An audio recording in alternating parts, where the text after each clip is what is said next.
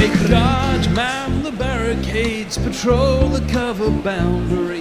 At last the time is come, this is a cricketing emergency.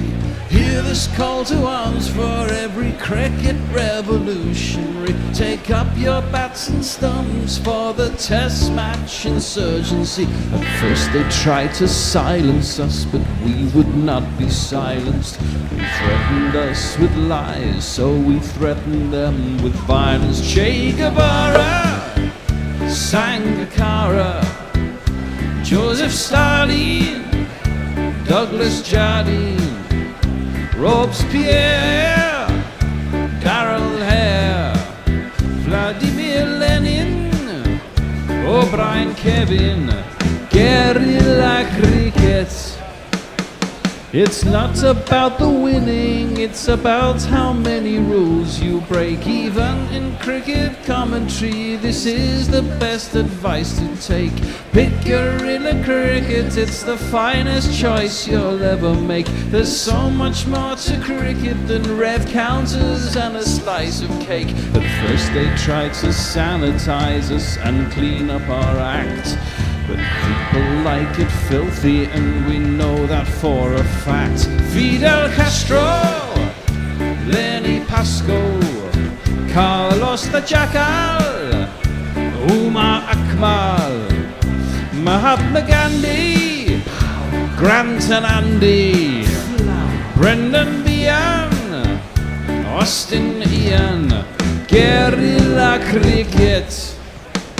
Stick with us, cause you know we're not the kind of thing that you see on the TV and the radio. So vive la revolution.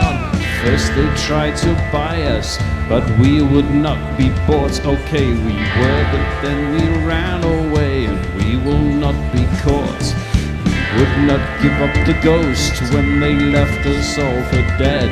They decapitated us, but we just grew another head. Chairman Mao, Jamie Howe, Ho Chi Minh, Asif Din, Václav Havel, Graham Saville, No Surrender, Percy Fender, Che Guevara, Sangakkara, Joseph Stalin, Douglas Jardine, Robespierre, Darrell Hare, Vladimir Lenin, O'Brien Kevin, guerrilla cricket. Hello, welcome to Guerrilla Cricket and to the fourth T20 International between India and England. From Ahmedabad again. Win the toss and field has been the success recipe so far. Twice for England, once for India. Like breaking serve in tennis, someone will need to break that trend. The evening dew brings the ball quicker onto the bat, and for the second knock, and it's led to wins by big margins. Last time out, Virat Kohli was back to his imperious best, but it wasn't enough. And Josh Buttler and Johnny Bairstow powered England to that 2-1 series lead after the twin-pronged pace attack of Archer and Wood had restricted India. So what of today? I'm Tony Bishop 1, and I'm with the returning Andy Getting Quietly Ward. Hello, Andy. Hello everyone. And the bard himself, the Shakespeare of social. It is, of course, Gary Naylor. I'd get your tweets in early and keep them short. That'd be my advice. Well, I'm delighted to be here. I've written a piece this morning about Anton Chekhov, who is the Russian Shakespeare, of course. What number is it? What number is he bat? Well, he was on the Starship Enterprise on the bridge, wasn't he? So he was, Mr. Chekhov. Indeed he was. Right, anyway, the big news. Having given that introduction, England have won the toss. Guess what they're going to do? Surprise, surprise, they are going to field. There are some team changes, though, particularly for India. In fact, exclusively for India. Suryakumar Yadav is in, along with Rahul Chahar. Ishan Kishan has a niggle picked up in the field, apparently. According to Virat, he is out. So India will line up as Rohit Sharma, KL Rahul, Virat Kohli, Rishabh Pant, Shreyas Iyer, Suryakumar Yadav, Hardik Pandya, Washington Sundar, Shardul Thakur, Bhuvi Kumar and Rahul Shakar. For England, surprise, surprise, will come along to talk about the fact that they are unchanged. Roy Butler, Dawid Malan, Johnny Bairstow, Owen Morgan, Ben Stokes, Sam Curran, Chris Jordan, Jofra Archer, Adil Rashid, and Mark Wood. Now, Andy, back to black. It's the black soil again. The first pitch that the same pitch as was the first match was played on. Yep. Any thoughts?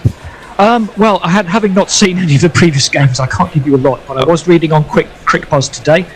They thought it was the flattest wicket so far, but in the first game it gave some assistance and some zip to Mark Wood and Jofra Archer.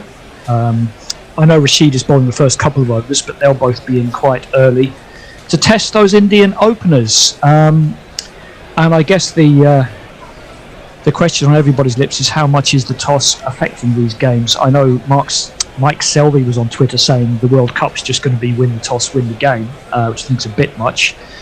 But there's no doubt that batting second is an advantage in these conditions, but play the hand you're dealt.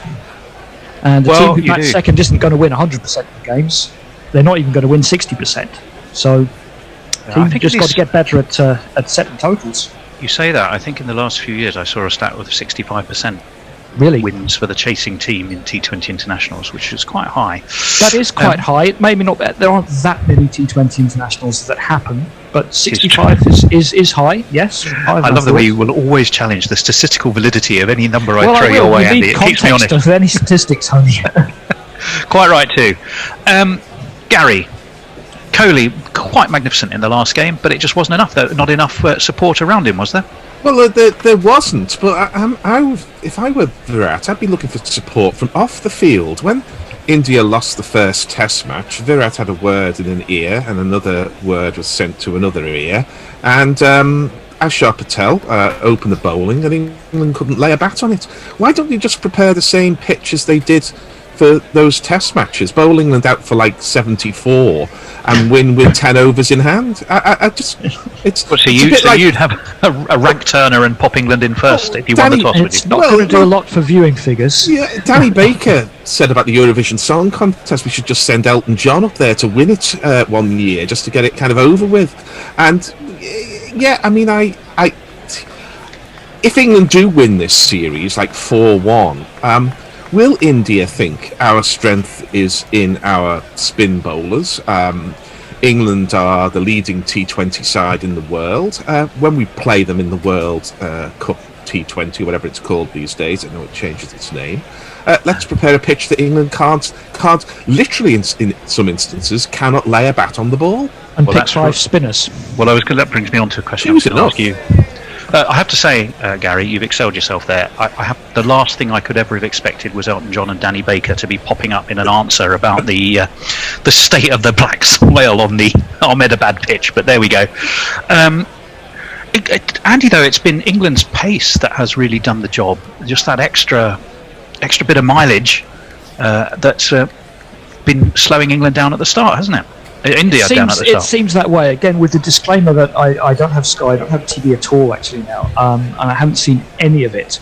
I was looking at CricBuzz, and I can see that again. Now I'm telling you stats from a small sample size, but the 3 most economical bowlers in this series over these 3 games have been Wood, Archer, and Curran. Well, yes, small sample size, but I absolutely take your point on that. I mean, Curran, remember, bowled a maiden over. Really? Okay, well, I think we're going to start. A wicket maiden, I beg your pardon, at the start, which was terrific. Can I just check in with people on anti-social media? Farong says hello and something about Bournemouth and Swansea that I can't decipher. Just well done, Bournemouth, from me, thank you. We are about to start, but I'll Warren says good morning, and Jay is also with us. I'll come on to his in a moment. Fantastic. Well, it's going to be Adil Rashid, so that is as before. He's going to bowl to Rohit Sharma, so that is very much as before. I know Owen Morgan's wearing 2 caps, which is also very much as before. Let's get some jingles in quickly.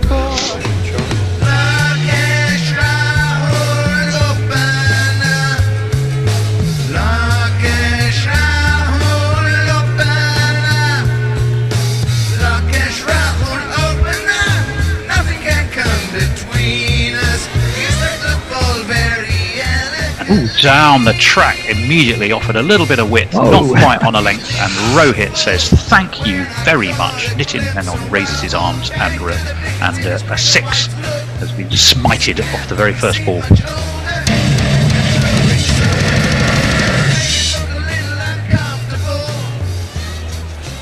Looking for the googly, got it horribly wrong. I'm trying to remember who's doing what out of you two chaps. Well, what I'm doing is summarising. Yes, I recall a match where Jason Roy did exactly in comes Adil Rashid. That's a better ball. And Rohit, having larruped the first ball back past Rashid for 6, can just drop the bat on that. Sorry, Gary. It was at Whitgift School in Guildford rather than the Modi Dome at Ahmedabad, so a rather different venue. But Jason Roy just slapped the first ball of the match for 6. Well, I think it's where he went to school, I think. As this one's whipped. I know Rory Burns did. Maybe it was Rory Burns who did. As this one's tickled away around the corner. Back pass, backward square leg. That's going to go for 4 more. 10 off the first 3. India are not messing about here. Are we getting a jingle? Because we don't know. I was just going to tell you how I once hit the second ball of an innings for 6. Ooh. Did you? Yeah, it was Rohit. just short and wide, and I threw a bat at it, and it was an over point for 6. I'm pleased with that. Yeah. Well, Rohit How big went one better than you, but nonetheless pretty impressive, Andy. Remember, England won the toss. They have chosen again to go with their 2 pacers, but start with Adil Rashid, and it hasn't worked quite as well as before here. No. See what Adil's got this time. That's a much better ball. A little bit of flight dropped on a length. So Rohit has gone boundary dot. I've certainly been dismissed off the first ball in innings much more than once. Twice in one weekend, actually. So have I. So have I. Sunday, yeah. Yeah, it's not a lot of fun. No. Well, let's see what we have. We have a slip in place, Adil Rashid. That's a more conventional leg break, but doesn't really turn. It's thrown up on the pad and worked to mid-wicket. An easy single. So the man who's been very much out of form, but given the captain's backing, KL Rahul will be on strike. I did notice there the fielder threw the ball from about literally 20 yards and it bounced in front of the wicketkeeper like one of my throws. I'm sure they're trying to rough the ball up a little bit. I didn't think they were allowed to do it that blatantly. Yeah, soften it, isn't good it? Spot. 11 without loss, good start for India. Is it the Diamond Duck is the first ball of the I don't know. I thought the Diamond Duck was if you get what's the one where you just hold without that thought facing as a this ball, is, yeah. without facing a ball. This is whipped away by KL Rahul. 2 mid wickets, going to have to hurry. The big throw. Run-outs. England have asked for it to go upstairs. Umpire KN has made the square signal of show me the telly, please. Looked a bit slow there, the batsman. Yeah, well, I didn't think the single was on. Slow. I didn't think the single was on. No, he's fine. Yeah, I think he's fine, but because he's got most of his arms in, his bat's in the air, but his gloves. Isn't it the case now that if your bat is in, then skips up, that you're still in anyway? Yeah. So, Cycle Pure Agabath, makers of the finest incense sticks in India, I'm sure, have got their moment in the sun, but it hasn't resulted in a wicket for India, who are 12 without loss, 1 over gone. Andy. Yes, quickly, Gary. Brian Barish says, good day and good morrow, cricket nerds. Time to listen to my favourite band, 2 Beards and Andy. Well, more beards coming up. Picking India to level the series. Jay says, afternoon all, I couldn't take Talk Sport sober. Well, who can? So he's only listening to the one commentary today. He says, hooray that I'm on. Oh, it's sweet, Jay. It didn't used to be like that, but how it is. He also says, 2 minutes in, and Gary has already showed a self-important knee-jerk lost for comparative criticism. It's almost like he worked in a poly or something. Worked in a poly? Presumably that's a polytechnic. Let's do some jingling before the bear explodes. Another kind of poly as well. Break your heart, hotter than lava, cooler than Bogart, in your face, at your stumps, on your toes, on your mum. No change. Reliance End is he sold all his gold and converted it to Bitcoin. Wise man. Oh, he has, yes. He's not going to be jingle jangling his way to the crease, so they'll be able to see him coming, actually on as well as hear him. He's got a little bit on underneath, I think. He may have covered it up. We shall see. 2 slips for him, though, and that one is quick. And KL Rahul was hurried by that. It drops it to his toes, but goodness me, he had to act fast there, Gary. So, is the Jofra Archer bouncer, what is it called, a non-fungible transaction or something? Non-fungible token, yes. Non-fungible token. If he's gone into Bitcoin mode Yeah. without his jewellery. Well, I wanted to ask a question of the tweeters, so maybe they can come back to us at some point, because I thought... Is it a simple yes/no answer? No, it's not quite. I thought the golden duck was first ball. Archer in onto the back foot goes KL.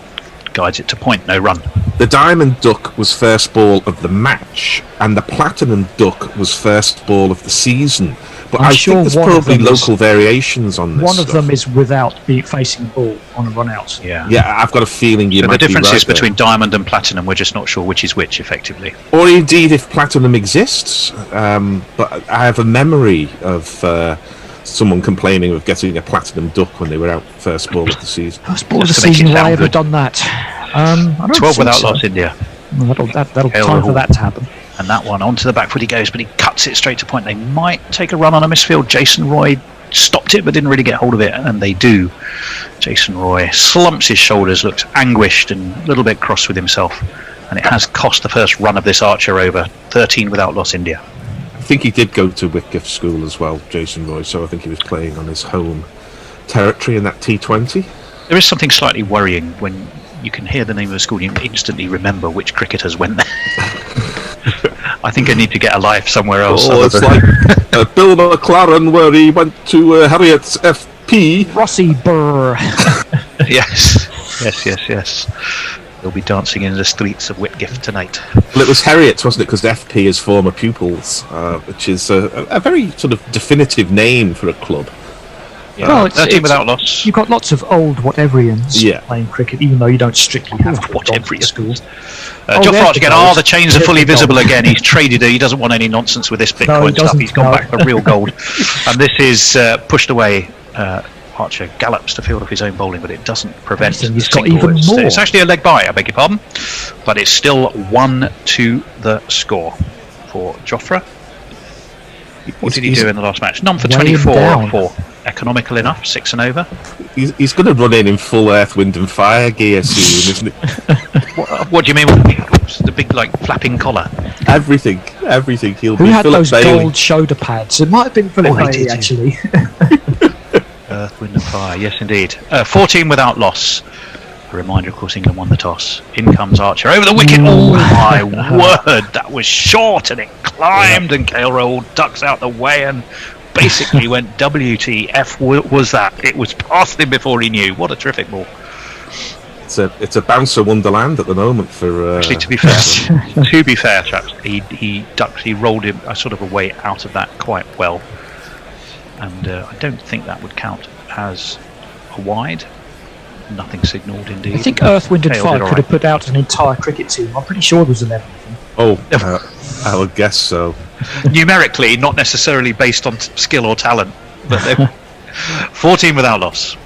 Last ball of this Archer over. Can he keep up the accuracy? No, he can't, because that is beautifully steered away past point by Cale Rahul for 4 runs. First boundary of the Archer over. 18 without loss, India.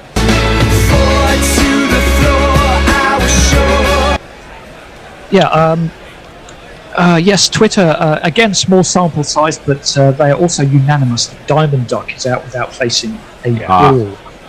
So the platinum is either the first ball of a season or Or first ball of a Gary's just series, invented it. or Gary's just made it up. Yeah.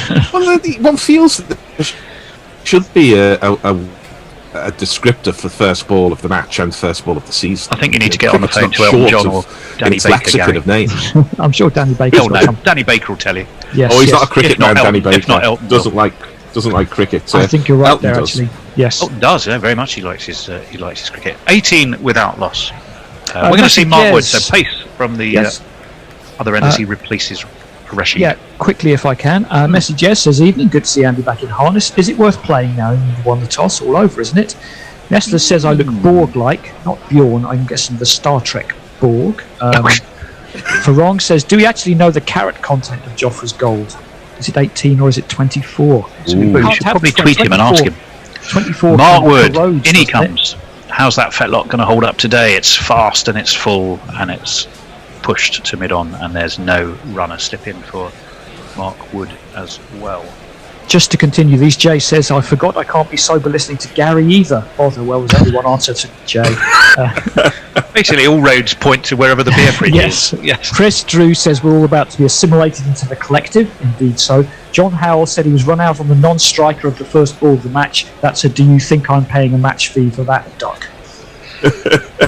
I had a player stropped off without playing a match fee after, I'll say he was involved. 4 men on the offside. The point set slightly deeper as this one is full and hits the pads of Rohit.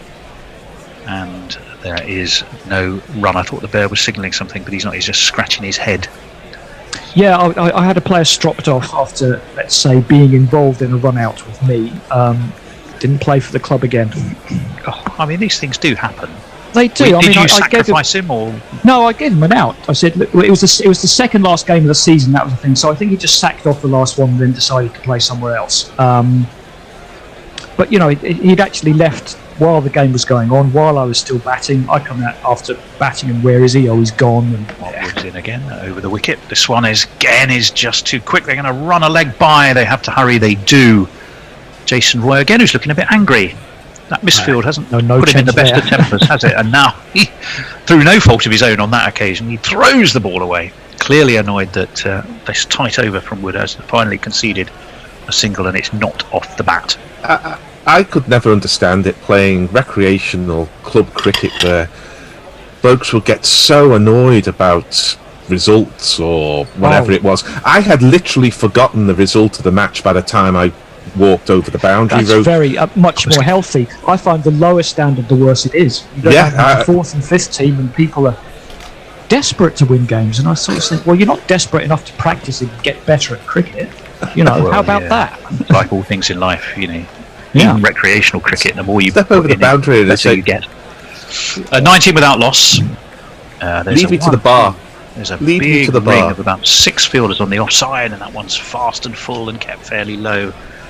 And Kale Rahul defends it. 2 could be any one of any number of fielders on that offside. It does look like, not to step on your toes, Gary, but it does look like Kale Rahul doesn't like it this quick. And I think I've noticed that in IPL before, actually, yeah. Oh, step all over the toes, which Mark Wood has to be careful of, because he often falls over, doesn't he? But he's remained upright. And, he doesn't bowl no balls, though, does he? I mean, England's still are very, very good at not bowling no balls. Only in this format. Well, probably in ODIs as well. They bowl a few in the test matches. Turns at the top of his run. He's going to be in too. Kale Rahul, fast and full again. And Kale Rahul tucks in behind it, and way into the offside it goes. So 5 balls and just the 1 leg by. Well, not to step outside my lane and start talking about Test cricket, but there's no excuse. I mean, you can be Glenn McGrath bowling Michael Vaughan off a no ball, and he got 160. You know, it can cost you even more in a Test match. I just think there's no excuse for bowlers bowling no balls in any form of cricket. Don't get me started. No. What I do think the case here is that once the bowlers get above 90, batsmen do seem to be that little bit reluctant to get onto the front foot. Yeah. And these Indian players playing IPL and everything else, they're used to just getting on the front foot. Here? The slip goes down. This is steered straight to point. This time, Jason Roy picks it up efficiently and throws it in. There is no run, so just the 1 off that over. It was a leg by at that. England have clawed back what has been a pretty explosive start by India. Andy? Yes, Mia Katie is with us. Hello, Katie. Since my first secondary school claimed Michael Atherton as a former student, though I've never seen any other evidence to back up that claim. He was at Cambridge at the same time. He was at Cambridge at the same time as me. I think he was a year below. He was Jay Manchester Grover Grammar. Forgives you, Gary, because you just made him spit tea with something. Jeff Perkins wasn't Diamond Ducks a Bowie album in his Nazi It wasn't. It was Diamond Dogs, wasn't it? But it should have been Diamond Ducks. Warren says teammate of Andy gives up cricket, surely not. No, player who I captained gives up cricket, surely not. Warren. And Jay says Gary's instant amnesia is the reason why he can't ever remember dropping a catch. Oh, they don't like that one, do they, the tweeters? Oh, we got a bit of a break. No, here comes Jofra. No, we don't. It's Jofra Archer from that Reliance end again.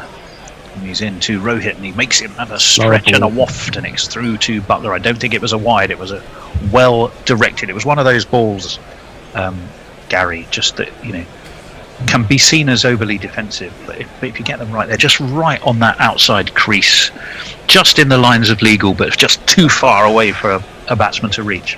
You've got to mix up your lines and lengths, and the thing about, I've already mentioned, Wood was well over 90 miles an hour in each of the 6 deliveries in the previous over. It just stops the batsman rocking onto the front foot and taking his pick as to where to hit it. Archer, and again, this one's pulled by Rohit. Is that going to make it all the way to the boundary? No, it is not, because Dawid Malan is riding that deep mid-wicket boundary and does the fielding, restrict them to 2. Malan needs 79, I think, in this game. If he gets it, he'll be the fastest player in T20Is to reach 1,000 runs. Babar Azam being the current holder of that particular title. I wonder if KL Rahul's a bit annoyed with Wright for hitting Adil Rashid for that 6, because now they've taken Rashid off and he's got to face this pace barrage. But I think that's their set modus operandi. He's bowled one over and been taken off in the other 2 games. Yeah, that's what he does. Yeah. Archer in again. Full, driven beautifully, but straight to cover. Half fielded. And the fielding completed, I think. Sort of the half fielding was done by Ben Stokes, who appears to have wrenched a part of his body, probably his knee. I think he's okay. You always look on with some trepidation when Stokes goes down. He dropped it, fell over, and then I think he was chasing it. It was in chasing it to pick it up again that he seemed to fall over once more. So maybe there's a little bit of slippiness in the outfield at least. I've got a comment on Ben Stokes, which I'll give you at the end of this delivery. Perfect. Okay, as in comes Archer, up in the air, taken. Just bunted back down to him. He dropped one in the last game. He didn't drop that. It was Rohit last time. It was Rohit this time, but this time he's made the catch. England have their first wicket. Archer has Rohit, and India are 1 down for 21.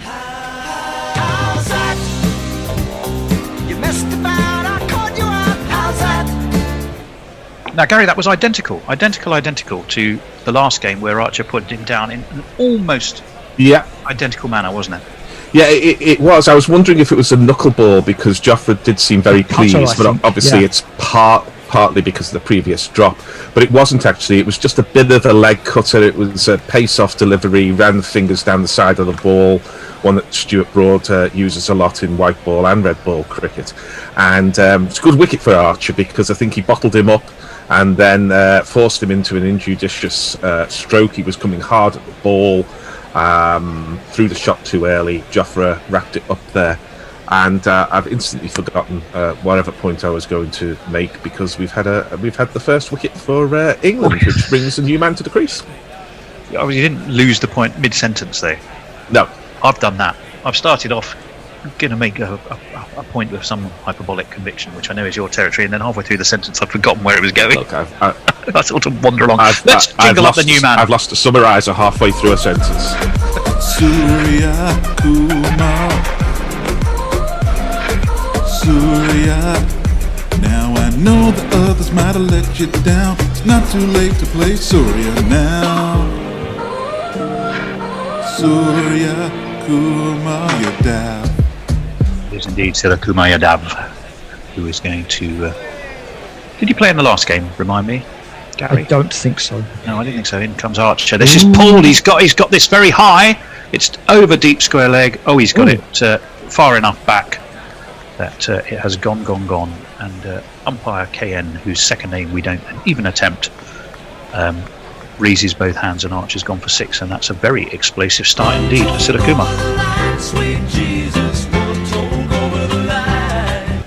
He did play in the last game. Scored a 6 off their first ball. Yeah, that's 2 of the top 3. That can't have happened very often. Yeah, that's very true. That's an interesting shot, actually. Controlled.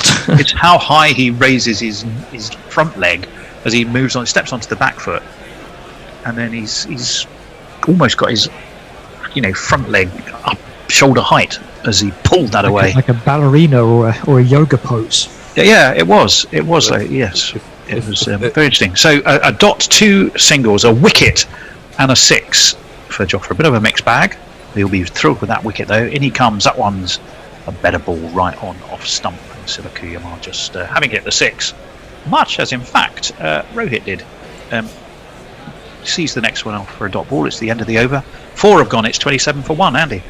Leah is with us. Hello. She says she would immediately consult a neurologist if she had forgotten the result of the match by the time it crossed the rope.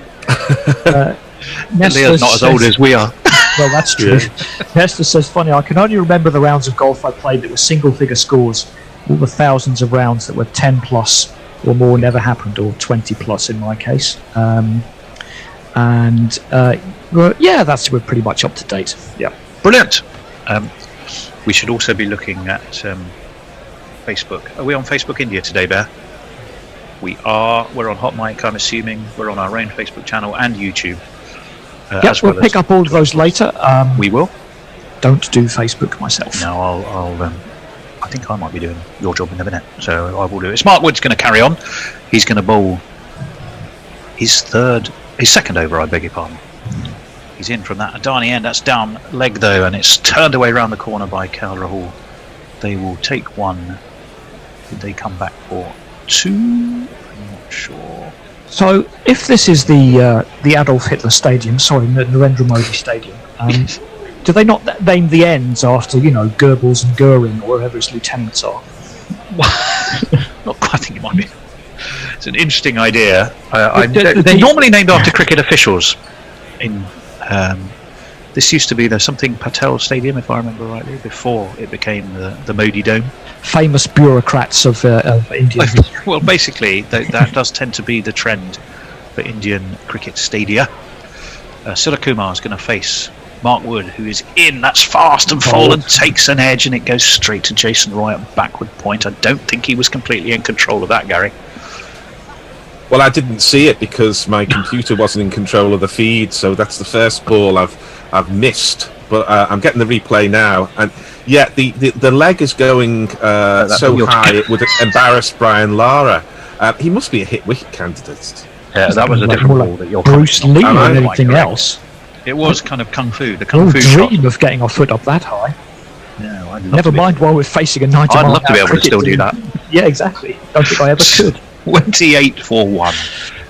2 balls into the 4th over. It's being bowled by Mark Wood. Fast and full and steered way through cover. That's going to make it all the way to the cover boundary. 4 runs, an excellent shot indeed.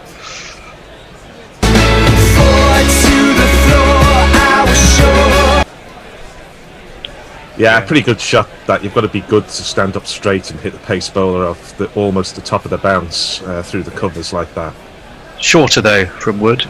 As soon as he went that little bit shorter, it just that extra bit of time. Yeah, for Surakumar, and he has the timing, the poise, the quality to steer that away, bisecting that offside ring. Well, he's not here to hang around, is he, this guy?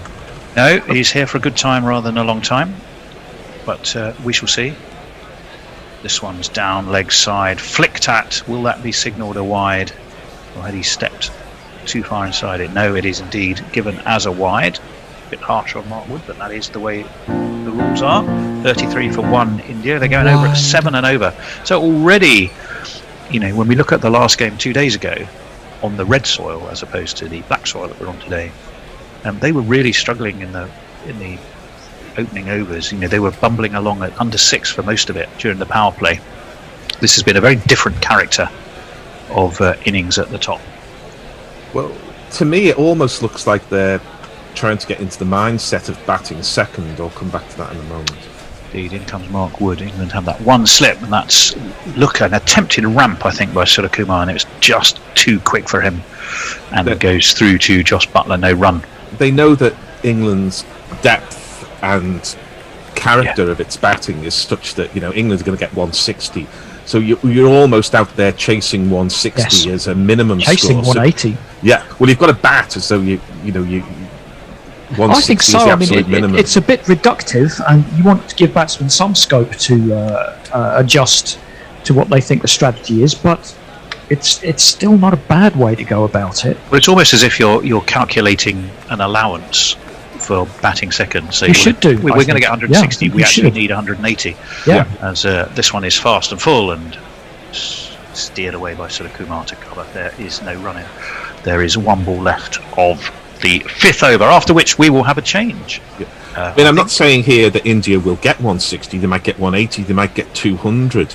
But they've got to set out thinking we can't leave ourselves with 12 and over to get in the last 8 overs in order to get up to 160. And you just sort of interpolate backwards to get to the kind of totals you need at each point in an innings, and use that as rough guide. So, we need to get 8 off this over to get back up with our target. Then play like that. Kumar stands ready. Mark Wood's in. This is full, but pulled down to deep square leg where Milana waits, puts in the throw. It's the end of the over, and we will have a change. Andy, you're not going anywhere, but you're moving metaphorically into my seat. I'm moving metaphorically into yours.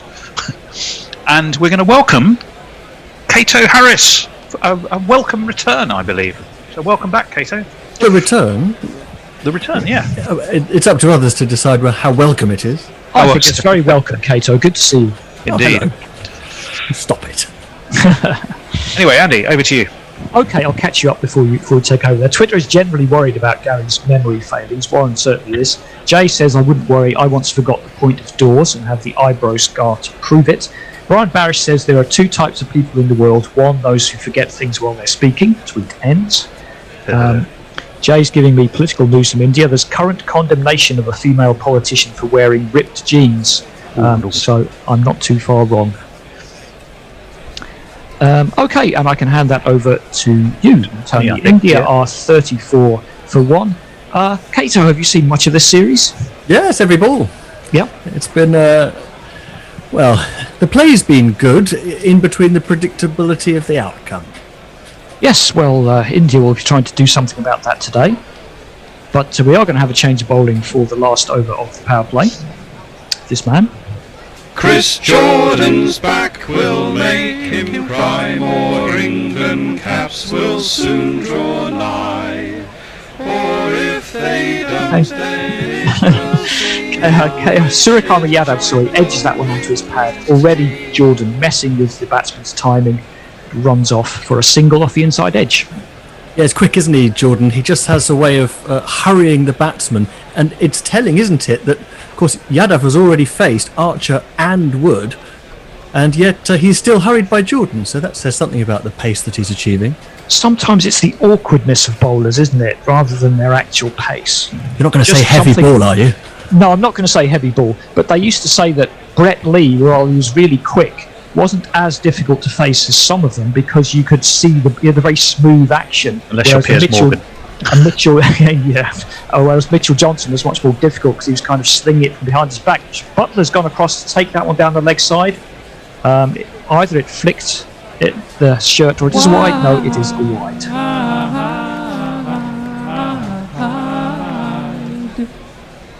Yeah, he's just missed his Yorker there, hasn't he, Jordan? He's the most expensive England bowler in the series so far by economy.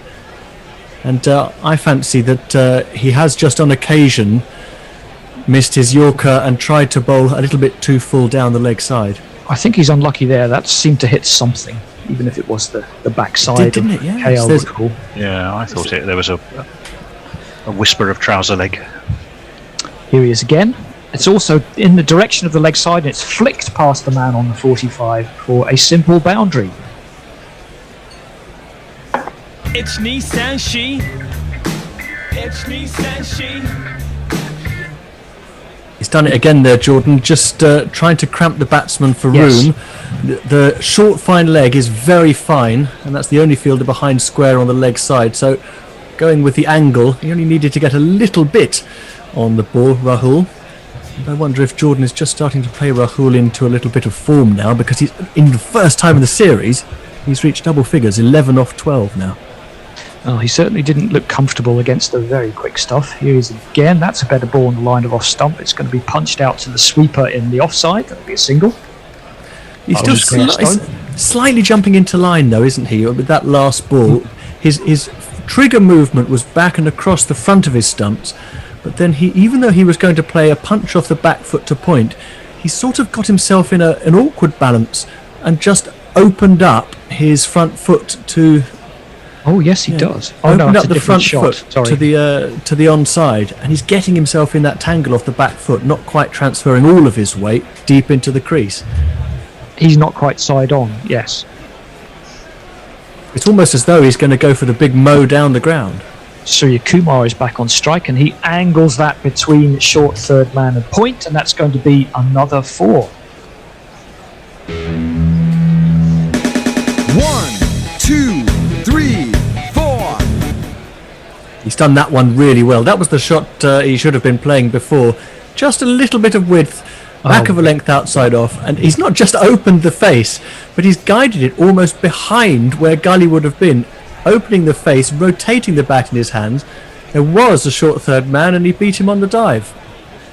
Well, this is the problem in the power play. You can only have 2 men out. Quick bowlers will normally have at least a third man or a fine leg, but England have their deep men out square for Jordan. He's in again, and that one is punched back to the bowler, and he scampers across and prevents the run that time. There'll still be one more ball because it was a wide. That's the tangly one again. Just back of a length. When he bangs it in like that, Rahul is thinking about punching it through the offside. I think that was Yadav. Yeah, well, he's okay. Yes, He's doing it as well. 45 for 1. 1 ball left in the power play, assuming no wides or no balls. And certainly a better power play for India than they have had in most of this series. Here comes Jordan, seeing him from square leg for some reason. That's on the drive, it's uppish, but it's one bounce to Ben Stokes. Fumbles a little bit, throws it, falling over backwards, but it's going to be a single, and it's sent him back actually, good bit of fielding. 45 for 1 after 6 overs. Right, let me say hello to a few folks on YouTube. Mesnil Man saying apologies, I forgot my manners. He'd also said that he feels that England are being mucking Mo and Ali around a little bit. He's glad he's getting a big pension pot in the IPL. Diana Craddock saying good afternoon to one and all. Titmus312 is saying keep making excuses for him. Okay, I think that's our own Fred. Jeff G. Thomas says thanks for everything, Gorillas. Love from Bangkok. Thank you. Stan Weasler is talking about the Wikipedia glossary of cricket terms has diamond and platinum as interchangeable and without precise meaning. So there we go. Like a lot of the things we were having earlier. Well, interchangeable and largely without meaning, quite often, yes. We're getting some love on Crick Tracker India from Kawa Singh, and we're getting some, I'll say hellos also to Aminul Islam Sumon, Bitu Yadav, Mohammed Raza, Sun Roy, Jyotirajan Naik, Shimal Roy, and Musharraf Hussain, amongst many others. So welcome to all of you. Good afternoon, or whatever it is in your time zone, as Hendo likes to say. Talk amongst yourselves while I see if I can catch us up on hot mic. Adil Rashid is going to come back on to bowl after being unceremoniously clumped for 6 off the first ball of the innings. That over went for 12. A little bit there is Moeen Ali handing a bottle of water to Chris Jordan. I still think it's demeaning they get squad players to run drinks out. And can you not, give some local $10 an hour to do that? Well, don't forget, quite often the drinks come with messages. Well, like so you probably want someone inside the team. What changes after 5 overs from your original plan? I don't know. But they're also trying to restrict the bubble, of course, by keeping as few players as possible involved. Yes, but even so, that's kind of happening all the time anyway. A little bit shorter from Rashid. It's punched out to the offside sweeper. 5 men in the deep now, of course, and that'll be a single. But I still think having a 12th man who has to be a dog's body all day, I mean, come on, it's not the 40s anymore. Angus Fraser told a story when he did a speech at our club dinner about how Dominic Cork was more often than not 12th man than in the team for England, rather resented it a bit. So on the one occasion Cork was playing and Fraser was 12th man, Rashid comes in, all well bowled, a little bit of turn, punched into the onside for a single. Of course, the cricket lost Martin Johnson this week. But speak of Angus Fraser, reminds me of a line he had about Angus Fraser. He bowled as like a man whose braces were stuck in the sight screen. His running, which seemed to get slower as the approach like to the it's wicket. the knockout. Yes. But of course, in this particular game, when Cork was playing and Fraser was 12th man, Cork absolutely took the piss and sort of made Fraser go and get a drink every 2 minutes. And, not a nice fella by all accounts. Into the leg side, and that's going to be another single. few people on Hot Mic. Irish Outsider says Andy's coming in hot, and he's put hot in capital letters. Good, yeah. That's Warren. Seems to think Pop Mic's fading when closing on iPhone. There, that sounds like a technical question. Sounds too technical for me. Yeah, I'll pass that one across to the technical logistics, dispatch and production department. Here's Rashid, and not a fielder in sight. Close, it's a full toss, which is slightly top-edged over short fine leg. That can get you in trouble sometimes, but he just got enough on it, Yadav, and that's going to be another 4. Don't know what Rashid is puffing his cheeks for. It's a big old full toss, mate.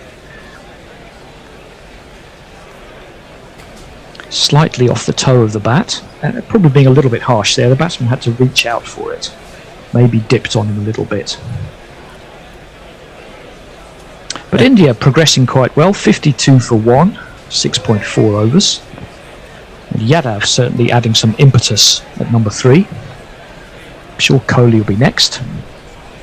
Tossed up and hit over extra cover. It's a great shot. Yes, 10 rows back over extra cover. Lovely shot. That's 6. Let's talk about 6. Let's talk about 6. Let's talk about 6. Let's talk about 6. This is exactly what Ishan Kishan did on his debut. Yadav, similarly fearless, hit his first ball in international cricket in any format for 6. Nice. And that one, he's hit that inside out. It's homing in on leg stump, a little bit of drift in, a leg break.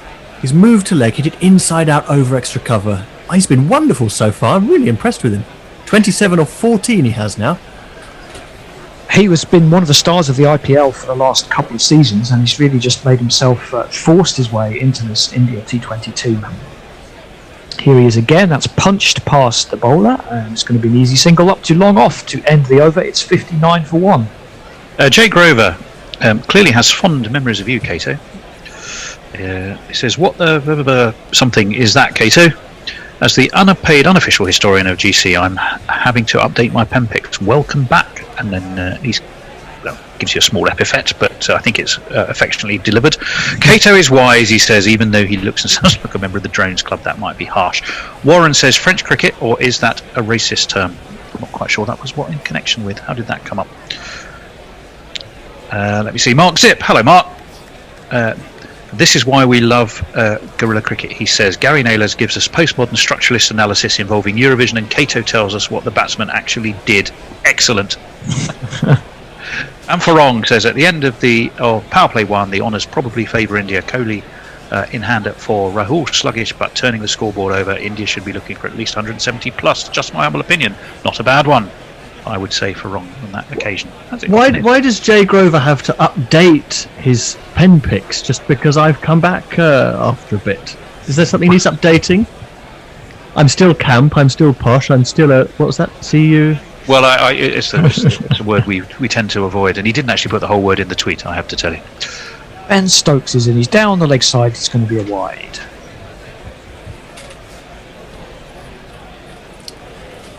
Well, favouring the kind of hairstyle often seen among 19-year-old club second 11 players, that floppy hair going back. I've been sitting on something quite controversial for at least a year, or possibly more. With I expected as much. Ben Stokes, T20 international cricket. Definitely? Not at all. That one's punched back. I've been saying this for a little while. Punched back past the bowler. Jordan is round. They will be back for 2. I can tell you, I'm not very sure about his bowling in T20s, certainly. But you're okay with the... Because, I mean... Even his batting is marginal. Yes, it's marginal. Average of 19, top score in 33 games of 47. Highest economy rate of anyone in the squad apart from Tom Curran, who is, of course, awful. 17 wickets in 33 games, average of 39. There's nothing massively there. No, if it was someone without the same reputation, that's a quick run, and the fielder's actually run over the ball and almost did a fake throw, which you can get penalised. Everything happened then except the ball going anywhere, didn't it? Except the ball. That was Sam Curran, likely excitable 12-year-old years, running past the ball and not picking it up. Go, Cato. I was distracted by a different tweet on the subject, but it's well, I feel almost iconoclastic, if not a heretic. But he gets in on the basis of what he could do, and what in terms of what he can do, no doubts there, no qualms. He's brilliant on that term, but he doesn't massively live up to the potential. Doesn't really deliver. No, that one is back to the bowl. It'll be no run. I think 2 seasons ago he was the highest paid player in the IPL, and there was a lot of eyebrows raised about that, and rightly so in my opinion. Look, Ben Stokes is an incredible red ball cricketer when he has time to bat and build an innings, when he can reverse swing the ball when the ball gets older. He's absolutely outstanding, and I was commentating when he won that test match himself against Australia, and well, pretty much, they were bowled out for 60 in the first innings. That one's lifted, it will be out. He confounds us all, takes a wicket. Archer with the catch. He speared it in towards the legs, the batsman stepped away. It's KL Rahul, whose rather poor innings has come to an end, and there you go, wicket for Stokes, put us in half boxes.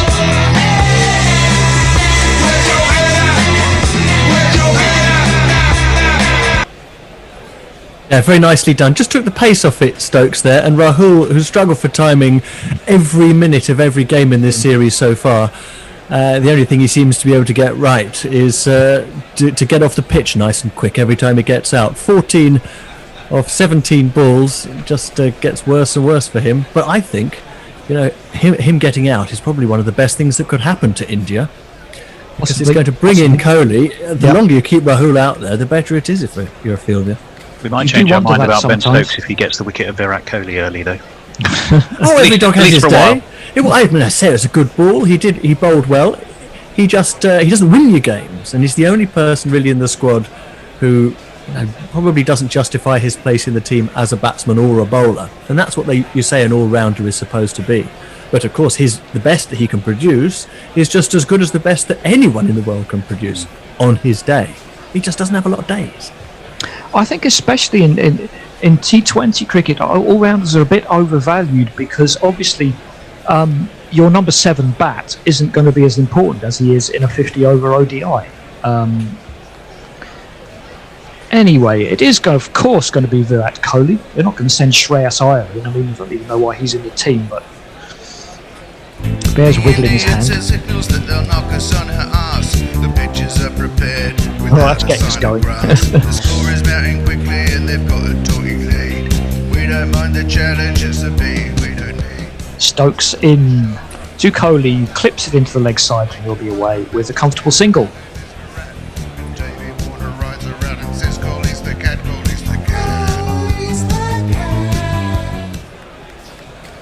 He's off the mark in the way that he's tended to score his best runs during the series, just sliding across the stumps and whipping it off his pads into the onside. His wrists have been so good this month.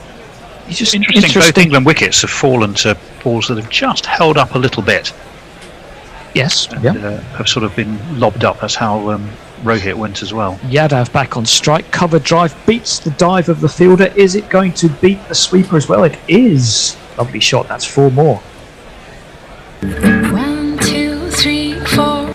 See, that's the kind of ball, Cato, where I think Stokes just gets lined up sometimes. Yeah, I mean, he doesn't quite have the. Can you believe we're saying this about Ben Stokes? I doesn't quite have the pace. A year ago, he was the quickest one with the ball. But in fairness, a good over, just 4 off the last one. Where are we now? 68 for 2 after 8. So what is it? Kind of equals pequals at the moment?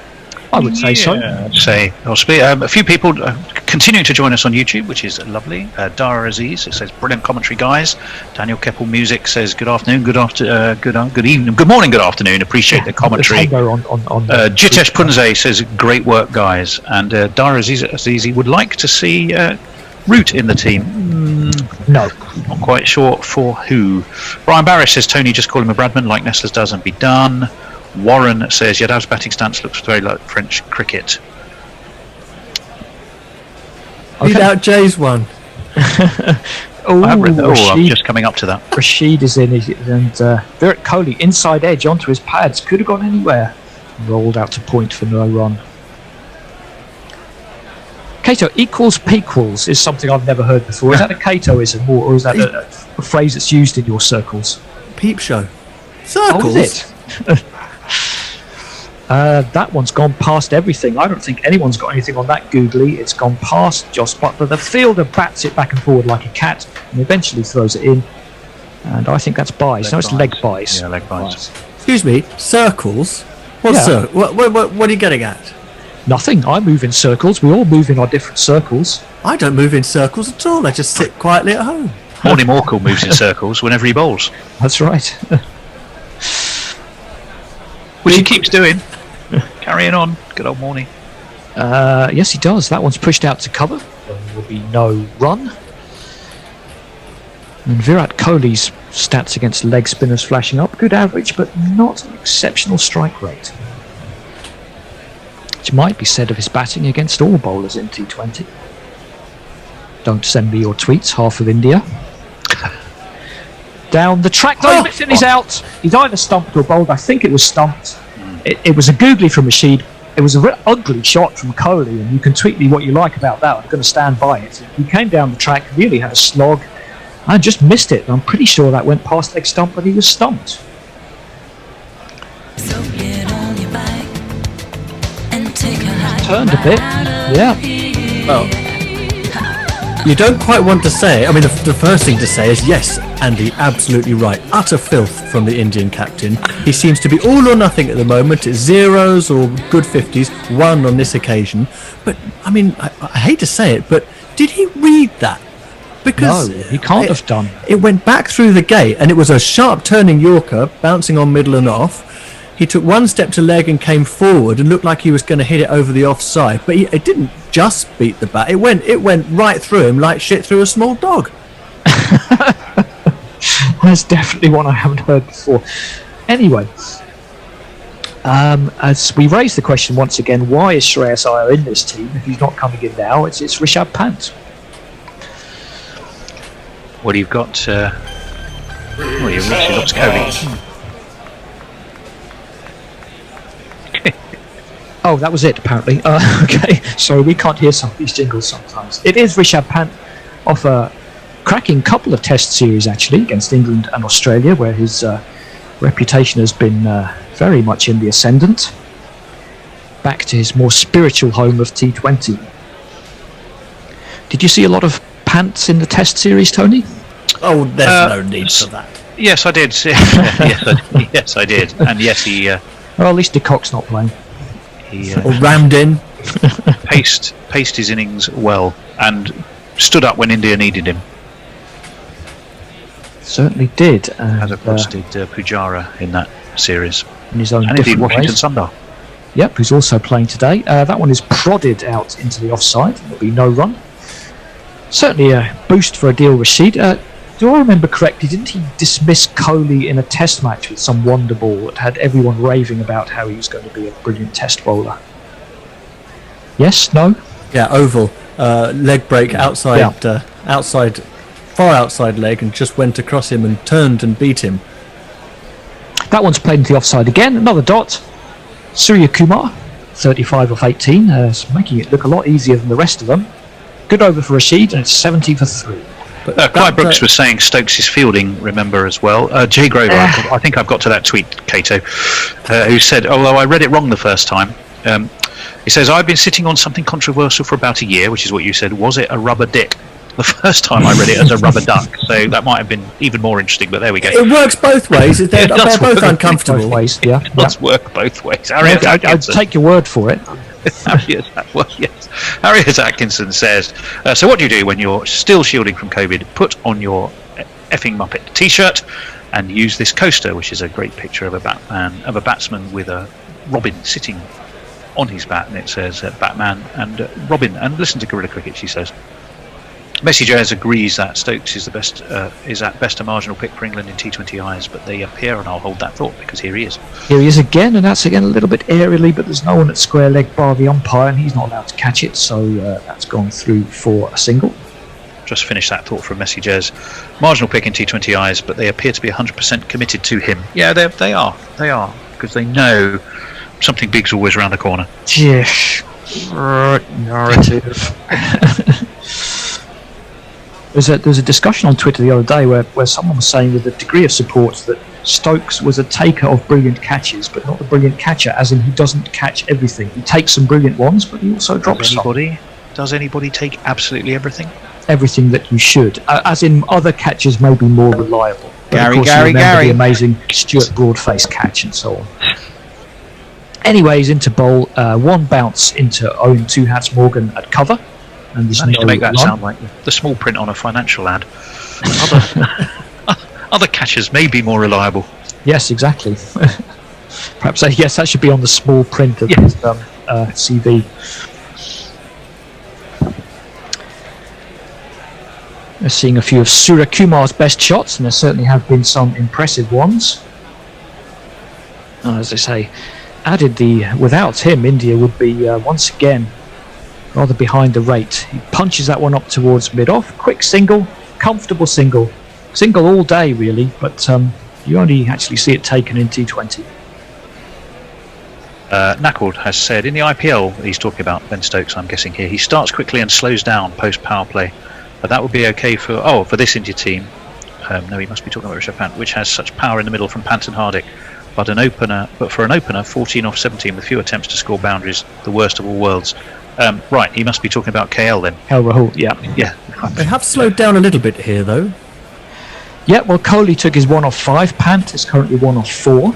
You look at the last 10 balls, that's another dot ball, isn't it? Yadav facing Stokes. So last 10 balls, they've scored 2 singles and had a brace of leg byes, and that's the lot. Yes, very impressive from England, and fair enough, Stokes has bowled 2 of those overs, so... But there's Rashid with that stumping, and boy, he's happy with that, and why not? Well, he'd taken some hammer, hadn't he?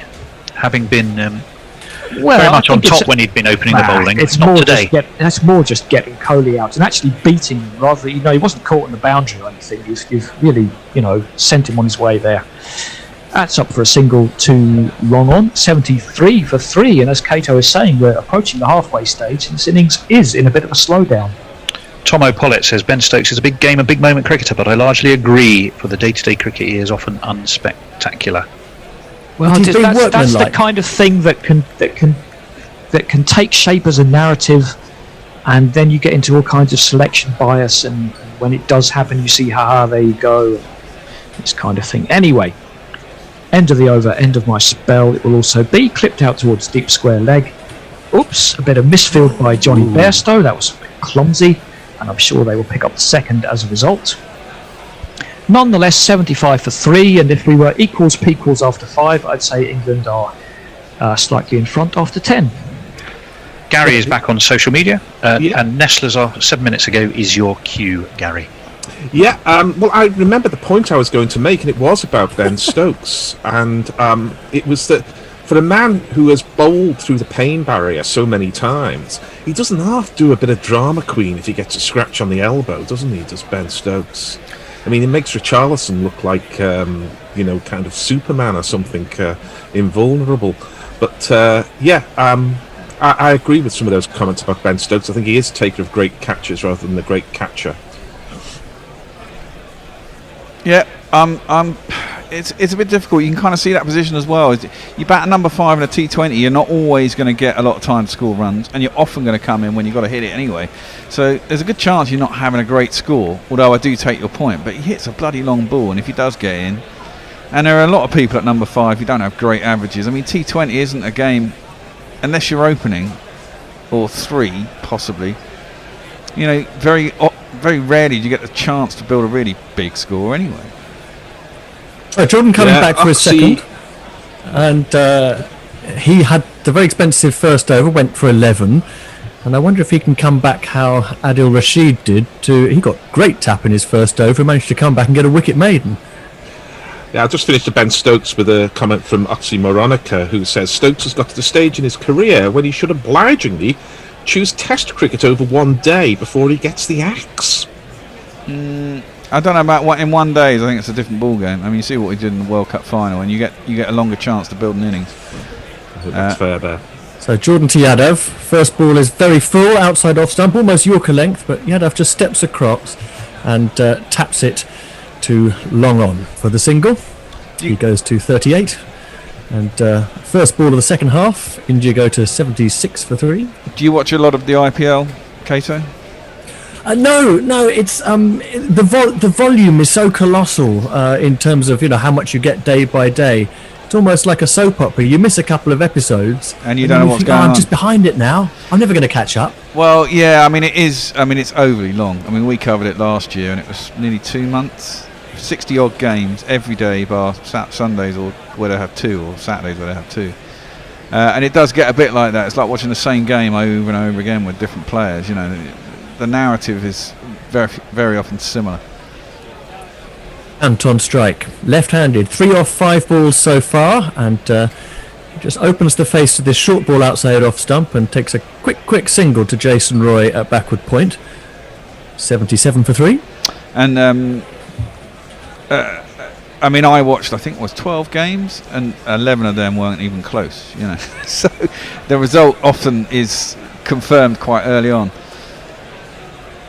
in the second innings. You get these moments of great individual brilliance, and then every 10 games you get a really good close one, but there's an awful lot to get through. Yes, agreed. And if you're a neutral, probably that makes it worse. Yeah. Jordan to Yadav, a little bit of room this time outside off, but he just stands in his crease and hits it very hard to deep mid off, so hard in fact that he can't move through for the run. And getting back to this game, the pitch. So I think someone, was it Tony was saying, Crick Buzz was saying that this, they reckon this was the flattest pitch of that was going to be so far. Yeah, that's what Tony said on the opening. Yeah. Now, it seems to me that it's very difficult. The ball sticks in the wicket at the end of the first innings while there's still no dew about. Full to Jordan, it is lofted back over his head. It's gone straight, and the long on fielder is just able to scamper in. That's Ben Stokes, and he restricts Suryakumar Yadav to a single. 39 to him, 78 for 3. So at the end of the first innings, you can bowl the cut as the ball's soft, it sticks in the wicket, it's difficult to hit, yeah. But in the second innings, with the dew on the wicket, it sort of slides off the wicket, so it becomes quicker off the wicket and comes onto the bat, and therefore it's easier to bat in the second half of the game. I fancy we're seeing that sticky bounce. Yeah, well, that's what I'm just taken the pace thinking. off, in that so far. Ben Stokes' second over, he did it 2 or 3 times very effectively. Round the wicket, Jordan now comes to Pant, sends through a wide one, back of a length. Pant tries to cut, plays and misses. It was very noticeable at the end of the first game or the second game, the one game I haven't done. England really struggled at the end of the innings, and I got back to watch it, and all Thacker was doing was bowling cutters into the pitch, and some of them were barely bouncing to get to the batsman. And then they came out, and it seemed to come onto the bat really nicely, and they spanked it about. Well, we were discussing, weren't we, before we came on air, that at some point someone's got to try and win the toss, bat first.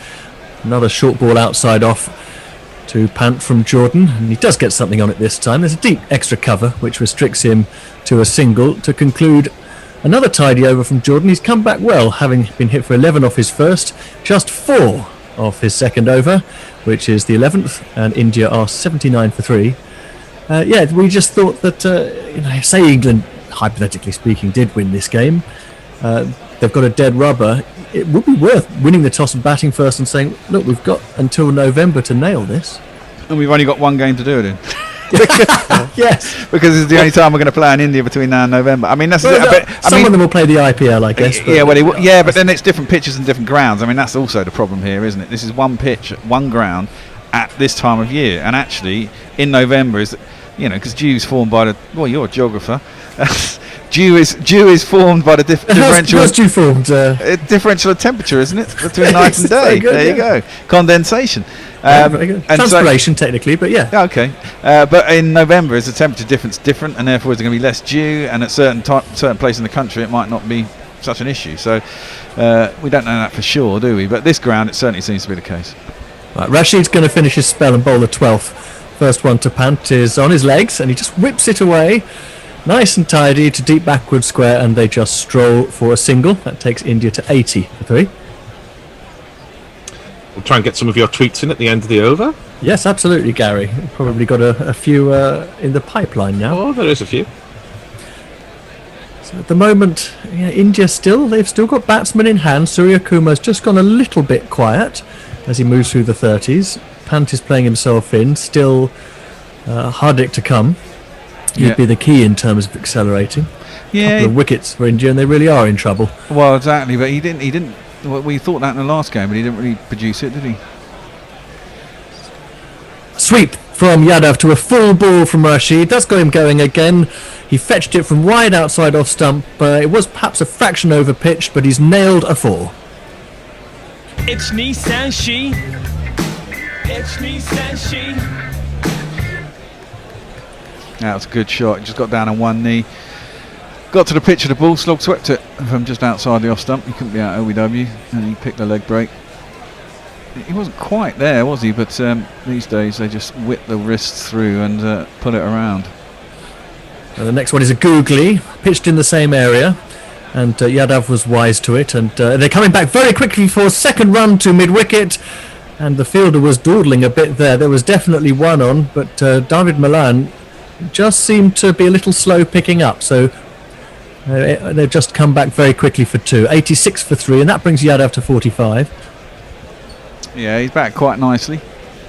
Explosive as a start, as you said. Josh Butler was saying the other day, he's kind of like quick, slow, quick in an innings. As long as you get a fly, you can afford to take your, foot off the pedal for a little bit when things get sticky, and then accelerate again. Massive leg break, very wide of off stump there, and Yadav does well to reach it. And in fact, had to reach so far for it that he couldn't get much bat on it, and you can only get the single out to deep point. 47 to him, 88 for 3. 87 for 3 with 2 balls remaining in the 12th. Run rate at 7.46. I want to up that to about in. I think they've got to be looking at 180. I think they could get 180 from here. Possibly. If Yadav doesn't get out, they will. This is a googly, a cross pant, but he just waits in the crease and flicks it across him. And they decide very early on that they're just going to stroll a single. 89. Well, I shall give you the run line, and you tell me yay or nay. The bookies have 170.5 as the run line. Yeah, of course they do. They're good at that sort of thing, aren't they? They are. I'm going to go under, actually. Yeah, I'm going to go under, but only just. Yeah. I think 170 I'll take. Last ball of the over. Suryakumar on 46 flashes it through the offside. It's short. It's going down to the third man boundary, and there it is in his first innings in international cricket. His second game, but he didn't bat the first time round. He has reached a half century, a chanceless run from 28 balls. Suryakumar Yadav seems to be a round peg in a round hole, and he's got India's momentum going again. 12 overs down, and they are 92 for 3. Oh, we're not going to play a jingle. Give us some tweets. Okay. Adrian Lowe says, hello chimps, here we go again. Got you on Facebook today. Beautiful. Warren says, if you're going to sit on a rubber duck, be sure to wet your beak first. Jay Grover says, maybe if we breed Gary with a mole, his mutant offspring could burrow under the ground and take every catch ever. Given Gary's skill, he could also be utilised as a missile defence system. I should again remind you that my boast of never dropping a catch refers only to my teenage years when my eyes were a lot better than they were later on. Brian Barish says Ben Stokes is the Freddie Mitchell of cricket. Makes the highlight reel catches when the game is on the lines, but drops the soft ones. And he elucidates that Freddie Mitchell was a gridiron player for the Philadelphia Eagles about a decade ago. And a question for Oxymoronica before I try to reload the tweets. I wonder if Cato does actually have a small dog. Stokes is back. He's been economical so far, 1 for 14 of his 2 overs so far, but the first one just kind of sat up, short of a length, on middle stump, and the left-handed pant has just swivelled into a pull, hit it low, and got 4 runs to open the over, 96 for 3.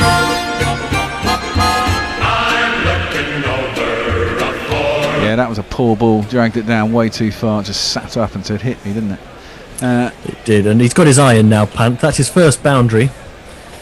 Rashid ended up being just a fraction expensive. He got a maiden in there, was hit for 6 off his first ball, and his final figures 1 for 39 off 4. So a real mixed bag. Yeah, it is a real mixed bag. 39's not great. They went after him though, didn't they? Pant up to 11. Similar ball this time, just a little bit fuller, but the same line. And they're just flicking the ball out here. Is Pant for the single out to Jordan. And of course they were slowed up those couple of overs ago. I mean, this is where wickets are so important. You know, they were slowed up because they lost 2 wickets in the space of what, an over and a half. and it basically took 4 overs, including the 2 wickets, for them to start to speed up again. So they managed to drag 4 overs where they've only got 5, 6 and over, even less at times, which hopefully drags that final score back. Now these two have got to try and catch that up, and so far England are bowling them licorice all sorts, which they can quite happily do that with.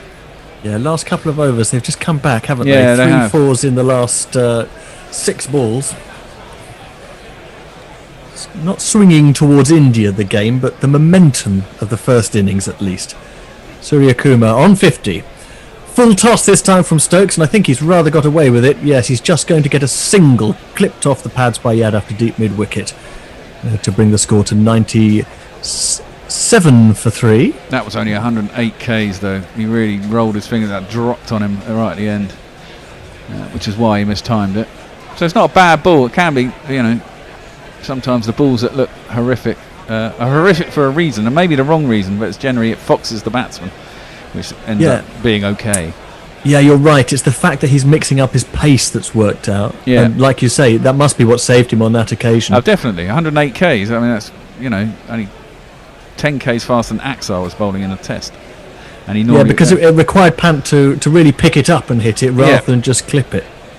I mean, he bowls normally, 135 to 138? Stokes to Yadav. Gorgeous shot this through the covers. What a wonderful shot. Sorry, this is Pant. I've got behind on my crick info's gone down, so I'm behind on who's on strike. I do apologise. Wonderful ball. Wonderful shot here through the covers. Stokes just back of a length here, but again it just sat up. What a great follow through from Pant. His second 4 in just a few balls. Going to give that one a jingle.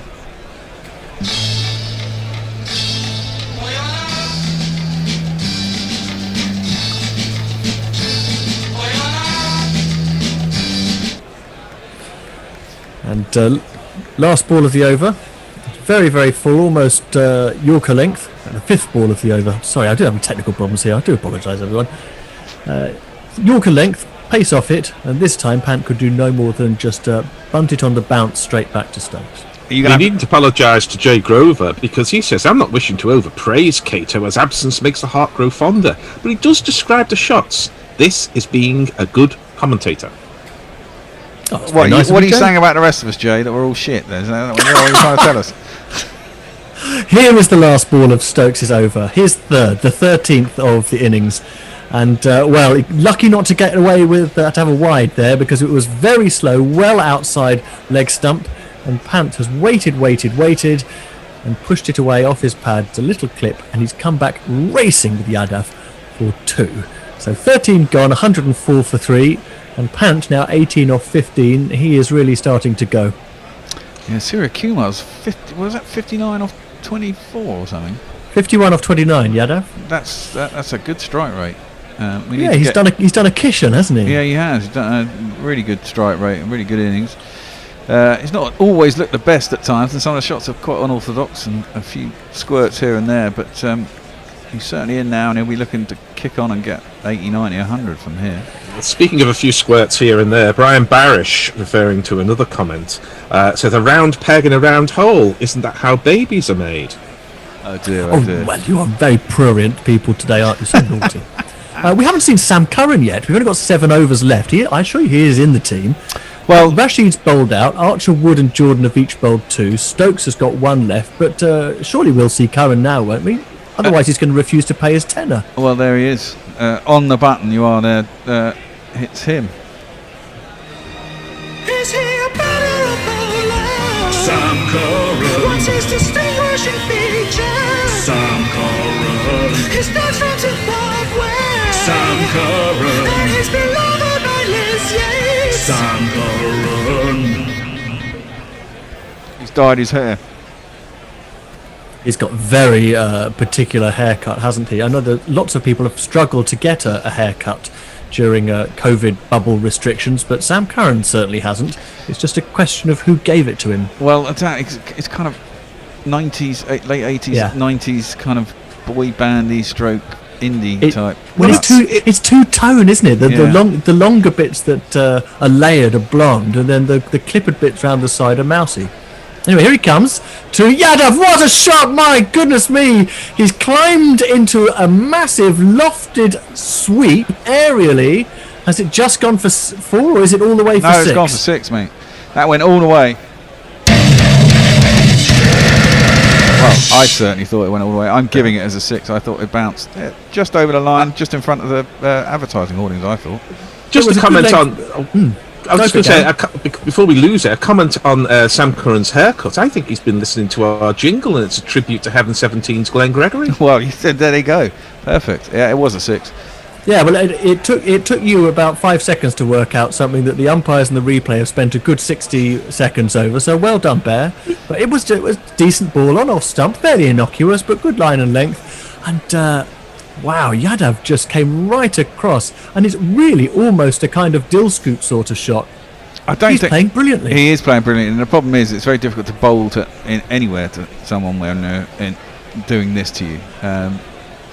Very difficult to choose where to bowl. There it goes again. Does it again. He does it again, and this time the fielder's out on the line and comes in and takes a marvellous catch. That is outstanding. I think it's Wood at long leg, almost like a sucker punch there from Sam Curran. Similar ball, identical shot, but the fielder was out on the line this time. He was. It was Darryl Milan out there, actually. It wasn't Woody.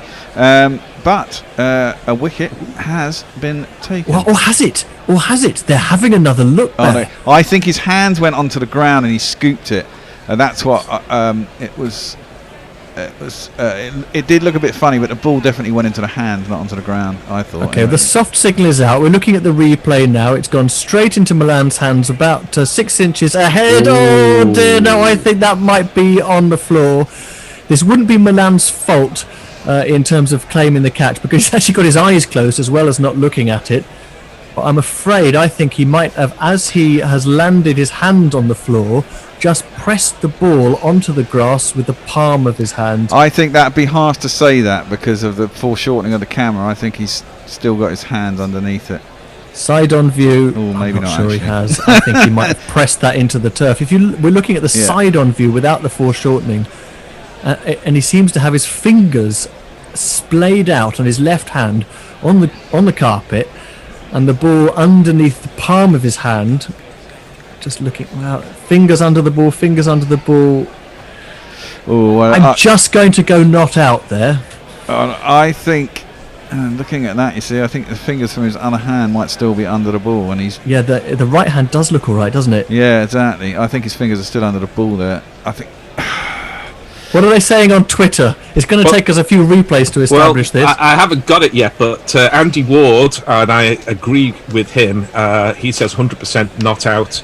I think the left hand is splayed, as you've said, Cato, and I think the right hand, you can also see the fingers are not under the ball, the side of the ball. This is going to be given not out. Yeah, if it's given out, the person to watch is Kohli, because we know that he will go spare if this is given out. He might even march onto the field and remind the umpires who's employing them. I mean, I don't think you can base Darryl Milan. His eyes are clearly shut and looking up as he's grasping out and going into the turf. So he thinks he's got it, and that's fair enough. But I think you're probably right. It should be overturned, but the soft signal is out, and that's where is where it gets the tricky. Case that the more they look at it, if the soft signal is out, they need conclusive evidence to overturn it, right? Yeah. The soft signal is 80 yards away. I mean, yeah, but the soft signal is all important in these things, Gary. If the umpire thinks it's out, then you've got signal is we don't know. But the soft signal is we don't stick with the umpire. Exactly. The soft signal is we don't know. Can you have a look? But we think out, right? Because that's the decision they've made on the pitch. So that's what you've got to overturn. They could make a decision to overturn it. I'm not saying they couldn't, but you therefore start in favour of it being out, and you've got to prove that it's not out, and it's quite difficult to see. I mean, you can speculate, and it also always looks a hell of a lot worse in super slow-mo than it does in real time.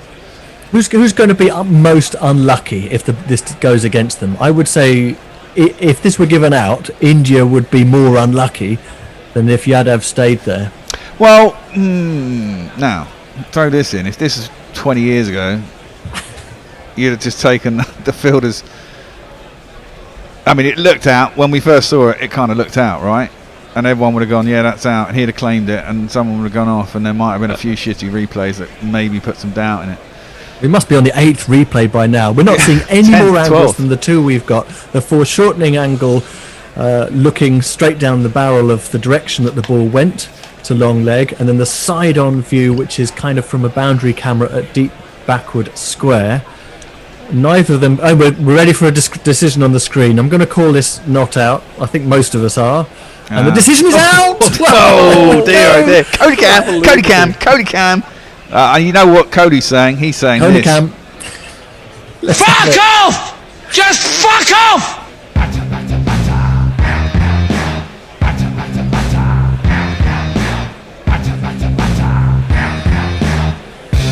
On your bike, mate. Well, look, we can say that he's unlucky. I'm sure that the reason that decision has gone with England is because the soft signal was out, so the third umpire would have required conclusive evidence to overturn the on-field decision. However you slice it, that was a wonderful debut international innings for Surya Kumar Yadav. Didn't get to play in his first game, and now he's gone for a swashbuckling 57 off 31 balls, 6 fours and 3 sixes, chanceless up to that point, and it's 110 for 4 after 2 balls of the 14th. We have some reaction on Twitter. Messagez says that's only out if he has 15 fingers on his right hand.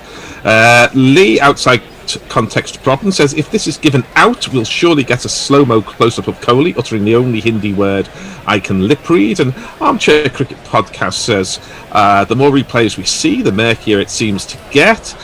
Warren says good job that wasn't Tony Iommi. Not sure who Tony Iommi He is. was the Rock singer. he was Tony Iommi was the guitarist, wasn't he, in Black Sabbath? Yeah. Warren Deep says Purple. Kohli That's incensed. Woy Woy Pong says that decision took so long I don't really care what it is anymore. Jay Grover says, hang on, even the singular few I personally dislike are excellent ball-by-ball commentators now that Katie Walker is not anymore. I wouldn't listen if I didn't think they were all mint.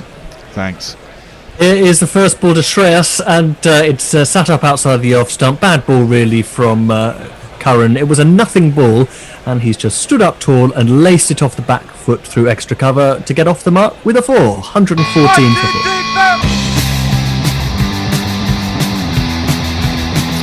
Yeah, T20I, what you can't do in this game is give width. It's a killer. Pick the spot. And everyone knows you're going to go through with a shot if you try and hit it. And you can place that one quite nicely. There's not running people out there either. Better ball this from Curran. Bit quick, a little bit of movement back in off the seam, and he tucks up for a room, and he just gets the single out to point. It was a cutter, the second one. That's why he took the pace off it. That's why he hit it early. When T20 was invented, each of the innings had a clock on them to be 75 minutes. We're now at 77 minutes and we haven't got to the 15th over yet. Yeah, they were supposed to be about 2.5 hours, weren't they, when they started? And now There was a clock on them. There was 75 minutes, and sometimes you'd see the fielding side hurrying up to get the overs in. But, this is absurd, isn't it? Oh, yeah, but they stop it for everything, don't they, Gary? I mean, the bowler has to pick his nose, has to put brasso on his necklace, everything. Okay, Pant is just swivelled into a pull, backward of square on the leg side. Curran hadn't quite adjusted his line for the left-handed Pant there, and they've come back for a single. well, of course, in the IPL, you have the timeouts as well. One per innings, sort of somewhere between 10 and 13 overs. They have a sort of advert. It's awful across the board. That last ODI in the West Indies, it took the West Indies 4 hours to bowl 50 overs. It's just not. I mean, I know everyone sort of moans in a traditionalist way about we used to bowl 20 a day, but there comes a point when it's just come on. I mean, it's ridiculous. Yeah. All the stopping that goes on. Current Iyer, short, wide, slapped over the two ring fielders behind square on the offside for 4 down to third man. That's his second 4 already. He's only faced 3 balls. One boy for me, I must have 2 or 3. I need 4. My 170 is looking a bit fucking short here. I don't know. That's 120 now after 14. Yeah, 6 overs. Yeah. 120 for 4 is the score. 6 to go. Another 50. Yeah. I still think 100. I think 170 is doable. Well, Anindia says, at our own Anindia, says that ball clearly touched the ground. Poor decision not to overturn it. Farong says umpire's decision out. For me, Yadav very unlucky. Enough said. And Jay Grover says, is Gary getting annoyed about overrates? And Cato is with him? Sweet. And the Jersey Jingler clarifies that Freddie Mitchell and Tony Iommi references. Bit niche. I've got 40 minutes before my next class comes in. Entertain me, which is, I think, a soft sell song, isn't it? Entertain me, I'm as blank as can be, and I've seen you before, and I've loved you before, and now that I like you, and now I don't like you. Something like that. I think one of the reasons why Gary and I get particularly annoyed about overrates is because we're two of the crew on for different and non-competing outlets who get paid to watch, and therefore we don't want to stay at work longer than we have to. Well, we don't get paid by the minute; we get paid for the day. Yeah, I also just think that it's cheating. You know, if it wasn't to the advantage of the fielding side, they wouldn't do it. And the fielding side are told to bowl to a certain rate, and they refuse to do so, and they refuse to do so with impunity. Oh, Gary, when you say cheating, I'm getting off the bus at that point. I wouldn't. Slovenly, yes. Ungovernable, yes. Cheating. Well, it's to their advantage, because if it wasn't to their advantage, they would bowl the overs in time, as we always see when there's a run chase on them. I just see it as being sort of feckless, really. They're just not capable of doing it. Anyway, it doesn't really matter. Here's Jordan for his third. Bowling to Pant. Nice extra cover drive, but it only goes very quickly as far as deepish mid-off, and there's no run. It takes the rhythm out of the batting. It certainly does. But I think it is kind of the modern era. I think there's too many, it's all the breaking for drinks and then taking care of themselves and thinking about field changes. Plus, I mean, the amount of times, for example, we've spent 5 minutes looking at a catch. There was an incident earlier. What they should do is say you've got to be quicker in making the decision on the catch. Well, then don't have technology. Technology takes as long as it takes. Short ball from Jordan, just rolls his fingers over it, turns it into a slowish, shortish off break, and completely fools Pant, who wasn't able to get more than an inside edge on it, and can score no more than a trotted single. 121 for 4. You were quite rightly, Bear, was saying that soft signal matters, so you've got to be sure. Well, I'm of the school that if you're not sure after 3 replays, you're not going to be sure after 30 replays. So. Well, that's fair enough. I was going to say, in the test matches as well, a lot of people have been getting hit recently. It does seem that the guy comes out with bloody spray and... There's always a reason. Believe me, if they were going for the win and there was time was tight for getting the overs in, they'd get them in then, I promise you that. Well, it takes you back to that, actually, the game that they always bloody play, Sky's first ever series in the West Indies, and there was a match out there where England were going to win, wasn't it? And the Windies fucking made all sorts of excuses and had the guy coming out bringing sawdust every 2 minutes to slow the game down. They all do it. Aya facing Jordan. Good length ball outside the off stump, and he just plays for the single this time. He sees that there's a gap between cover and mid-off, and he places the ball into it just to rotate the strike. 122 for 4. Woody and Archer got 2 left, each. Go on. So the old schoolers are at it here. Messi Jez says, when the John Player League was introduced in the 60s, I think if the side bowling first didn't complete 40 overs in 2 hours, the innings was closed and the bowling side penalised in some way, which I can't remember. 80 overs in 4 1/4 hours was the norm. You can't remember something that happened in the John Player League in the 6 decades? Well, in the John Player League, you had to... the bowler's run-up was limited to 10 steps. During the game. Right, this is a fantastic shot from Pant, flicked away over deep backward square. It was almost Yorker length on his pads from Jordan. Not very quick, though. And Pant decided to go the aerial clip route and almost got it all the way to the boundary. That was pinch hitter style. Was it only a 4? I thought it was a 6. No, it was a 4 runs, yeah. Didn't quite get it over. 126 for 4, takes Pant to 24. That was 144 clicks, it wasn't slow. Tell you what, he wasn't even looking when he hit that. No, he wasn't. I thought that was over the boundary, but hey. I'm glad it wasn't. That saves me 2 runs in my chase to 170. To slide, isn't it, from you? They've got 6 runs off the first 4 balls. You can't afford more than 10 and over or so here, Bear. Jordan to Pant, who swings it across the line down to long on. They call that a stray pull, don't they? The pros in the net. It's a straight Strapple? ball. Single. It's a strapple, not a 25, straight ball. 127 for 4.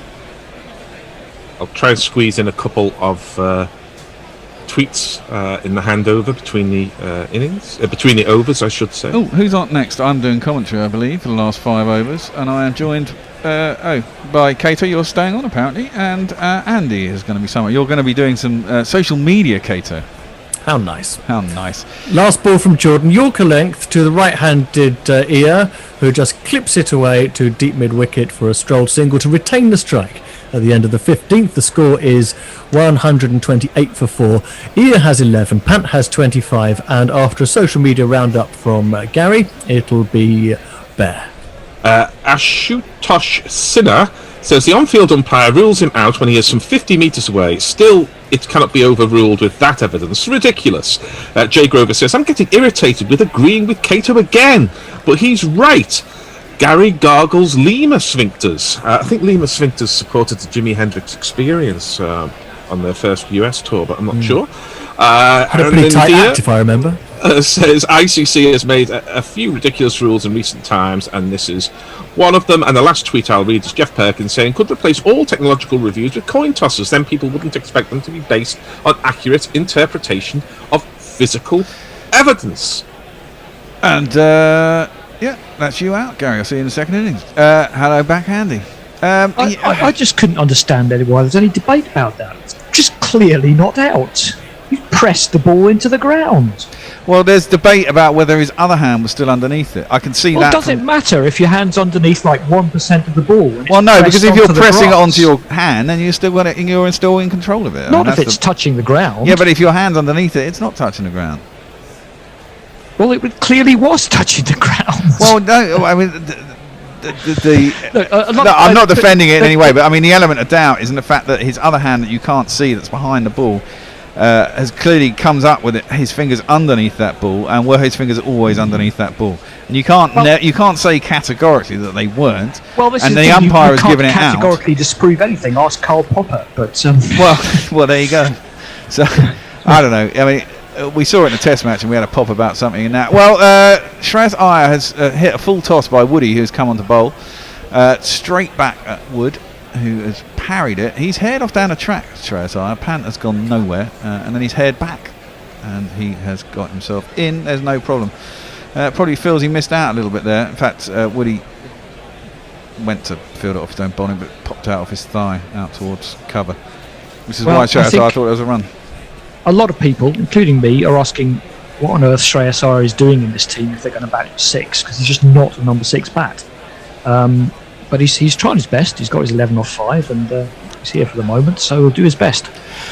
Well, yeah, Hardik Pandya is still to come in, and he's got space to hit and time to do it if he comes in reasonably soon. Driven square. That's a decent shot out to Johnny B on the boundary at backward point. I don't know why he handed it off. Threw it 10 yards to the other fielder, who was in no danger of going over the rope. Exactly. He almost rugby passed it. And then, if his mate hadn't been expecting it, that could have been quite comical. Well, I've seen that happen before. Yeah. And we're showing the IT. What you have to remember is this is Indian broadcast, so they have everything is sponsored, and we always go to the car. The i20 Turbo. And how do you get the car? Is that man of the series? Well, I don't know if anyone actually wins it. Or you just have to hit it. Don't hit it too hard. Well, if someone can tell us, I'd like to know. Because they have it every ground in the IPL as well. I don't presume can you tweet us? What do you have to do to win the Hyundai i20 on the boundary? Or do you just is it just for there? show? Is it just there? No one wins it. Into the pitch, blatted out to cow corner. Bit of poor fielding by Sam Curran. Goes through him and into the boards, or actually a sponge, and it's 4 runs. It's me, Sanshi. It's me, Sanshi. 17 off 8, it's not too bad, is it? I went under 170. Doing okay. It's not looking good. People are going to throw the ball over the boundary for 4. You know, it's going to help his strike rate. I mean, they're looking here. If they carry on like this, they're looking at about 185, 190. Yeah, they should be. Well, hopefully, we'll get a good contest. Yeah. It'll be a lot harder to chase down that. Oh, that was just bad. Yeah. From Curran. Sorry, Sam Curran will be 35, and I'll still see him as the 12-year-old playing in the under-15s. Because that's what he looks like. He threw it back in thinking he'd actually fielded it, not realising that it was he did. 4. Didn't need a third umpire for that one. No. Well, Woody has gone for a 4 and a 2 so far on his first 2 balls of this over. He's had 3, so I'm missing one there. Driven up too long on, and it'll be a single down to Jordan. He's about 10 yards in from the boundary. Jay Grover liked the Karl Popper reference, by the way. He thought it was quite a good idea for starting a random fight. Karl Popper having a pop at me. Having a popper. It's a pill that you take, isn't it? But you sniff. Some people take before they sit on a rubber duck. Isn't it amyl nitrate poppers? Yeah, nitrate. I remember coming down to town and going out for drinks around Soho when I was probably about 18. Used to go to sex shops and buy poppers, and then wander around laughing your head off, and then wake up with a massive headache the next morning. I thought you could say with a rubber duck up. No, I know.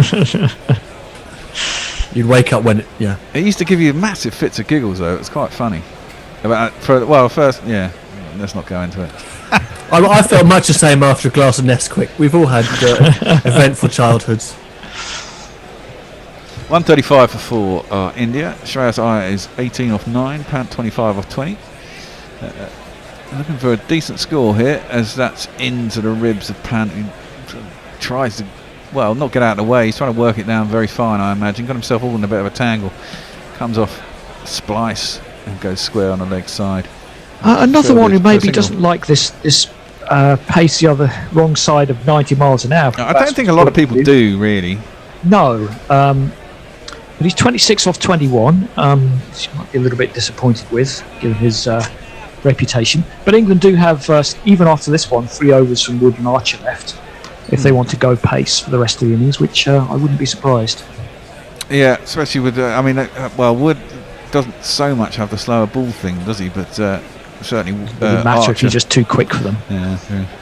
That's nicely guided. This is what Shreyas Iyer is actually very good at, Andy, and we talked about this in the IPL. He guides that one down to third man for 4 more. Doesn't hit necessarily the sixes, but he's very good at finding the gaps. Well, he's making his point today, 22 off 10. Fair play to him. Here's an update on Twitter. We seem to be coming to a conclusion of our 2 major controversies. Jersey Jingler wants us to stop bloviating about overraids. He says, old men shouting at clouds is not entertaining. Messi Jez says Andy is right about the catch. Venkatesh also feels that the catch was definitely not taken cleanly. I don't think there's much controversy about that, Venkatesh. You have a lot of sympathisers here. And Jeff Perkins has continued with the Popper-esque philosophical turn. Heisenberg could have told us that DRS wouldn't solve very much. Well, exactly. That's over my head, rather like the bloviating What exactly, clouds. I should say. It solves a fair bit. It's made bowling. The Heisenberg uncertainty principle, I will get it wrong, but basically you can't measure something without changing it. Not Fred is in and says, Andy, physics tells us that the ball did not touch the ground as objects never Atoms touch. repel each other, yes, exactly. They're repelled 1 angstrom apart. Yes, they are. Which means you're never out caught because the ball just repelled off the bat and everything is in fact a bye. Well, you're never out anyway, are you? Because you can't be bowled because the ball didn't hit the stumps. And the bails didn't hit the ground, yeah. Well, absolutely. But they only have to leave the stumps, don't they? They do actually leave the stumps for you to be out. No, you always run out in the grooves. You always run out because you've never grounded. I see what you mean. Slap straight back down the ground. Brilliant shot. Inside, Archer's come in to bowl the 17th over. And it's inside the man who's quite wide at mid-off, and he's up on the edge of the circle. And so forth, it races straight back past the bowler for 4 runs. There's not one boy for me, I must have 2 or 3, I need 4. Yep, that was repelled 1 angstrom from the bat very hard. Well, this is for you, Paul. Paul says I'm doing a Stevie Wonder impression by moving my head around. A little bit, he's on the piano, yeah. Yeah.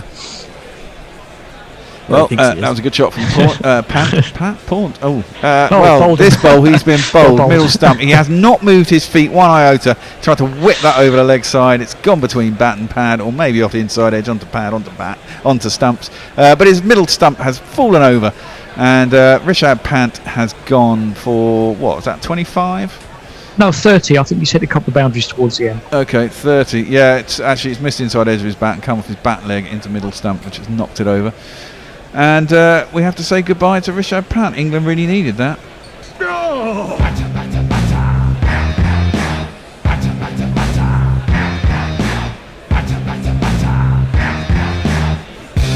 On your bike, mate. And now it's going to be this man.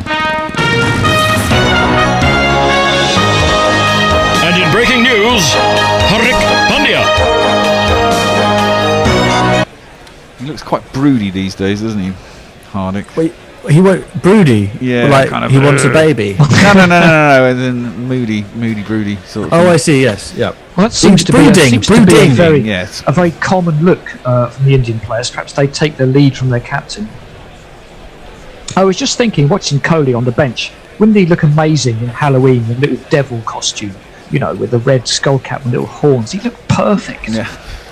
The beard's perfect, isn't it? The beard is perfect, yes. Well, he's going to face up. He didn't, we thought he was going to be really explosive in the last innings. Seen him hit some amazing innings at the back end of IPL games. But in the last game, he got 17, I think, off 15, which wasn't particularly spectacular. Really struggled to time the ball. Couple of nice fours. Has he been bowling in the series? He has bowled a few overs. He's a bit like Stokes, isn't he, really, though? But a bit more impactful. But then if he comes in at number 7, first ball he gets is a slower ball. Fingers run across it by Archer. Looking at it's driven India's out. Wide cover lineup, gets who a is single. there? They have 5 or 6. Well, of He's course got to bowl 4 overs in this league, not surely. Possibly. I suppose Bumrah's missing because he's getting married, isn't he? So he's out of their attack. He's got married. He's married now. Yeah, but maybe he's on honeymoon. I don't know. But he's not playing in this game, is he? He's probably doing his duties. Yes. I think marriages can go on for days, can't they, in India? Anyway, I thought. No, it certainly looked like India have only got 5 bowlers to me. I know Kohli was asked before the game, are you sticking with the 5 overs, 5 bowls strategy? And he said yes and no. Well, it's clearly just yes. He's got Yadav. Yadav can bowl. Surya Kumar. Oh, yeah, he can bowl a bit of off spin. Yeah, I think so. That's played out square on the leg side nicely by Shreyas Iyer, with enough pace taken off it that a man has to come in from the boundary and can't get there, but to cut off the 2. And he moves on to 24 off 11, and India to 147 for 5. To get another wicket now, England probably could slow them down to maybe 175. They'd hope to. See, 20 balls to go. Yeah, if they can get them below 180 from here, they'll probably be pleased. Just having a look at this dew. Well, yeah. Archer is into the legs of Shreyas Iyer. He works it down to long leg, or deep backward square leg. It's fielded, and there will be another single. There's a nice little clip. How many off this? 8 and a wicket off this over, 1 ball to go. You see, even with the wicket, it's not really. You can get a boundary and over. 10 and over is not hard at all, is it? This has all become about your 170. It always does. It always does, Kato. That's understandable. This is really important stuff. There's not much money on it, but it's important stuff, Archer in, slower into the pitch. Hardik Pandya just wafts at it, horizontal to his face, and it goes into the ground with no timing whatsoever, just square on the leg side. Man on 45 comes into field. They get a single, ends the over 149 for 5 with 3 overs to go. Okay, here's a social media roundup for the end of the 17th. It's all gone a bit philosophical. Jeff Perkins wondering whether we're moving towards Monty Python's Philosopher's Football possibly, sketch. Yes. Messi Jez suggesting that we found a commentary team for the first game of quantum cricket. Atif Nawaz, formerly of this parish, is recommending us to his 15,000 followers on Twitter. Does he still? Thank you. Atif hasn't been in for a while. Every now and then. Last time Atif was in was the Asia Cup, probably 2.5 years ago. Oh, I see. You see, I think you've got to go back, haven't you? Even when you become professional. We do try, and I think never with go Zoom, back. You say that's what they say. And Warren says Andy wants to dress Kohli in outfits, and he finds that worrying. Oh well, I think anybody should dress in outfits, at least at Halloween. Every once in a while. No, Halloween's an American thing. Sod that nonsense. What was I was going to say something. No, it's gone. Never mind. Well, Jordan is replacing Wood, which means Wood will probably bowl this is the 18th. Oh yes, 19th. someone said quantum cricket. Do you remember Hitchhiker's Guide had Brockian Ultra Cricket? No. And then one of the third book was largely about cricket. Really? I never. Yeah, got, oh yeah. I only read the first one. I think it's Life, the Universe, and Everything. The second one was a restaurant at the end of the universe, wasn't it? Yes. I might have started that and never got through it. Oh, that's a shit ball. You're not summarising. Yeah, into the dugout. Jordan has dug that into the pitch, angling it down the leg side. Hardik Pandya has just said thank you very much, slapped it over long leg, over the boundary, and it is 6 runs. It's just too short, and the angle's all wrong. Yes, that was the thing. The angle just allowed him to help it around over long leg, and just thank you very much, really. Well, yeah, he just got inside it, didn't he? Just took a little step across. And there's a big roar from Kohli. Yep. Kohli loved it. Is there anything more alpha in cricket than Kohli? Well, there's a point where you become too alpha, I think, and then it actually lessens your true alphaness. That is philosophical. That is philosophical, yeah. It's guided by Hardik Pandya down to third man. It'll be a single. And the problem is that 6 is off the first ball of the over, so you can't really build any pressure in this over. You're on a hiding to nothing. It's not so bad if you get hit at 6 off the last ball of the over. That's you've got to say that's good batting if you can manage to do that. But if you can get an easy 6 off the first ball of the over, you're looking at hopefully 12 or 13 at this end of the innings, aren't you? Which I think your 170's gone down the river. Oh yeah, it went down the river a while ago. I consigned myself to that after 13 overs. And I was thinking about over as well, but I thought, we'll get a couple of wickets. This wicket does look pretty flat, has to be said. And if it's going to come onto the bat with this dewy ball and the slippery wicket, dewy ball and the slippery wicket. Yeah, I saw them in concert once. Yeah, big heave at that. It's not going to be a wide though. It's a good ball, just inside the tram line for a wide. Took a bit of pace off it, I think. Jordan, it was full wide, the old wide Yorker thing.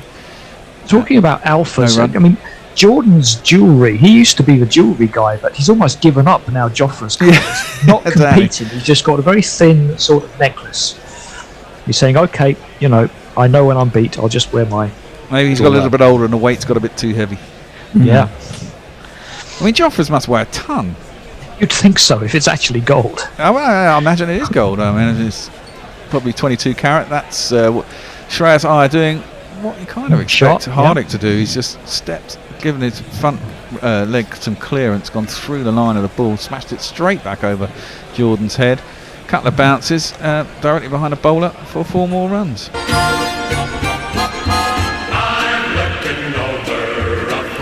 It was a bit wide, actually, wasn't it? It can't really be gold, the amount it would weigh. It's probably some it can gold. It's probably like a Karamak wrapper or something. Nah, I reckon it's real gold. And I imagine it's 22 carat as well. I bet he bought it in India. One of his IPL jaunts. And Indians tend to do a lot of 22 carat, not 18 like we do here. And that's a really good shot. Full. It's kind of in swinging from Jordan, but again, there's too much width. And it's been slammed over extra cover by Shreyas Iyer, who was shredding Andy's theory of him. Yes, fair play. That was a lovely shot. That was a really nice shot for 6 runs. I mean, the highest total of the series, isn't it? Being hit hard, he just seemed to time that one. Yeah. Well, it was in the slot, wasn't it? And there was so much width on it, and it was full enough. He didn't have to get out to it. He could just stay in his crease, put his arms through it with the width. No, it's not Chris Jordan's best day. I think he's clocked up 40 now, with a ball or 2 to go. And this over's gone, 6, 4, something, 6. Of the precision. Yeah. 61.46, 17 runs. There you go. Far. It always comes eventually, Kate. I've got to wait for the graphic to appear, All the information's there. I was ahead of the TV pictures. I knew what I was thinking. It's just no one's giving me the information. Yeah. and I'm too slack to actually have it in front of me. Right across his stumps goes Shreyas Iyer as Jordan again tries to bowl that full wide one. He this time mistimes it, whipping it through the leg side. It goes out to cap corner, really wide mid wicket, all on the ground for a single. That brings up the end of the 18th over. 2 overs to go, and they're 167 for 5. At least 12 and over. At least 12 and over. So that's got to be 182, 183, 184 from here. That we're looking at minimum. Anyway, go back to Twitter. Smorgasbord of offerings. Warren thinks if the toss is so crucial, why don't you split the matches into 4 10-over sections? T20 is the devil's version of cricket anyway. Leo, what does she say? Halloween is a Celtic thing, being known in ancient times as Samhain, who I think plays for Warwickshire.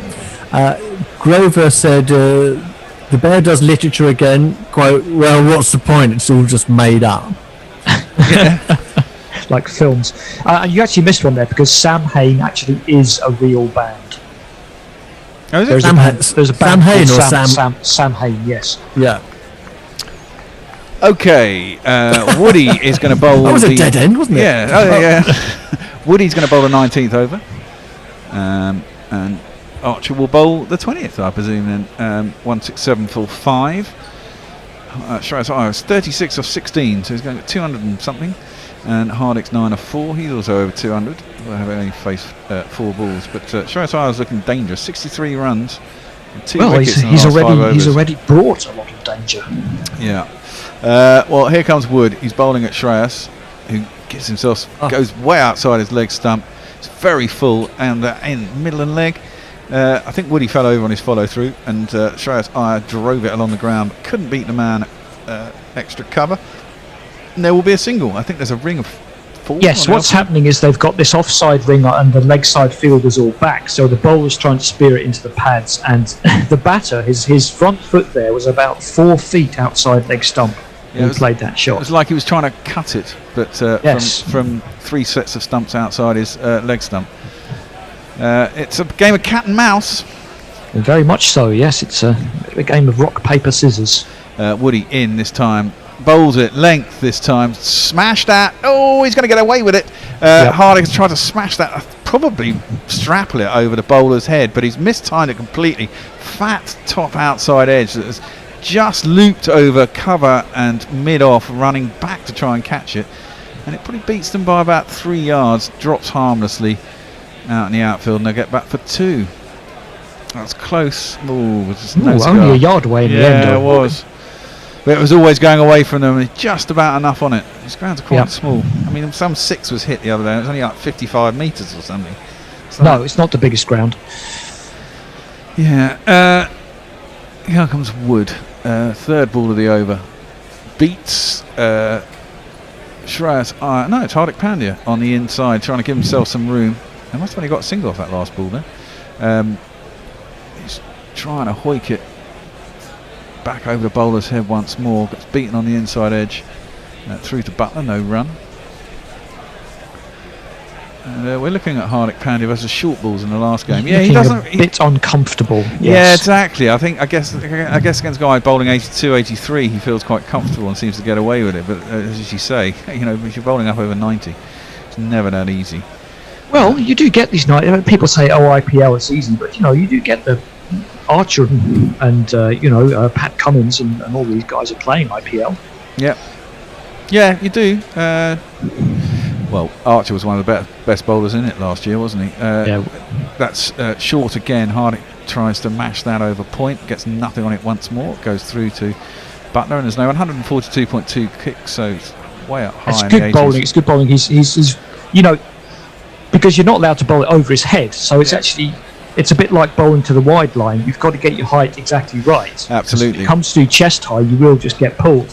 I think you're a bit lucky. The wicket is. You've got a zone to bowl into for height. Mark Wood's doing it extremely well here. Well, I think it's also very difficult to get it really up over the head on some of these pitches. I mean, they're pretty dead, so you can really quite bang it in and probably get away with it not being a wide. Wood in again. 4th ball of the over, slapped aerial. Oh, is that caught? Good catch. That was a fucking amazing catch. There you go. Stokes has done one of those catches we were talking about earlier. It's a wonder catch. Just plucked it out of the air, diving to his left like a goalkeeper as Hardik Pandya tried to slap it through cover. It was aerial all the way. Hit it quite well. They're going to have a look what upstairs. are they TVing that for? Don't be ridiculous. Now he's going to put it down on the ground, isn't he? They're going to check after the last one and probably say, but he's in control of it when he catches it. You can't say he's then dropped it because he rolled on the ground. He's in control. It's how long it's in control. Anyway, decision pending. They're going to see if he's put it into the ground after he's caught it. But Ben Stokes has caught that backhanded, diving to his left. Wonderful catch. He's in control. He's in control. He's in control. He's in control. He's kept it off the ground. Put his hand underneath it. Rolled over. There is no way that is not out. Theoretical though, if you catch it like that and then just plant the ball into the ground, that's not out, right? You're correct. Yes, that's correct.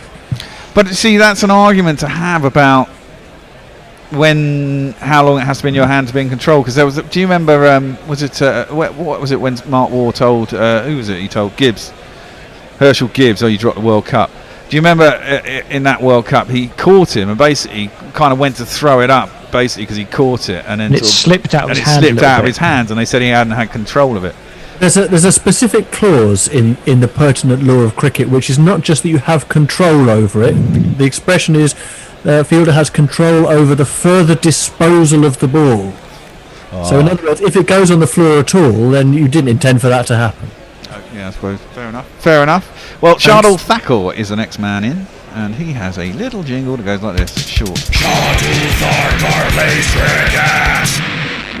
cricket. I'd just like to comment on a very odd advert that came on the screen.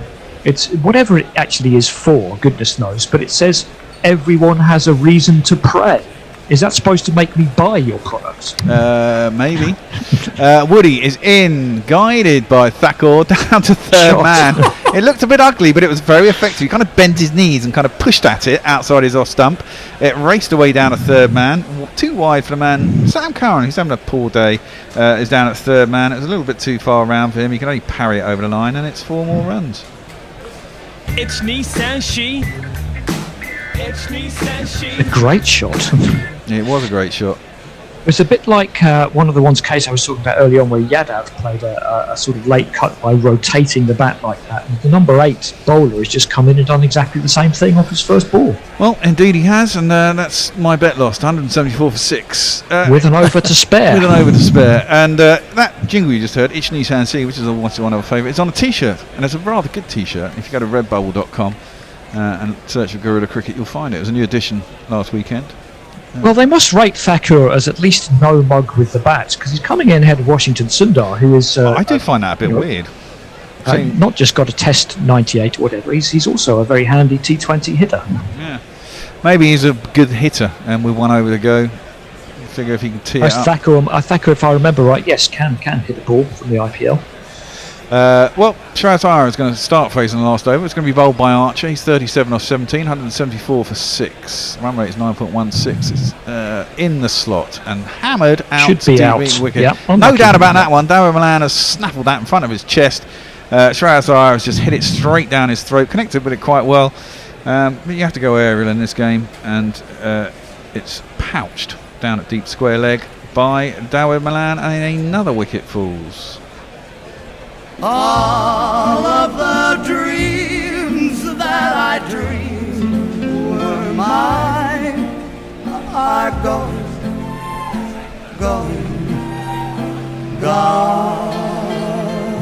It's really annoying when you get out like that as a batsman as well, isn't it? I hit that Has that pretty happened sweetly. to you a lot, has it? Well, I hit that pretty sweetly, straight down a man's throat, It's funny, I do find a million ways of getting out, but I don't often get caught on the boundary. No. Right. Do that. Washington Sundar after that little chat, and well, he's going to be out there with Thakur anyway. Yep. So it's a 1 over hit off to see who's better between Thakur and Sundar. Sundar's going to face first ball. He slapped that up in the air. And it's not going to be out. Safe. He is safe just because it's only landed just outside the 30-yard circle. Jason Roy is down at long off. I better start sweeping up some of the 19th over tweets, hadn't I? Yes. Are you implying that they're rubbish? No, it's just there's so many to get through. Everyone gets terribly active towards the end of the innings, don't they? Jay Grover I says find the opposite usually. he's going back to the gold of Archer's necklace. He says an IPL cricketer's far more likely to get done for gold than someone who wants to haggle like a feral weasel. Leah says that there are probably 5,671 bands named Sam Hain. but only one is a shitty punk band fronted by Glenn Danzig. Oh, Glenn Danzig. I saw them live supporting Iron Maiden. Oh, Iron Maiden. I remember that was the first gig I ever went to, was an Iron Maiden gig. Oh, awesome. Warren would quite like to see one of Owen Morgan's caps being knocked off by the ball. Yep. Well, take some doing, be fun, wouldn't it? The man with the gold is Jofra Archer, who... Buys. Was that buys? Or he might have got a little edge on that into the ground. It was Maybe, full and outside his offside. Yeah. Jabbed his bat at it, Washington Sundar. He has got 4 runs, so presumably he did get a bat on that. He edged it into the ground, which bounced just wide of off the bounce, just past Butler, and basically it was inside edge into the ground, which made it bounce over Butler's head. So I got that wrong, but it means it goes for 4 runs.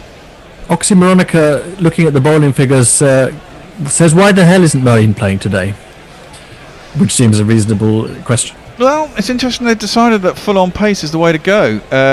He's ramped that straight down Adil Rashid's throat. It was a good idea by Washington Sundar. Gave himself some room outside the leg stump. Followed a bit by Archer, but he did bowl it a bit short, and he angled the bat to kind of guide it over where short third man would be. But unfortunately, third man was back on the fence. And that was Adil Rashid, and he pounced that quite easily as well. 179 for 8. Doesn't really matter these wickets going down at all. But we'll give it a jingle anyway. See what Betfair has to say about this game. Yeah, that's interesting. I think it'll be about even. Yeah, I'd imagine so. Well, let's see what. Well, England are evens and India 5-4 on with Bet365.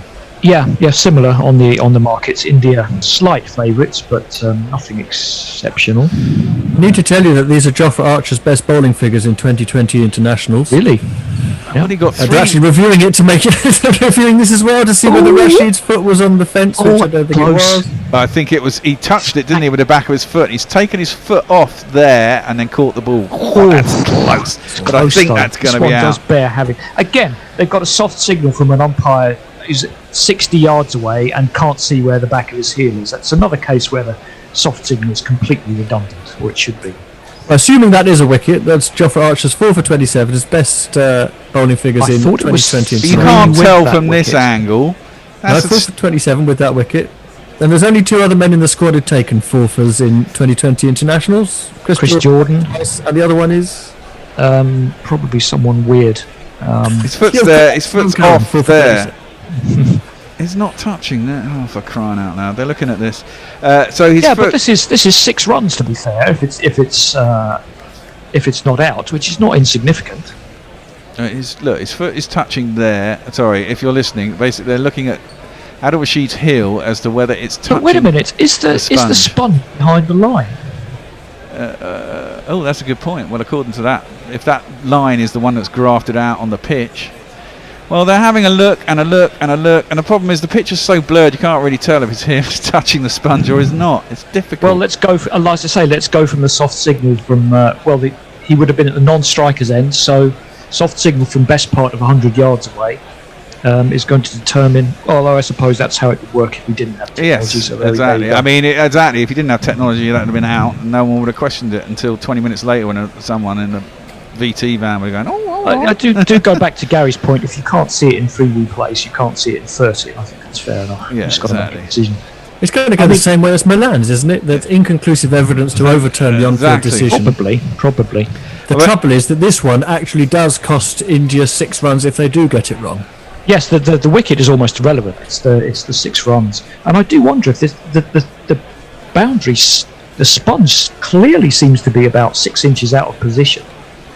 And I wonder if that comes into play or not. I don't think it does, otherwise it would have been 6 I guess straight not. away, wouldn't it? Could you just send your 12th man round to pull the sponge back when you're batting?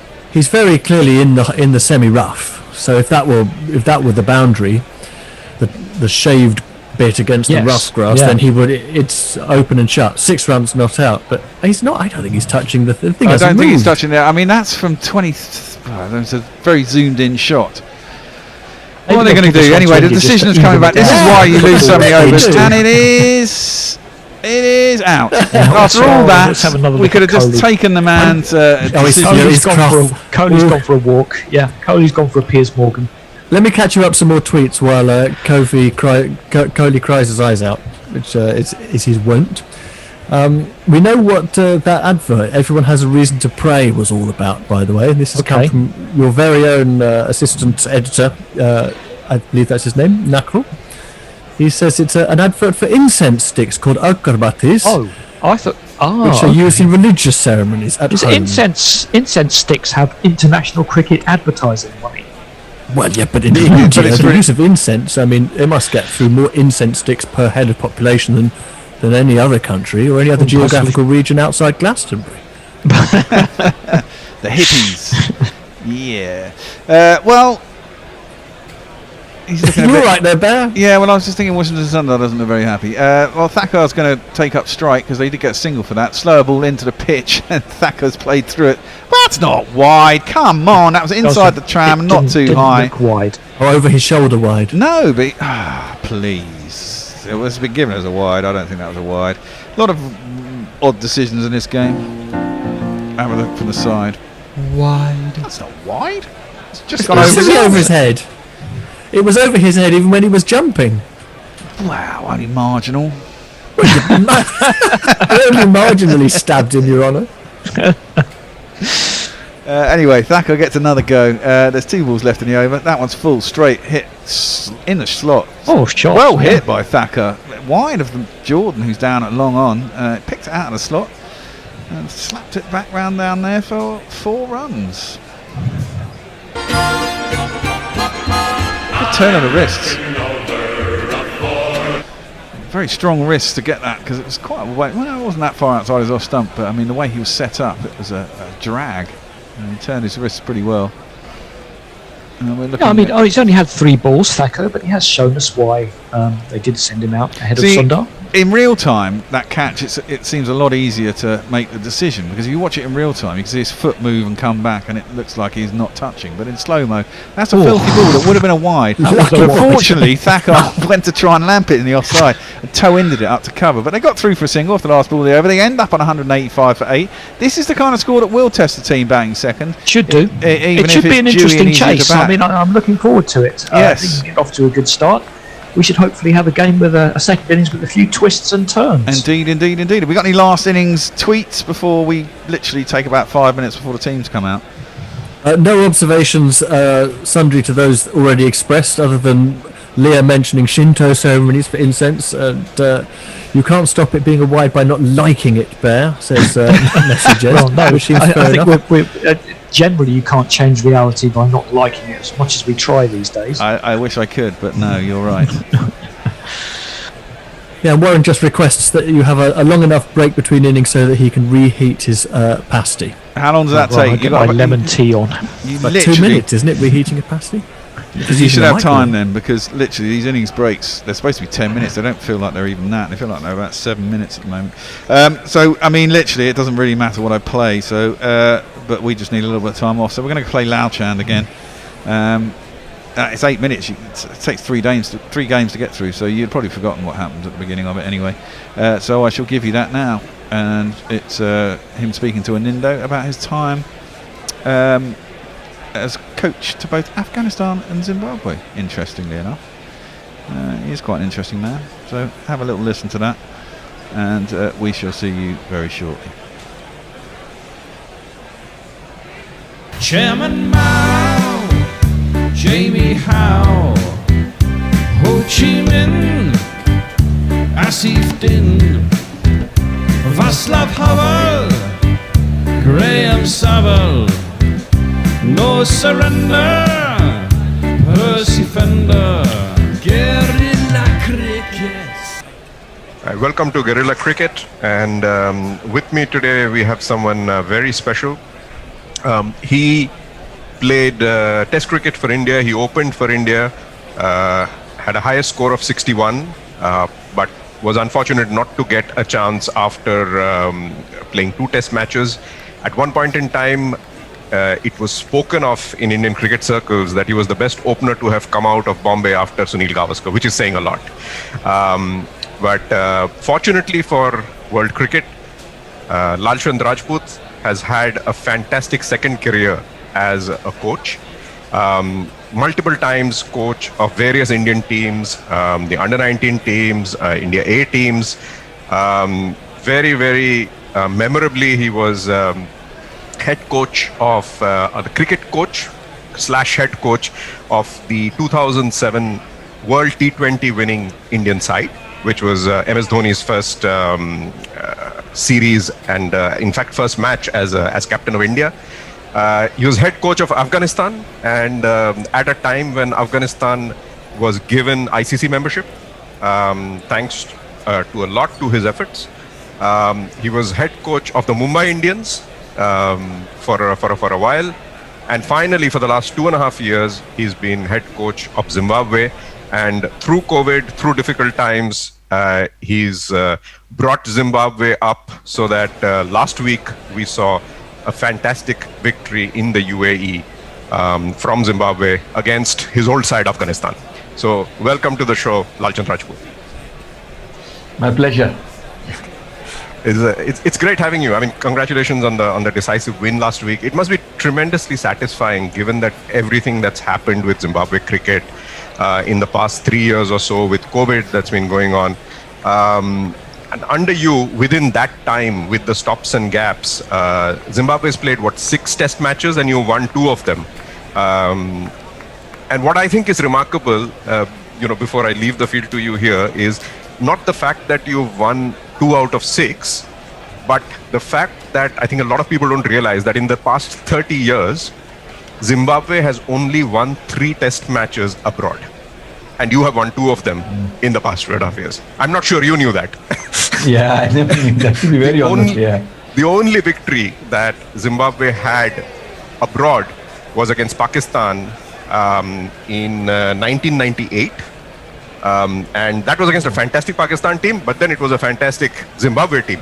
So you had a bowling attack which was Heath Streak, Pommy Mangwa, and Henry Longa. So that's a bowling attack you can't complain about. I think together with Neil Johnson they took 19 wickets out of 20, and they beat a team of Wasim Akram, Bakar Yunus, Inzamam, Saeed, Anwar, everybody. But that was 1998. I mean, you're talking about 23 years ago. And your 2 victories in the past 2 years are the first 2 victories abroad. So congratulations. Thank you very much. First and foremost, you gave me a good insight, because this is the only 3rd time we have won outside Zimbabwe. That's a credit I think goes to the players as well. To be very honest, when I joined, I think I can proudly say that it was because of your article which came in the press that, Zimbabwe should look at a coach like me. And they really obliged that, and I think I was given a 3-year contract. But there were lots of ups and downs, and Zimbabwe cricket was suffering from, because they had problems with ICC, the players were having problems with the ZC board. So there were a lot of tough times which I had to go through. But as you know, I don't step back.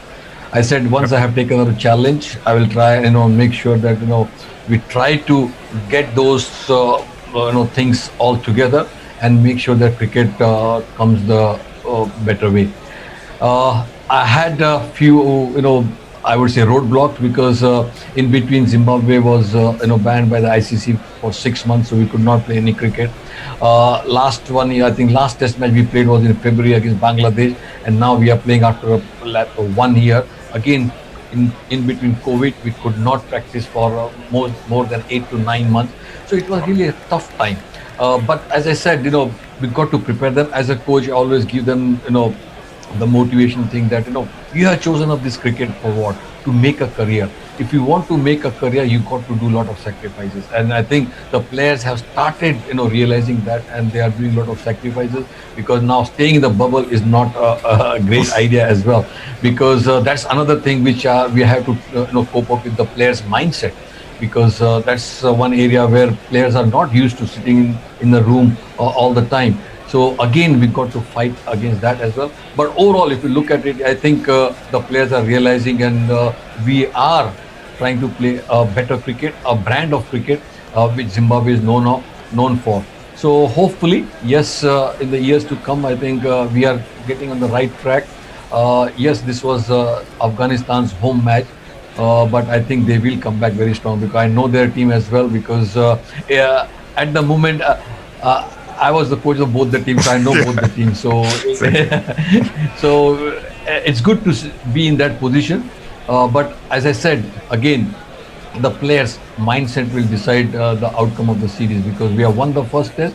We have definitely had an edge now, but they will come back strong. So we got to stay focused and make sure that the first time ever we can win a test series outside Zimbabwe. All the best. You've got your second test coming up in a couple of days. But sticking to the team, because a lot of people, I think, because of what's been happening, have not necessarily been following Zimbabwe cricket. So who are the key players that you have now who are experienced in your view to the extent possible, but also who are the players to look out for in the future from your current team? Because the fast bowling was very, very impressive last week. Yeah, I think if you look at the fast bowling Blessings, I think he's a young guy who can really, take Zimbabwe cricket for a longer time and take the burden on his shoulders, because he's young.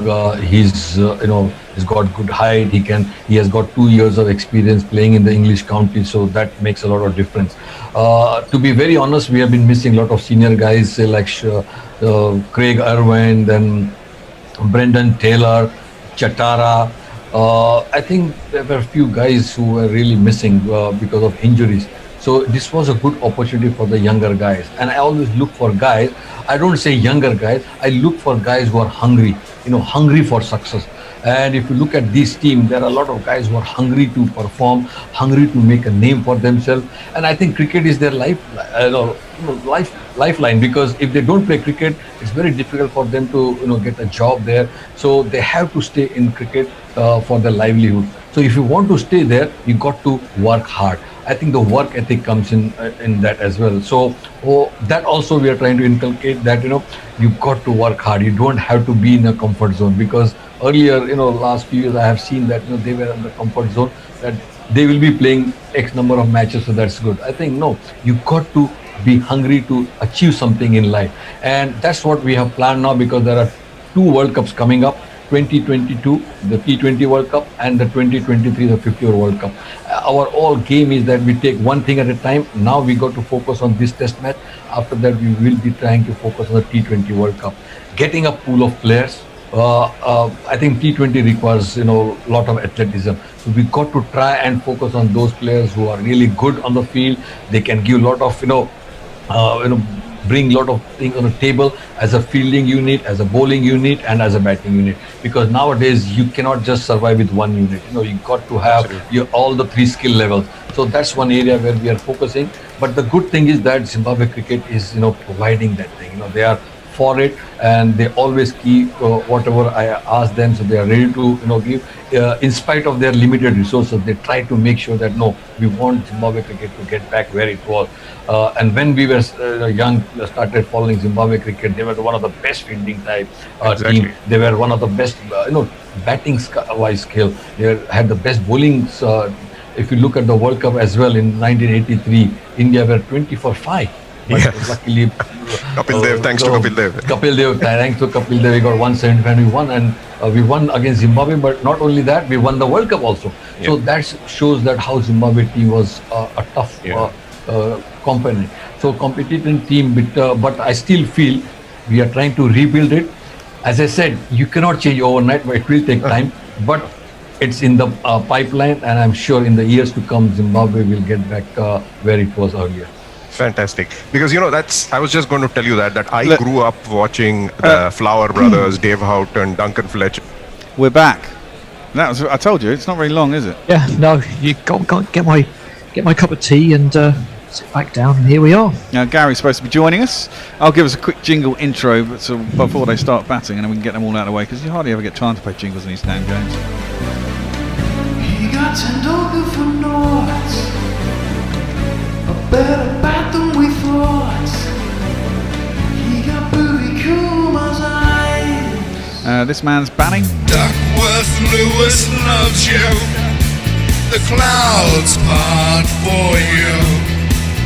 Nothing stands in your way when you're a Roy. As is this man. Prior ain't no loss. 'cause we've found someone subtler. Okay, he can't spell Joss, but he also can't spell Butler. Joss Butler. And it's going to be Kumar to Jason Roy. Leaves the first ball alone outside off stump. 1 S and 2 T's. Joss Butler. Welcome back, Gary.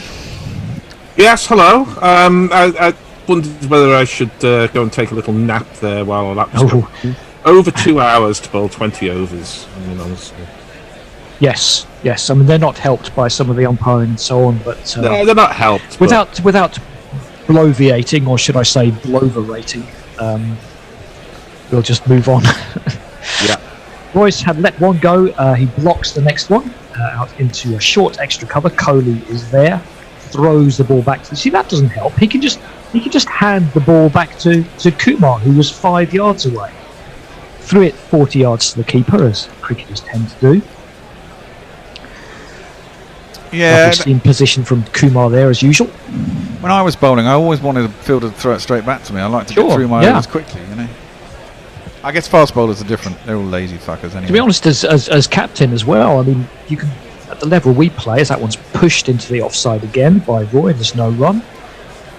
It's simply in play for someone to throw the ball back straight past the keeper for extra runs. Anyway. Indeed. Anyway, well, England have gone out to 11-10. I'm waiting for the first wicket to fall, and then I might put some money on England. Because I imagine it'll go out to about, I don't know.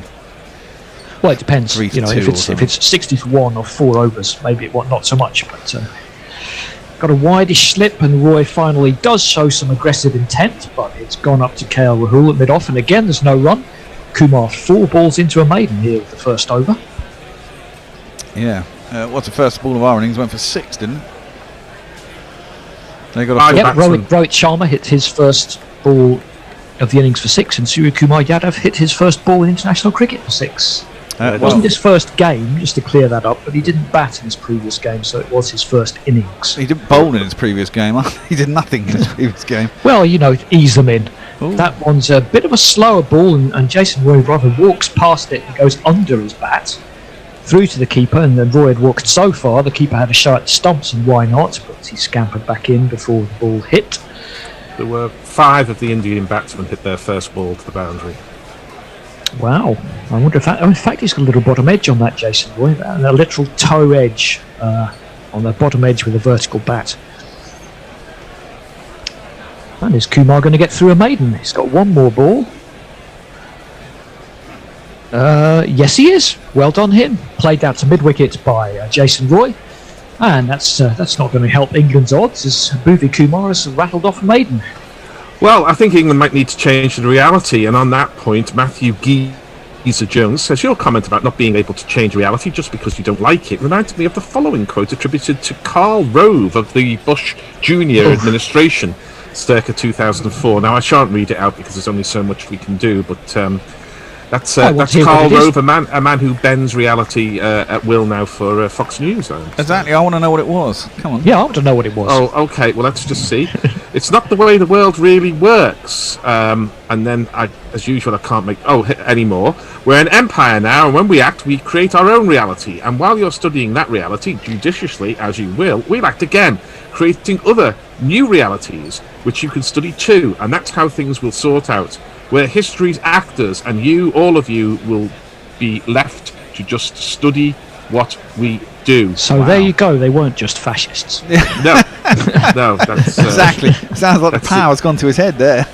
I think so. Everything's changed now. Everything's fine now. Kids are being kept in facilities, not cages. As Hardik comes in, down the track goes Butler, clips it out towards long, lets short, square leg. He'll get a single.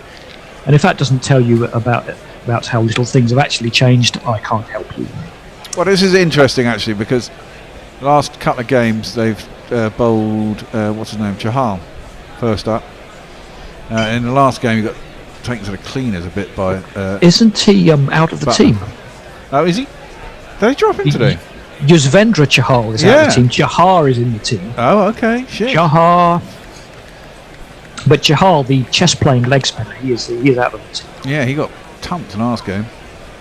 Maybe they've taken after England and decided pace is the way to go. Hardik Pandya's not that quick. Well, the field tightened up very close on Jason Roy, and why not? I mean, he has a swish at that one, but this is not one of Jason Roy's most explosive starts to the innings. He's on 0 off 7. I have a little bit of news. Warren says frozen pasty still in foodie. Now, I've got a foodie, and they're really rather good. Kind of electric grills come cookers and stuff like that. It's taken up any space we had in the kitchen, but it is really good. And Lee, outside context problem, says, cry Ben Chod and let's slip the boovie Kumar. Points out that that's a Shakespeare joke, letting slip the dogs of war in Julius Caesar. Cry havoc and let's slip the dogs of war. That's correct, yeah. Mark Antony, I think, said that, did he? Is it Mark Antony? That was Cassius, I'm not sure. Someone a long time ago. You probably didn't say it. Hardick is in. Roy clips it to mid-wicket. Is Jason Roy going to score 0 off 30 balls here? He's on 0 off 8. Well, we've gone out to 13 to 10 after 1.3 overs. Well, they've basically just given up 9 balls of their innings. Yeah, they have. It does look pretty dewy out there, doesn't it? It has to be said. It does. Was he one of Donald Duck's nephews? He was. Huey, Louie and Dewey. There you go. Shakespeare and Disney in the same over. Well, the Lion King roars again. He does indeed. Hardick, Roy finally gets a run, and not in convincing style. You see half the inside of the bat up to long on. But he has got a single. It's 2 for no wicket. You can't have too much of this. He's got to get on with it or get out. Get on with it or get out. He sure does, yeah. Well, at least it'll put to bed, win the toss, win the bloody match if India win this. Well, maybe for a game or two.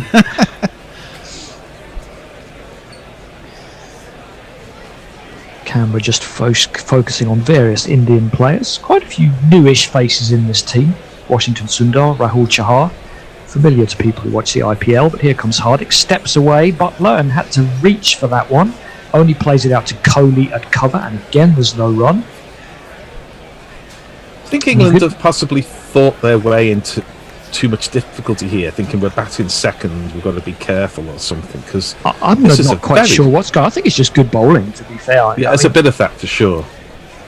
Yeah, you got to get going as a batsman, haven't you? A couple of good shots and suddenly everything's in sync. And it's often the way, but India have certainly been putting the pressure on. Those fielders on the offsiders about as close as they can reasonably be to make sure there's no singles and no gaps in there, which is good stuff from them. Exactly, and there's 4 of them, so it's pretty difficult to pierce it. Yeah. So Hardick is in to complete the over.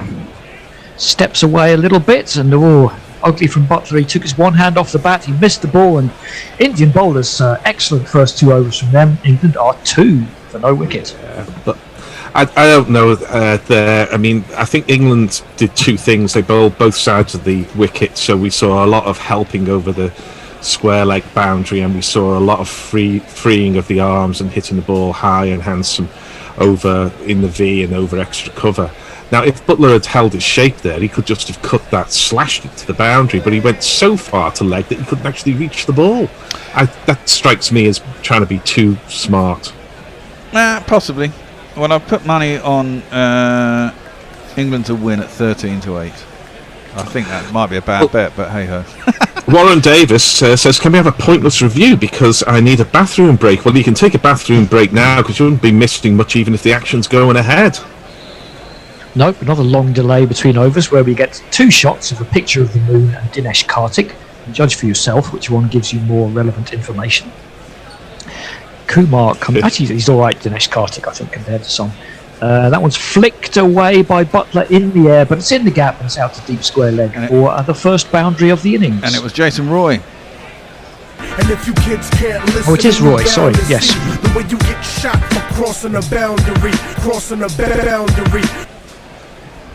Just a little cutter from Kumar and too far onto leg stump, and Roy is very good at that shot, just clips into the leg side with a vertical bat. Timed it quite sweetly as well. That went quite quickly to the boundary. It is quite a short boundary, as we discussed earlier. It is, and that outfield's only going to speed up with the dew. And make it harder to bowl, that's the other thing, isn't it?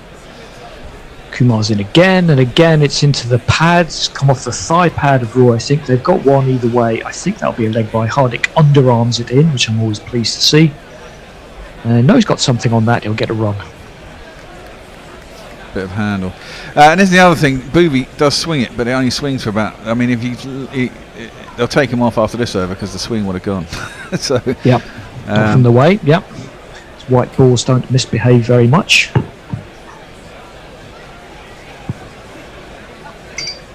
And finally, we're going to get the battle of the eyes. It's Kumar and Butler.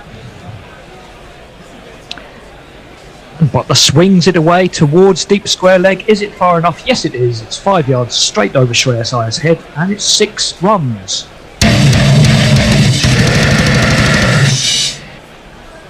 So England breaking the shackles, and they're off to 13 for no wicket. Yeah, that's the kind of ball that England bowl too much of. That just kind of help yourself swing through the line because the ball is going down the leg side. I mean, I'm not saying it's easy to hit that ball for 6, but as 6s go, that's about as easy as you get. Well, yes, it's nice to get something like that when you're struggling a little bit. The thing is, in these games, you've got to bowl so straight, haven't you? But players move around the crease, so it's difficult. There you go. Oh, he hasn't got all of that one, Butler, but I think it's in the wide open spaces. It is. It plugs a little bit. Iyer is round and Fields, but as I say, it wasn't the most convincing pull shot. Rather lobbed up off the top half of the bat, but he's got away with it for 2 runs. You've got to get a little bit of luck in your early part of your innings, I think, in this game. There are only 2 players out in the outfield, and you would have known that there was no one out there. So, I mean... you should certainly know where they are, so you should be reasonably safe if you hit in the right direction. Absolutely.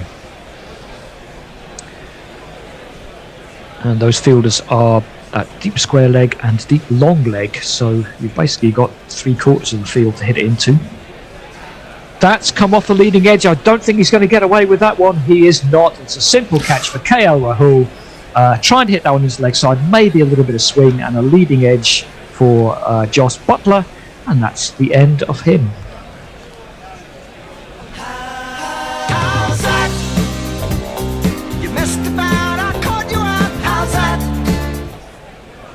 Yeah, just come at the back of the hand there. It's well bowled. Butler's early on, he's got a toe on it, actually. Toe of the bat, and he runs down the wicket with his head down like a man who knows he's going to be caught. Absolutely. Good bit of bowling, actually, really. It seemed to actually did catch the seam, didn't it? When it pitched, it came off with a dead slate seam, and the pace was all taken off it. See, I mean, I know people have a go at me because I always seem to be having a pop at Jos Buttler, but he is supposed to be, you know, sort of a thinking cricketer. We always hear about how intelligent he is and everything else. Why, when you see the ball, you see the dew, you've walked out with wet feet because the dew is on the grass, you know the ball is not going to be skidding off the surface, it's going to be held up slightly. Why are you hitting across the line? I thought it was the opposite. Hit it in the V. Hit it in the V. Doesn't the dew make it skid on? It's the opposite. The dew makes it skid on. Well, maybe the dew quickens the pitch up. But it's still... My point is that if the ball is unpredictable in the speed it's coming off the wicket, particularly early in your innings, it's you've got to be hitting with a straight bat rather than closing the face. Well, you've got to find a gap. You've got to hit a boundary. It's 2020. Well, the gap is straight over the bowler's head. Well, there is a gap straight over the bowler's head. There's something to that. They've crossed over and Jason Roy's on strike. It's hitting amidships somewhere. It's all happening. The bowler throws the ball, throws the stops down at the non-strikers. Then David Malan, the new batsman, is back in his crease. And the effect of all of that is no run. Jay Grover says, I've just been reading Simon Sharma's excellent 3-volume history of the Jews, and Bear's constant obsession with dew is freaking me out whilst multitasking. I must say it's quite bold of Simon Sharma to write a history of the peoples who have spent their last 3,000 years writing their own histories, but fair play to him. Jay Grover continues saying, Andy, after my comments about Modi, you're right to get off Facebook, and for some reason my Twitter feed won't refresh, so that's all I've got. Okay, we have a change in bowling, and it's this man.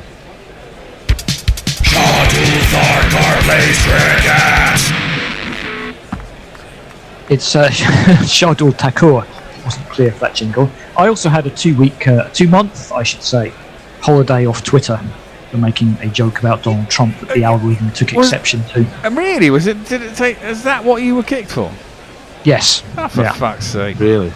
Unbelievable. I presume you didn't threaten to kill him or anything. It was just a joke. Well, I kind of did, yeah. Oh, okay. Well, yeah.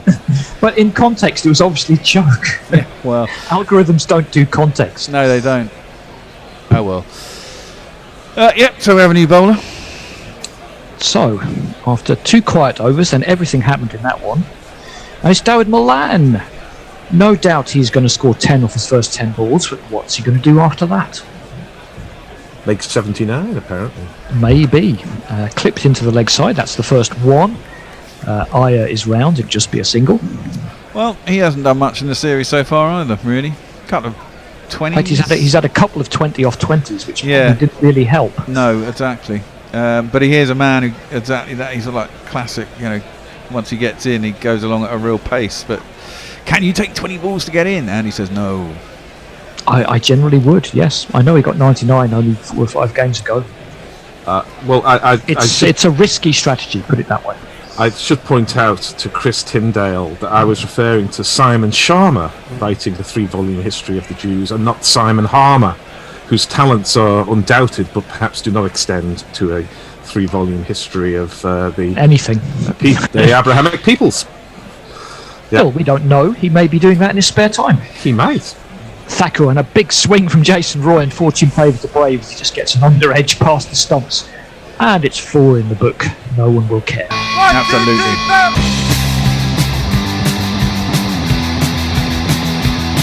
I must admit, Viz could do quite a good kind of comic strip of Simon Sharma meets Simon Harmer. It's the kind of thing they would do they wouldn't be back in the day. Too niche for them to use an Essex off spinner. Well, they are Essex boys, I think, aren't they? Oh, no, they're northeast. No, they're Geordies. The Geordies, northeast. Yeah. And that's 1,000 T20I runs for Jason Roy. And I'm sure that's exactly how he would have wanted to bring that milestone up. Punches that one up towards mid-off. Again, it looks tight, but it's really not. And the ball's come back off the stumps, and they got another one. So there you go, 2 runs. Smash the stumps as well. They're going to go upstairs. This is why you lose time, Gary. There was no need to go upstairs for that, for fuck's sake. Jesus, he was so in. He was almost waiting for the throw to hit the stump so he could set off for another, wasn't he? Yes, in essence. Didn't need to dive. He's almost leaning back when he grounds his bat. Yeah, thankfully that one there. Luckily we only need 1 replay for that. Yes. He is not out.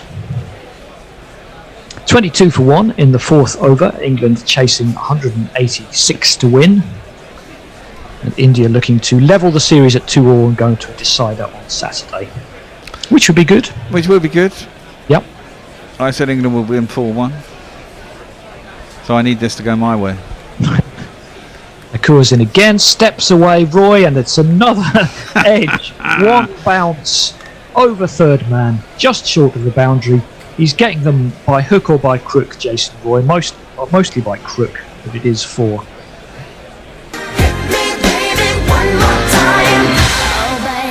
That was arrowing into the stumps, wasn't it? It was, straight into off stump, stepped away to the leg side and tried to hit it over cover. Ended up edging it over third man.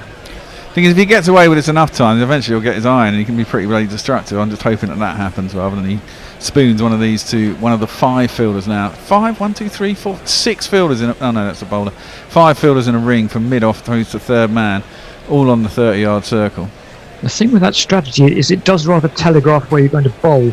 That one is a short ball and it is strapped up to long on for a single. Roy goes to 16 off 16. He was 0 off 7, so he has rather caught up at least. Yeah. So you watch that Butler getting out. Yeah, he's trying to turn it into the leg side. Bat swiveled a bit in his hands. He's a bit through the shot, a bit too early. It was a slower ball, counter into the pitch.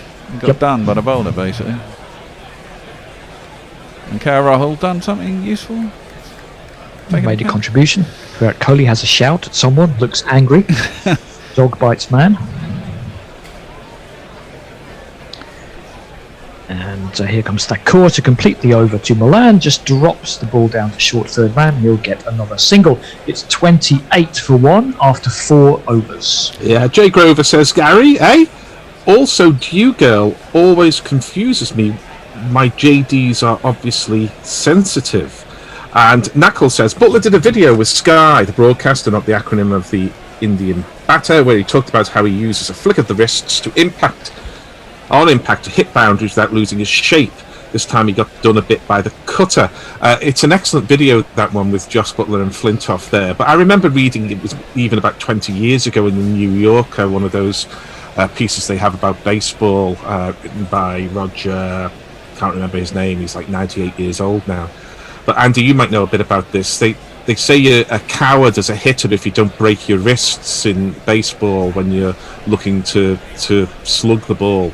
In the, if you hold your wrists solid, then you're not really a hitter. You've got to break your wrists as I tried it once in one of those hitting cages in America, and it's really hard because it's completely different. Yeah, but they do say that that's how you hit the home runs. Yeah. It's like Hardik going to come into Milan, clipped into the leg side, but short mid wicket, picks it up. It's no run. It's a bit like squash hitting, isn't it? I mean, squash is all wrist, isn't it? Yeah, exactly. It looks like that when they do it, and a hockey as well. Slapping it down the field with a hockey stick. Ooh, very good. I've got to give this one from Anna Forsyth. Roy's ugly runs. A wise Canucks player once said they don't draw pictures on the score sheet. England need any runs going. Hi, by the way. Well, we do in cricket because you've got wagon wheels. Yeah, well, good point. I do like the idea, though, of them not drawing pictures for an aesthetic reason. Well, exactly, but they don't tell you how it got down there, do they? They don't tell you it was a horrible top edge. They just say, that was a really nicely glided shot. That was a very fine man. Fine leg. Milan is on strike again, and he's rather foxed by a slower ball from Hardik.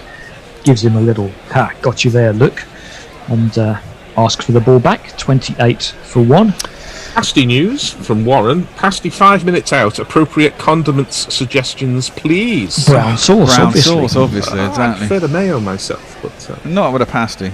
Ketchup, depending on what a pasty is. You can have brown sauce. Ketchup goes very well with steak pasties. But any other pasty has to be brown sauce.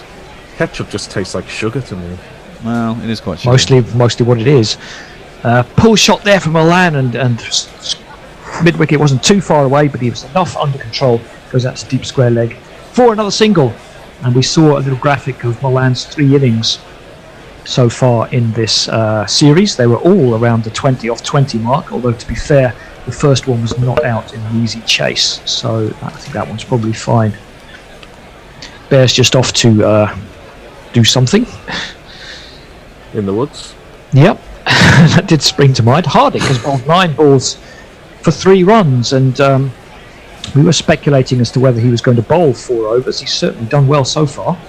Doesn't he kind of snap after 3 overs or something? Yeah, I think that's a suggestion. I think Kato was correct to say that Surya Kumar also bowls a bit of off spin. It's another slower ball, and that literally hit the back of Jason Roy's bat. He was so far turned around so early. He'd finished the shot, the bat was there, and the ball literally just struck the stationary bat. Went down off the V of the back of the bat into the offside. There's no run, most bizarre. Yes, hit the back of the bat and then his glove. Yes. It's stuck in the pitch. It has. Which rather supports my point about the dew earlier on. Yeah, but I think the ball's still reasonably new. I mean, that's just been the general consensus on the TV, Gary, that basically it's been a lot easier to bat second because the ball's got wet and the pitch has got a sheen on it. Yeah, sliding I've heard it. But that could be in trouble. Oh no, he spilled it. He went back, tried to just guide the ball over short third man. Shardul Thakur in that position made a bit of a mess of it. He didn't get underneath it, and he had to go for it with one hand, probably his wrong hand, spilled back out. Kohli seems remarkably sanguine about it, but that was certainly an opportunity, and Milan's breathing heavily. Another cutter from Hardik, very short, toe of the bat. It's almost catching practice, but fielder didn't move his feet, and he just ended up having to jump back with one hand, and it was quite a poor piece of fielding. Yeah, he could have gone with that with 2 hands, really. as Hardick seemed, yes, and Cody were just sort of intimating that, if you just put two hands above your head, you'd probably just... Yes, they're both saying that. Yes, they're both giving the old international sign for 2 hands, you idiot. And Milan rather let off the hook, and Hardick perhaps showing the way forward with these cutters into the pitch. That again, Jason Roy couldn't get hold of. Bottom edge down to the ground, end of the over. Roy just throws his bat into the air and catches it again, rather in frustration. And England struggling a little bit, so we're going to have a change. Cato will be back, I think. Tony's not back quite yet. Yes, Cato is in for me. And I'm taking over the ball by ball. Welcome back, Cato. Hello. Poor start, eh? Did we expect anything different? Well, I was hoping for something different. But this is where the game's going to be decided. It's Milan. Will he just chug along 20 off 20 then get out, or if he gets 20 off 20 and gets out, that's all done, I think. Yeah, well, it would take something spectacular from our man. We like to castigate Mr. Ben Stokes, wouldn't it? Well, there's EOI Ed Morgan still to come. I mean, England by no means a sort of 2 or 3 man batting lineup these days. No, that's true. But I mean, we've got to get 150. We are already up at about 10 and over. You've got to drag that back. You need to cut the big overs even from here to get the score in. So yeah, but there's 15 overs. Yeah, so a plenty couple of of big time to overs in 15 overs when you've only lost 1 wicket is probable rather than possible. Yeah, I agree. That's what I mean. But I mean, a betting man would say, let's have a look at what the odds are. Already put my money on at 13-8 for England. Yeah, I think India are favourites, but I don't think they're big favourites. They are. They're 5-2 on. Well, I think England are out at 2-1. I think England are not a bad bet at 2-1. I got 13-8, but it's gone out since then. I did say I was going to wait till the fall of the first wicket, and then I stupidly went on early because it was going up quite quickly. But hey ho, that's life. It's not a lot of money anyway. Milan is going to face up. Washington Sundar is going to come in around the wickets, and it's driven by Dawid straight to extra cover. Let's give the bowler a little jingle. It is this man. His name for his granddad or something with like that. So it turns out that you are looking at Washington Sundar. There's a big gap down at mid-off, isn't there? Exactly where that's gone through. There's a man out and a deep. I didn't see him. I thought it was a member of the team outside the boundary, but it was actually a fielder.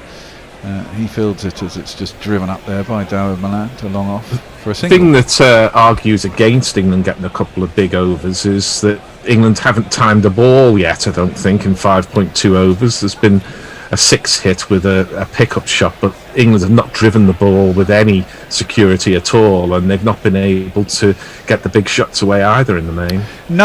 No, and sometimes when it's going like that, you've got to find the angles and the gaps and get your fours rather than big sixes. That's what I happen to think that Shreyas Iyer is quite good at. I think he does that pretty well. He's not a massive hitter of the ball, but he often finds the boundary and the gaps. Anyway, Washington's over the wicket to Roy. He's swept that over the infield. There's a man on a 45. There's a man at square leg. They're both inside the circle.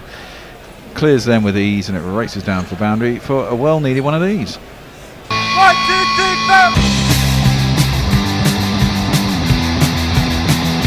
Of course, they will have bowlers they want to target as well. Yeah, I mean, that's the danger. He's brought the spinner on. There's a change of pace for Roy, and he can almost press the reset button here, having shown how frustrated he was playing the seam stuff by almost throwing his bat away at the end of the last over. So, if I was Kohli, I think there's an element of risk bringing on Sundar. But they've only got 5 bowlers, though, haven't they? What, to Roy? I just think Roy is going to be feel more comfortable playing against the spin. As he slaps that down to wide, long on. There's a little bit of a fumble by Shreyas Iyer. They should get back for 2, they do. Of course, I've got out to him 2 or 3 times in the series so far, and I think he has the lowest strike rate against Sundar than anyone else, doesn't he? I understand Roy has a poor record against spin, but what Roy wanted, and you could see it in his body language and his reactions, was to have something different happen because he was not getting the seamers away. So I think in this instance, I'd have continued with some seam to Roy because he just was not timing the ball at all. The problem with Roy is he's not very good at starting against spin. He's all right once he gets going. As he slaps that down the ground, in over mid off, pretty straight, but it's gone all the way. for one of these. Yeah, once he gets his iron against spin, he's all right. He's just a really shit starter against it. My understanding is that he has the lowest of all the India bowlers that he's faced in international cricket. He has the lowest run rate and the highest getting out rate against Sundar of anyone he's faced. So that's probably behind why they're getting Sundar onto Roy as soon as the power play's coming up. I'm sure that's the reason why, but I think it was a wrong decision in the circumstances. As he gets back, slaps that through the infield, there'll be no one out there either. So, yeah, well, that's 6-4, 2-1, 17 off that over. Nice. Well, that's exactly one of those England overs that we needed. He's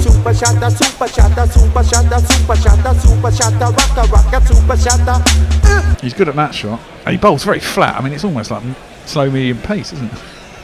It's getting interesting on social media, but not in a way you might have expected. There almost might have been a microaggression here from Linux Leia. There's a discussion between Hendo and Leia about what is a pastry and what is a pasty. Someone's brought in pastries. I think Leia did, and Nigel Henderson was saying, well, there is a difference between pasties and pastries, though he's focusing on them both being brilliant. And Leia, well, I know that. A lot of cultures have savoury pastries. Savoury pastries. Bear, that must be your area. Savoury pastries. Isn't a sausage roll a savoury pastry? Yeah, of course it is. We have savoury cheese pastries. Twist. Épinard de fromage in France and a kind of croissant. But when we're talking about Hendo and pastries, what we're really talking about are croissant and pain au chocolat. They are the two main pastries that Hendo eats and he adores. But his coffee and Costa. Man of taste. Well, yeah, you can't say they're a bad thing. Shardul Thakur is in, and that's nicely worked by Dawud Malan. Back to square, there's no one there. Oh, there is a man comes around from point. Well, he wasn't there. He was around at cover. He wasn't in shot. He wasn't in shot, and he managed to get there. He was obviously much squarer around at cover. And he get back for two. I have a kind of philosophical issue which I'll take up with you, Cato, which is that I do think that the stats drive decisions rather than inform decisions. Now, you might say that's, two sides of the same coin. But I do think that India go out there and they say, Jason Roy, end of the power play, we're going to get Washington onto him, rather than looking at the situation that Roy has not timed the ball. Rocked back. There's an appeal by Pant as Darryl Malan tries to ramp it over the infield down towards third man. Doesn't seem to get anything on it, and the appeal is turned down. There is no run. And so the situation demanded that he not be given the opportunity to reset against the Pacers. And I think too much of this happens in sport, actually, because the data is seen as having greater weight than what it is, because all data is just a bit of past evidence that might inform a decision, rather than a strategy in and of itself. Yeah, well, yes, it's a fair point that one does run the risk of becoming a slave to the statistics. Yes. Darryl Malan's gone inside out over the infield down to long. Oh my word, that's 6 over long off. I thought he kind of mishit that and it was going to bobble out into the boundary, but he's hit 6 over extra cover, wide long off. That's quite an extraordinary shot. He wasn't in any sort of shape to play that, but hey ho, 55 metre boundaries, that's what you get.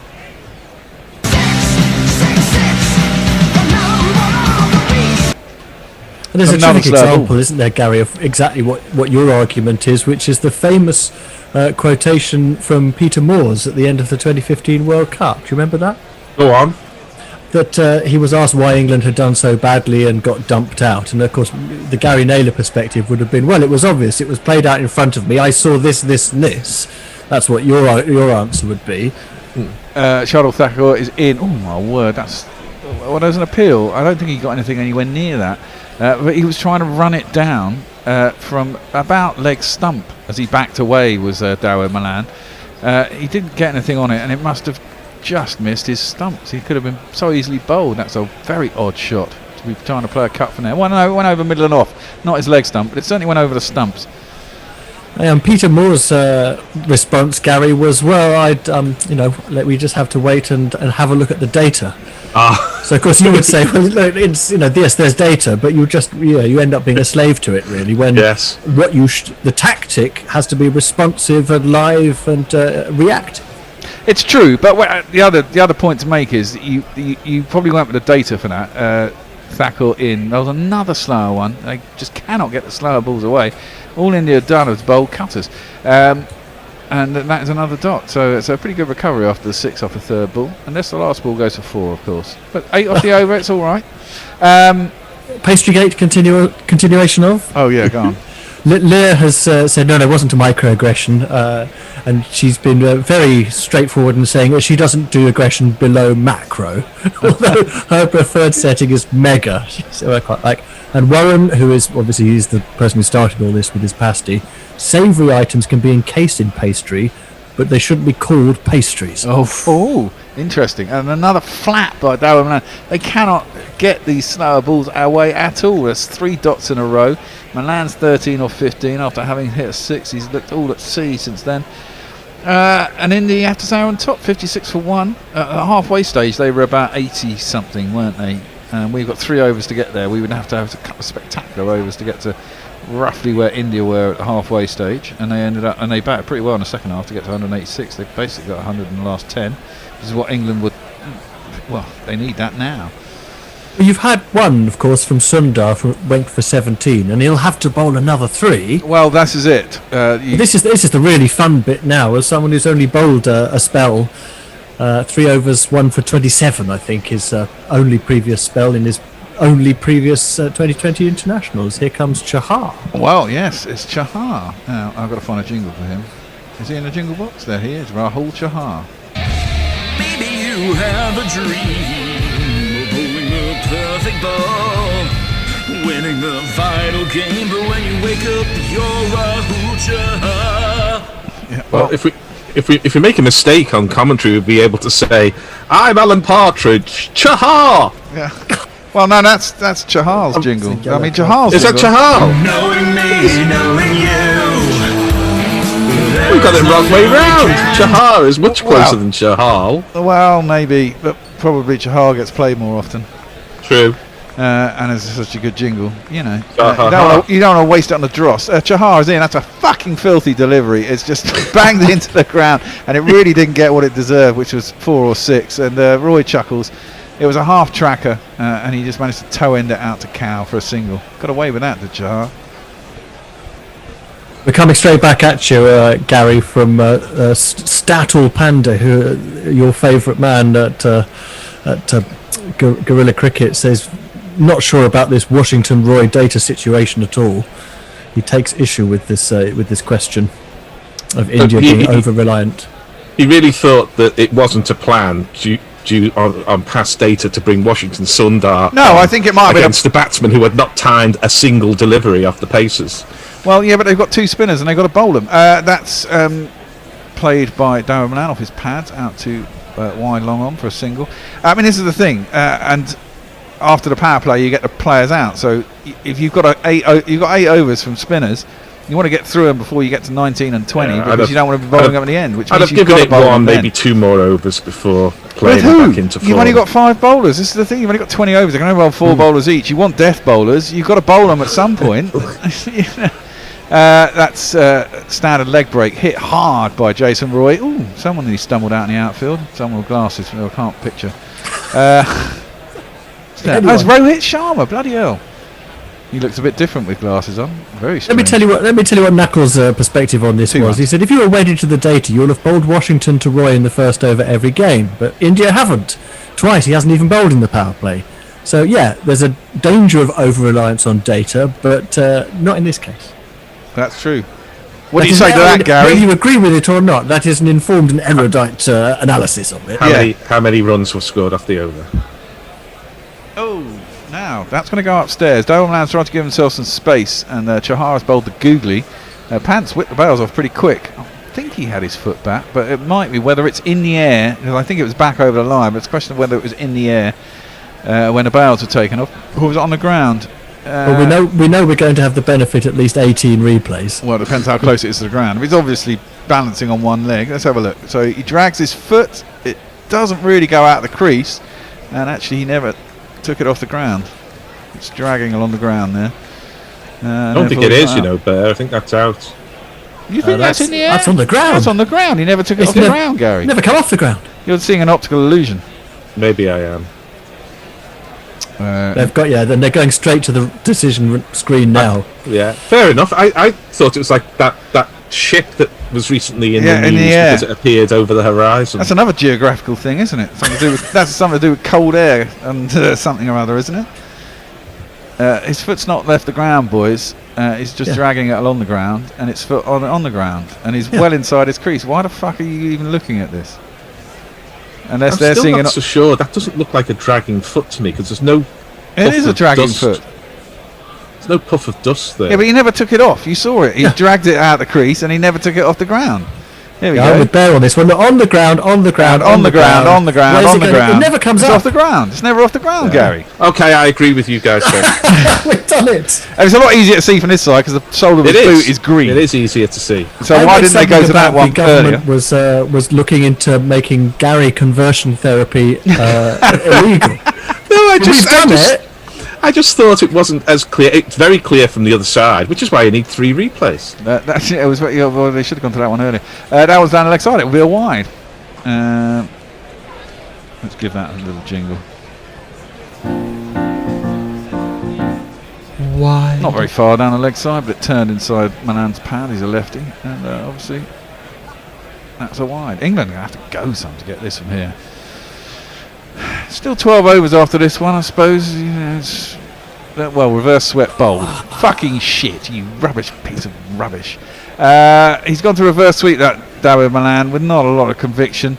And it was actually the googly, so it's pitched on leg stump, turned towards off, but of course he turned himself around, missed it completely, and got bowled his leg stump. And you have to say goodbye, Dawid Malan.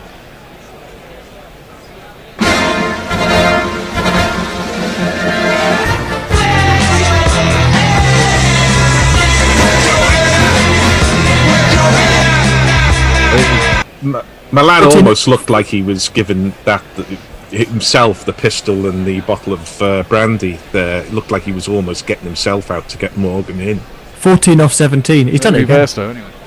Yeah, but he has. You're dead right. He's one of these batsmen, and Andy will be going apoplectic wherever he is. He's one of these guys that if he gets in, he really does speed up, but you've got to rely on him getting in. And I suppose to get himself to number 1, he did keep staying in and kept getting those big runs later on in the innings and speeding and you know, timing his innings perfectly. But if he gets out, it doesn't work. This word "if," it's like exactly. the smallest but most powerful word, you know. Well, exactly. I know. But that's how he's kept his place, isn't it? Because it's come off for him, and now it's not coming off for him. Anyway, the next man in is this man. Johnny Best is smarter than the average besto. Johnny Best has been this good since daycare, so all put on your wigs and let the crimson hair flow. I want the Pope to give him his own large prayer. Oh, he can hit the 6s, although it's so dark. He'd even run a 10 at Bradford Park Avenue. No other Yorkshireman can compare. I tell you, Johnny Best is smarter than the average besto. Oh, I mean, Morgan's thinking, you idiots. Well, this could be the game. Chahar is in, bowls, and Johnny Bairstow prods at it. It goes past his outside edge. And it's taken by Pant. There is no run. Ends the 8th over. England are 60 for 2 and a bit behind the 8 ball. Can I tell you a story about the word "if"? If, yes, go on. You know the word laconic means using very few words. Never heard of it. Laconic, using very few words, doesn't have long answers, and it comes from the people of Laconia, who were also known as the Spartans.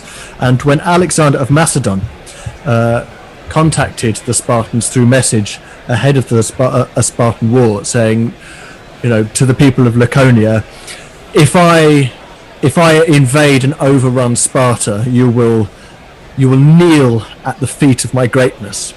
And they sent a message back that said, "If." Ooh, I like that. Which, talk about microaggressions, that's probably the best one ever. Yeah. Come along there if you think you're hard enough. That's what they should have said, but, you know, ifs is just as good. Right, we're going to have a change of bowling, and we're going to go back to Hardik Pandya. See, Chahar and Sundar have only bowled 1 over each, and Sundar's gone for 17. Thakker's gone for 21 off his 2. Bhuvi and Hardik have been pretty economical, and obviously Chahar's just taken that wicket after getting hit for a 4 off the first ball. But Thacker and Sundar will be the guys that England are probably thinking of hitting at some point. They've still got 8 wickets down. They've got to get 120 odd runs. We had 2 entries for GPL because we forgot to bloody pump it, didn't we, in the first 50 minutes when it was open. None of you boys remembered. Oh, cut. Horrible bit of fielding at backward point. Dove over the ball. And it's gone down to deep backward point for one of these. It's Nissan She. It's Nissan She. And Hardik Pandya is admonishing himself.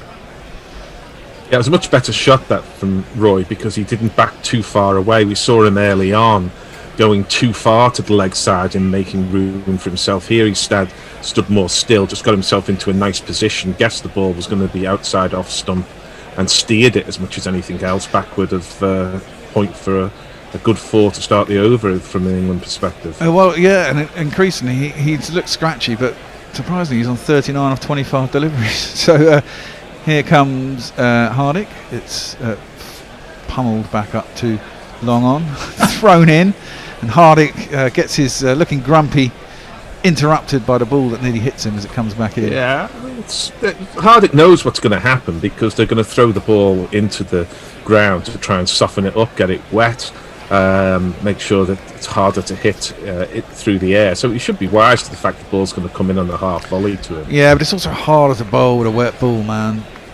I know, but they'll be happy to do that in order to soften the ball. That's what they want. Yeah, but then it slides out your hand at the wrong length. It's going to be wet anyway. You might as well get it very wet and very soft in the circumstances. Yeah, fair enough. So Hardik should be wise. The ball's not going to be gently tossed back to him in the air for him to just pouch it. It's going to be flung into the ground. Yeah, true. Well, all sides do this. I'm not saying India. Oh yeah, no, I know. Hardik is in, bowl short, hits Johnny B in probably round about the solar plexus as he is threw a shot way too early. It's another slower ball into the pitch. I think you've got to guess that. You almost got that one on. Well, I was going to say, haven't you got to play at this point? Haven't you got to play every ball as it's going to be the slower ball rather than thinking it's going to be normal pace? I mean, hardly any ball has come through at normal pace. If you get done by the one that's at normal pace, well done for the bowler for the double, triple bluff or whatever you want to call it. But I mean, if every ball is the slower cutter, they just set up for the slower cutter. Whoever gave you that information that the ball skidded on off a dewy pitch, I'm not sure they were right there. Well, that was all the batsmen who've been interviewed after the games, Gary. So I guess, they're given a good job of disproving it here. That one is in the slot somewhat, but driven by Johnny B back up to long on. There's no run. I mean, all the batsmen have said that. I mean, this has been the whole chat between matches, and what's been coming out of India is all about the toss, the dew, and the fact that it comes onto the bat in the second innings, and it's difficult to feel because the ball's wet. So I don't know where you've been getting your information. You're sticking with the batsmen are wrong, and the fielding side is deliberately trying to get the ball wet.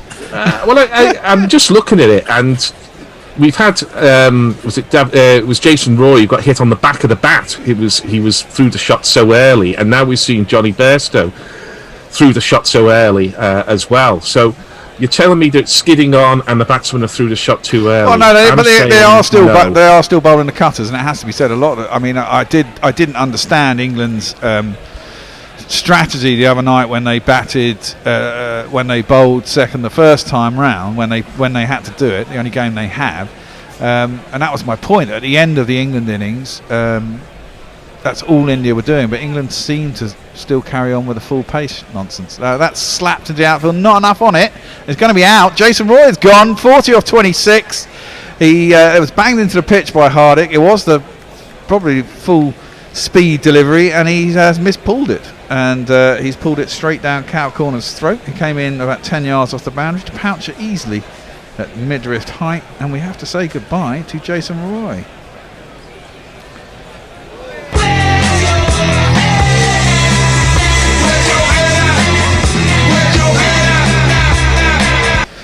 And that will bring out this man. Ben? No, it won't.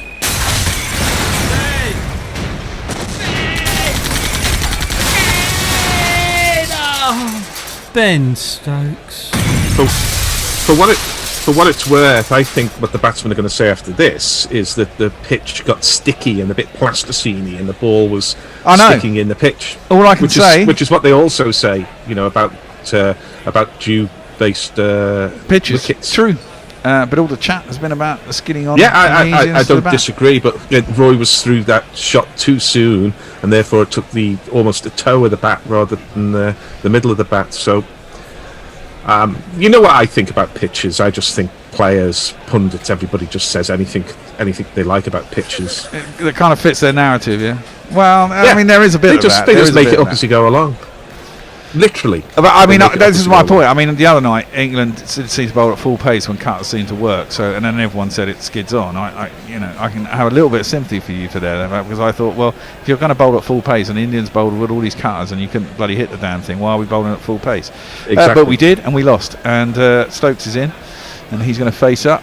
First ball gets hit on the shoulder as he ducks from Hardik Pandya. Takes on the shoulder, bounces to Rishabh Pant, and that ends the 9th over. England 63 and in deep shit, I'd have said. Let's keep you up to date with Twitter, because it's all happening. Milan, first of all, Nakul informs us it's the first time he's batted in India, not this match, this series, and he hasn't been able to make his slow, quick tactic work. And he doesn't think that he'll get many games for Punjab Kings either, and wonders whether the recall may not be dead. And then we have a lot of the usual Gary baiting that's probably very familiar to you. Quadruple reverse bluff and hyperbolic conviction and so forth. But I should think, Gary, you've heard it all before. Well, I have, and the whole idea of guerrilla cricket in its initial guise, I'll come back to that in a moment. As Bairstow goes back and cuts straight to a pretty straight cover.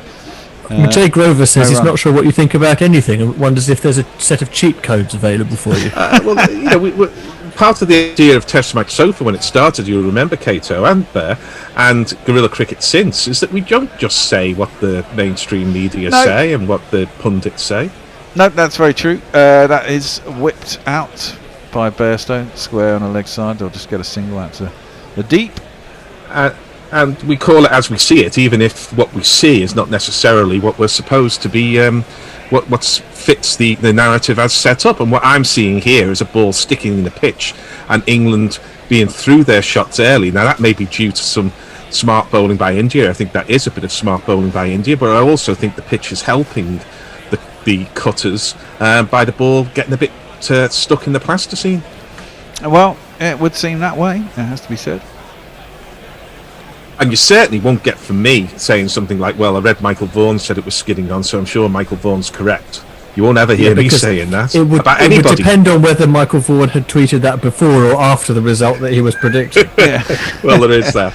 Well, Sundar's back into the attack, and Stokes bunts it up to Hardik Pandya at long on, and there's a single. Takes some. Yeah, well, it was a smart move on the part of Kohli to take his gun bowler against Roy out of the attack against Roy in this circumstance. That's the difference between responding to the information that's available to you my point about that was in real time and sticking with the data. Well, the point was they may have made that decision based on data, yeah, but once you've started it, you can't take it back for 6 balls anyway. So if it goes wrong after one ball and you go, shit, it's not like you can change your mind anyway. You made that decision, you made the call, and then it's gone wrong. And you have to wear it. Sundar is back in, second ball. To not be stubborn about it. Yeah, well, that's why I whipped him out. You plan on the hoof and all that. Followed Johnny Beers, he went outside leg stump, and he managed to clip it out to deep mid wicket or get himself a single. Here's a sincere question. Why Stokes ahead of Morgan? Don't know. Well, they say Morgan's a finisher, don't they? They want him in at the end, so they don't want him out with 5 overs to go. But, I think if he's your best and most experienced batsman, and I think he is, certainly in India, you've got to have him facing more balls. Yeah, true. Well, one of these two has really got to go. That's gone straight on. There's an appeal, but I think that sliding down leg didn't seem to straighten at all. And was bowled from wide of the crease by Sundar. May have even taken the inside edge onto Pan. Let's have a look on the replay. Prods forward. Yeah, big inside edge onto Pan. So that's why that will not be out. But someone's got to make a decision here. Someone's got to go. I mean, you've got this and 5 overs of spin after this. If you think that's your easiest route, someone's got to try and take it to them, basically. Other you're stuffed. Sundar is into the pads of Stokes, who plays it out onto the leg side. He's 1-0-1-2. They're going to go for 2. Oh, it's going to be tight. No, throw's not close enough to the stumps, and they do get back for 2. That's a really good running. And they're going to have to do a fair bit of that. They've only got to do it for 10 overs. It's probably about an hour and a half at this rate, but you know. If India do win this, which seems, if not inevitable, then close to certain, at least it sets up a good final game. Yeah, good for cricket, right? Indeed. Final toss. Well, it's time for a change, guys. That's the end of the 10th. Although it's Kato. Although they're giving. No, it's Gary, Tony, and Kato. So basically, Tony's coming in for me. Yeah, they're giving the counter case here to win the toss, win the match, because we must point out that England did win the toss. They decided to chase, and that chase is not successful because at the halfway point, en route to what would be 186 to win the match, England are but 71 for 3, and barely have hit a legitimate boundary in those 10 overs. India have bowled well. They've read the conditions well in the main, and they've bowled well. And England have got out to a kind of combination, well, frustration as much as anything else, I think. But Ben Stokes and Johnny Bairstow, the red-haired heroes of Cape Town, are at the crease, and Bairstow goes back and he knocks it to backward square leg, and the stumps are thrown down. There's a ludicrous appeal to the TV umpire, because I think Ben Stokes was actually past the stumps by the time the ball Chance hit to them. market those incense sticks again, though. Yes, that's right. You think all the incense was from Virat Kohli earlier on with the decisions that went against him, and indeed by the time Pant has collected the ball and the stumps lit up, Ben Stokes is in by 18 inches, 2 foot. A country mile. Yeah. Were you on top of YouTube and Facebook, Gary, if I might ask a housekeeping question? It wasn't me. I was doing summarising. Oh, it was me. And I can't see them. And no. Right, okay, I'll try and do something about those in a moment then. We continue to look at the run out that never was here. Yes. So Colin Whittington says hello from Hong Kong. Divya says hello from Denmark on our own channel, and we're saying hello back to all of them. Lots of people on Facebook. Someone asked if you're blind, Gary.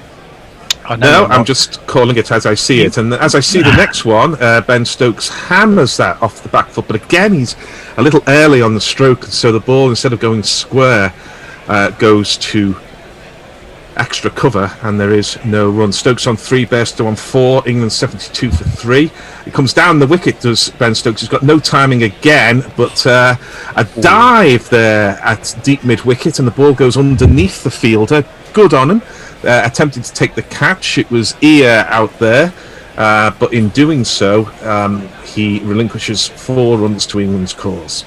Well, I can see why Ear did that, actually, Gary, because at this situation, yeah, I agree. I mean, if they really were trying to defend the runs and every run really counted, yeah, okay, hang back, collect the ball on the bounce, restrict them to 1.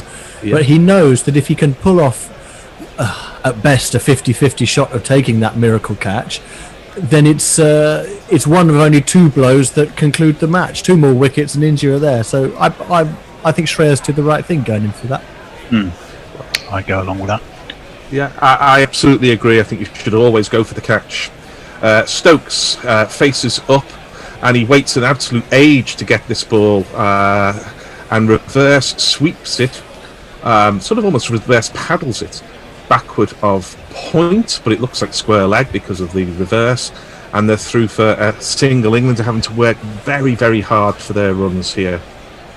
Can I suggest that I quite like the look of Rahul Chahar as a like-for-like replacement with Yuzvendra Chahar, and that the reason why I'm quite keen on him is because he's quicker through the air, and Chahal's rather sort of, they did sit up and say hit me, or they just drifted onto the half volley, but he's got bustle about him. He has, and there was bustle about that one as he rocked back to Johnny Bairstow, but again he's got no timing and it just goes out to points. He's got a difficult hand to play, quite literally a difficult hand to play, because the ball is wet, the hands are wet, and all of the Indian bowlers have got these yellow hankies hanging off the back of their trousers, which when I was out and about in Soho in the 80s meant something entirely different, I think. But these days just means there's dew on the ball and it's a chance to dry them. But remarkable. Every fielder seems to have this drying facility. Goes back to Ben Stokes and punches this to mid-wicket, and England take another single, but the boundaries have got to start soon. The singles aren't enough. England 79 for 3, 11 gone. The target 186. A lot of people then on YouTube. Sorry. Yeah. Well, I was just going to carry on that point about Chahar. He's come in a very difficult tournament situation, must-win game, replacing India's most expensive bowler. He wasn't in the squad until last week. He's their fourth-choice wrist spinner. Apparently, Rahul Tewatia and Varun Chakravarti are not very well, or at least not fit enough. So he wasn't even expecting to play in this, and actually, and he doesn't have much turn. Either for his wrong or his leg break, but he has bustle and the ball zipped on, and I think he's bowled really well. Yeah, at this stage, after 11 overs, India were also 79 for 3 as Ben Stokes goes back and he hits that very, very hard off Washington, back past Washington, all along the ground though for one of these. 2 + 2 is our man. I'll try and jump off quickly, Tony, to get you through your YouTube comments. You're all right. There's a few on all channels that we can catch up as we go. Don't panic. Cricket's more important. Yeah, that's important. So this is Washington, 26 off his 2.1 overs. He's been the bowler that's been targeted by England. Again, England are ahead of India at this stage now. England have 83 for 3. India were 80 for 3. So although England are pretty much second favourites, there's an appeal there, but I'm afraid I didn't see the ball, so one of you will have to enlighten me on that. It didn't come off anything resembling a pad or a glove, and Rishabh Pant was getting overexcited in a very condensed nutshell. Came off the top of his thigh. Every now and again I get a bit of a skip in the picture. And Rishabh Pant, I like his energy and his excitement behind the wicket. He does the whole thing with a smile on his face, which is good to see. Ben Stokes might have a smile on his face after that ball because he's carted it, but again there's no timing and the ball comes off the inside edge and goes down to deep square leg and helps himself to a single. So a very scratchy 14 off 11 for Ben Stokes and a no less scratchy 5 or so for Johnny Bairstow. I think your blindness was referring to your physical look there, Gary, with what appears to be dark glasses and the cap on. Oh, well, it might be a little bit of that. I was trying to think whether you reminded me of an American truck driver, a member of ZZ Top or C6 Steve.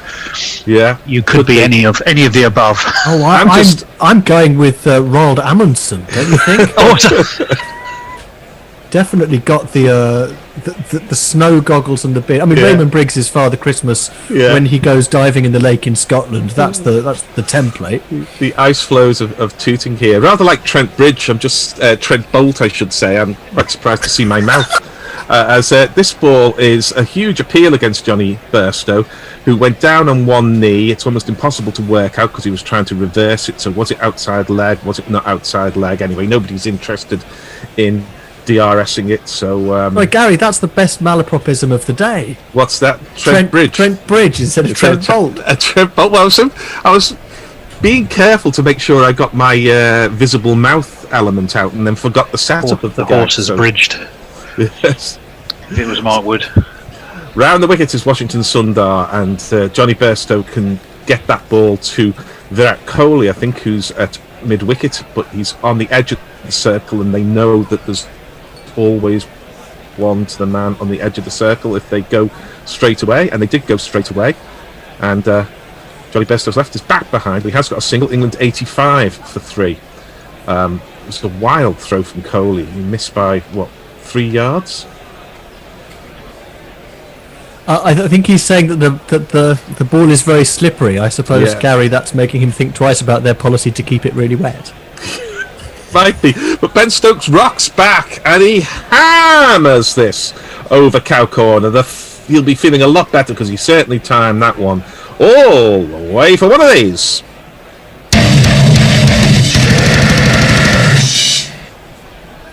England 91 for 3 after 12 overs.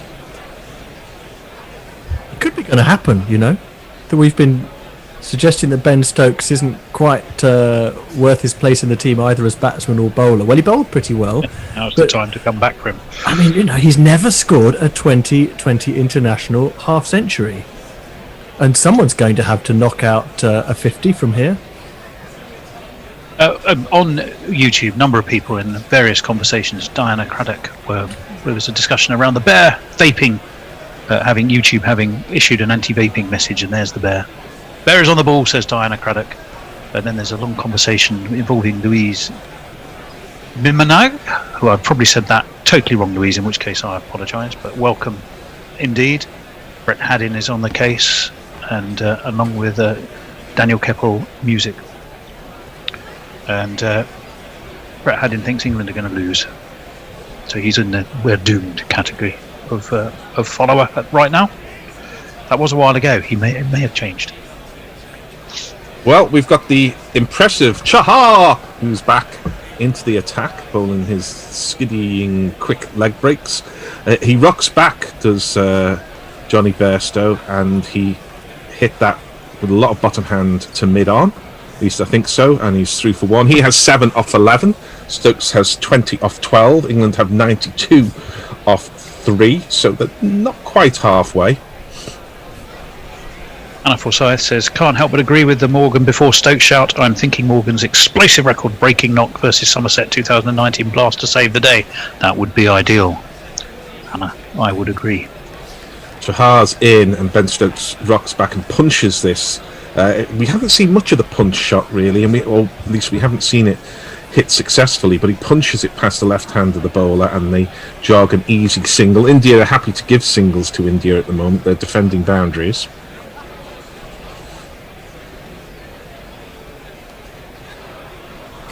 Any more there, Tony? Yeah, quite a few. Jay Grover saying, I'm not blind, I'm just calling it as I see it. Spat proper tea, Gary is mint. But like I said, I think the comment was not to your powers of observation. That's fair enough. That's fair. Visual Deep South bluesman look. Well, Johnny Bairstow's just attempted to launch that from Ahmedabad to Chandigarh, but he missed the ball, threw the shot too early, and took him in the midriff. And not the mid-drift, as you hear a lot of people saying, which rather annoys me. Mid-drift. Don't often get a chance to play double F in Scrabble, but that's one of them. You get mid-drift. Yeah, you get mid-drift. You get mid-drift. Dot ball. And this is Chahar, who's in again, and a slap down the ground from Johnny Bairstow, who rocks back and really should be aiming to hit that through the offside, but bottom hand comes through, and he gets to mid-on, and they walk a single. So, this is a good over from Chahar, another good over, I should say, from Chahar, who's gone 1-1.1 in this over when England are looking to get after him. So it's just good work from the debutant, who, as Cato pointed out, had no expectation of playing in this series, but there he is doing a good job for his country. England need 92 from 44. I'll go further than that. I'd say this is turning into a match-winning performance, an unheralded one. I mean, I know batsmen come in and they hit a sprightly 50 like Surya Kumar Yadav did, but he's going to quietly bowl 4 overs for 20 here and win it for India. Well, Ben Stokes says no, thank you, Cato, as he launches him back over his head, all the way to the fence, playing in the V with a relatively straight bat for 6 of the best.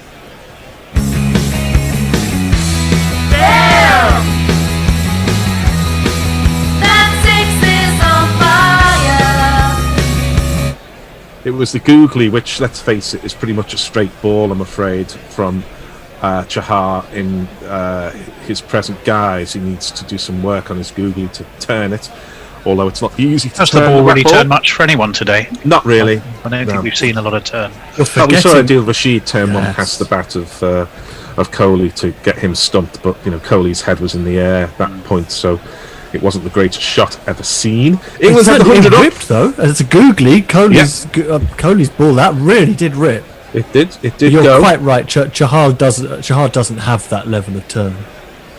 He's in again as Chahar. Ben Stokes goes back and he misses another googly that was outside off stump, and Chahar gets away with a single, so he comes out of that over with 9. I think he'd have taken that on the way into the over, to be honest. Stokes has 27. Bairstow has 8. England have 100. They need 86 off 7 to go to win the series. I remember a conversation from earlier involving rubber dicks or rubber ducks. Jay Grover's sent us a link to the Amsterdam Rubber Duck Store. Amsterdam Duck Store. I'm not going to click on it. No. In case anyone's looking at my search history.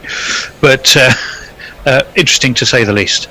Knuckle says, leg side and offside stay the same when the batter reverse sweeps. Otherwise, reverse sweeping from outside off would be a magic LBW nullifier. Yeah. Look, I know that. It's just very hard when you're describing the shot to work out. You've got to think your way in through reverse, the mirror fielding image positions. of. Yeah, I agree. Dave Wood, Stokes has quite a history when it comes to the pinch, says Dave Wood. He's one vowel wrong, isn't he? Yes. Lots of, well, yes, Very very good. good. Lots and lots of people on Crick Tracker India. We're getting a wow from Sonsinga Marabi. He doesn't say what the wow is for. It could be wow, these guys are terrible, or wow, these guys are amazing. But we get a wow anyway.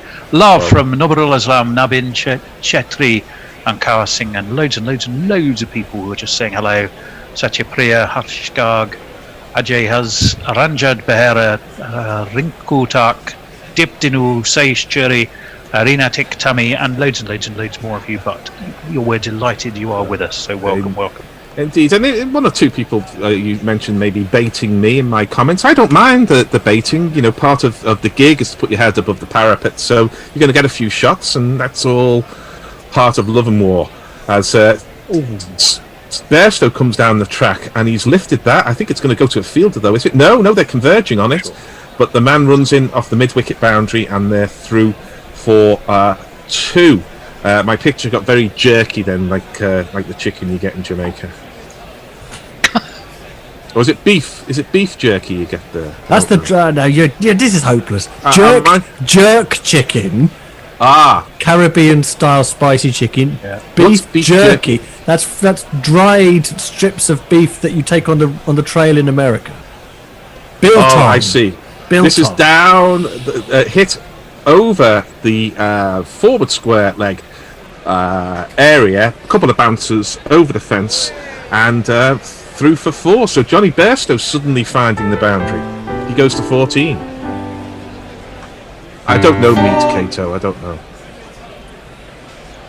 Yes, well, it was just a little bit like like describing tandoori food to an old colonial there. But I thought biltong was a sort of antelope or same process. The drying of it, dried strips. That's the worst metaphor I've used today. And jerking is you can do jerk pork, fish. Jerking is a different thing. The verb. Well, I mean jerking as in jerking food. Yeah, it's a weightlifting term, isn't it? Clean and jerk. Clean and jerk. Yeah. Johnny Bairstow launches this. It's gone miles, but has it gone far enough? It has. It's all the way over the mid-wicket boundary. England are on a charge. 112 for 3. Johnny's suddenly got 20. 6. I'm still trying to identify the bowler because we haven't seen his. Is it Washington? It is Washington. They've targeted him today, haven't they? They really have. He's gone for a few.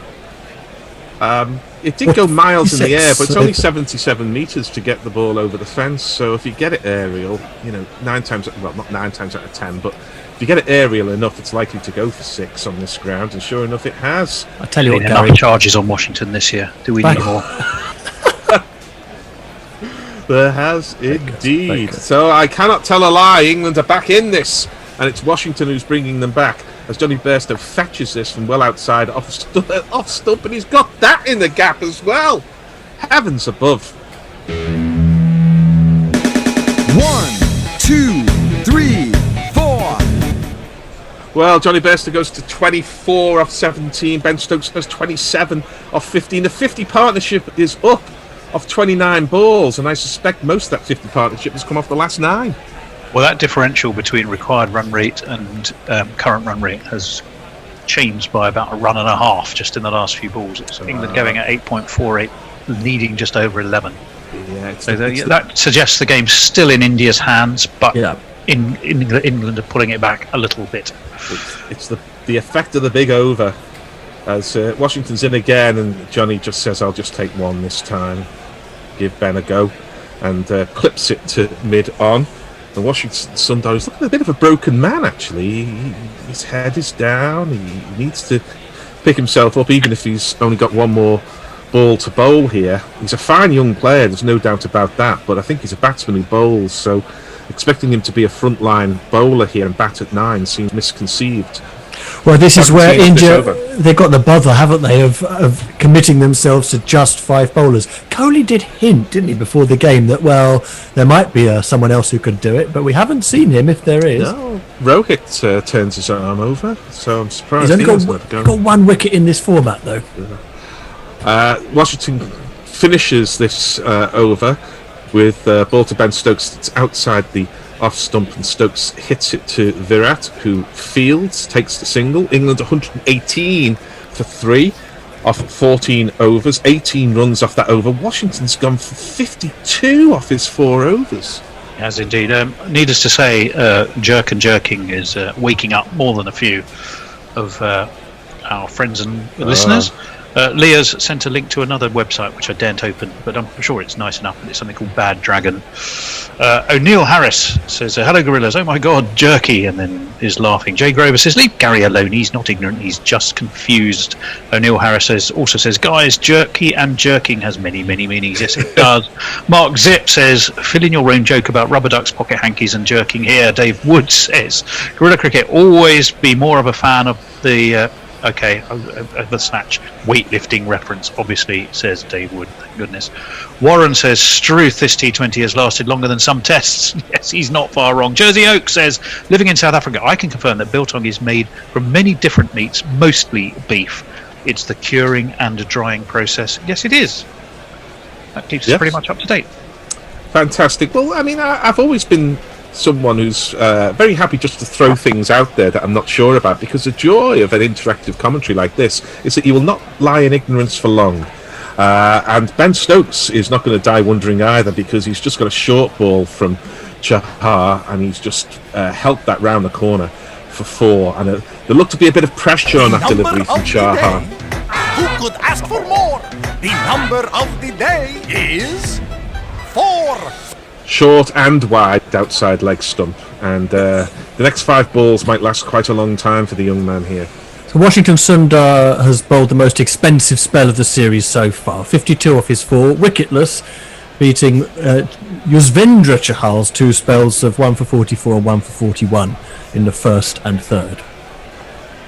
Well, Chahar, who has bowled particularly well, but England are on the charge here. That's 6. Deflated him a little bit off the penultimate ball of his previous over, and he started this over with a boundary. He's down the leg side again, but that does mean that Ben Stokes can't free his arms, but Ben Stokes is very much seeing it like a football there, and he did what batsmen do when they see it like a football. He hit it inside the circle, but in such a way that he could get back for 2. He goes to 34. You know, I don't want to build in too much jeopardy for England here, because their comeback has been really good. But of these remaining overs, you're going to get 1, 2, 3 of them from Kumar and Pandya. They have combined figures of 5 overs, 1 maiden, 2 for 23. So it's going to be a real challenge when we get to the end game. It absolutely will be, but they're seeing the ball well now, these two, and Morgan in his role as finisher is still to come. That was the wisdom of bringing in Ben Stokes. 33 runs off the last 14 balls Ben Stokes gives himself room, and he lifts this high and handsome. Is it going to go all the way over extra cover? I'll tell you what it is.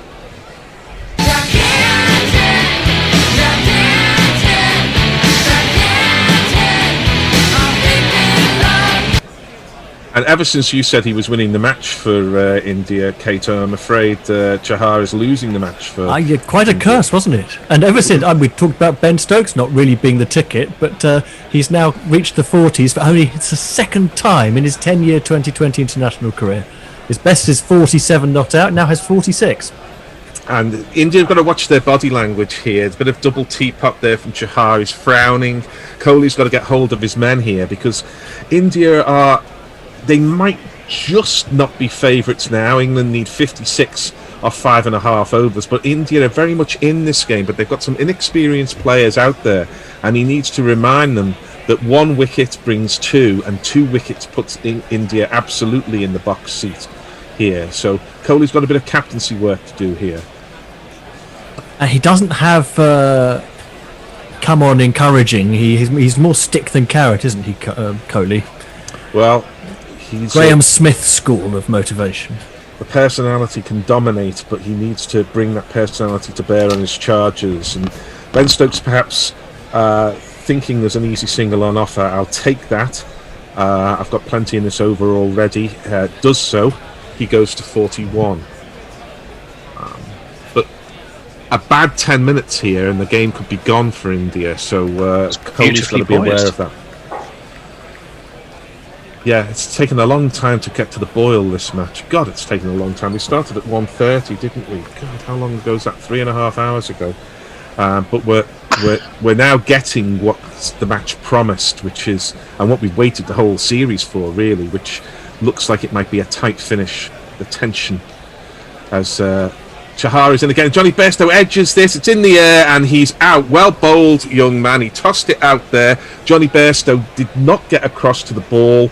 He was giving himself enough room, but he only could edge it. It went in the air to point. He's out for 28, is that? England 131 for 4.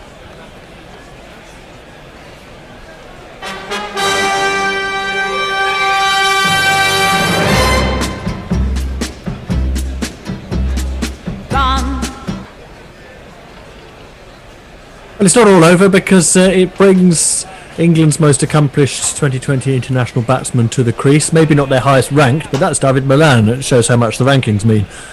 Morgan in his 101st one-day 2020 international, an average of 30, over 2,000 runs. So if anyone can finish it, what's that you were saying, Gary? You didn't want him to come in too soon. Yeah. You wanted him to come in at the finisher's time. Well, there you got your wish. Last five overs is Morgan territory for sure. But there is a theory that says, this is what John Buchanan did when he dropped Michael Slater and put Mark Ward to the top of the Australian order, which says you have your fastest striking batsman facing the most balls.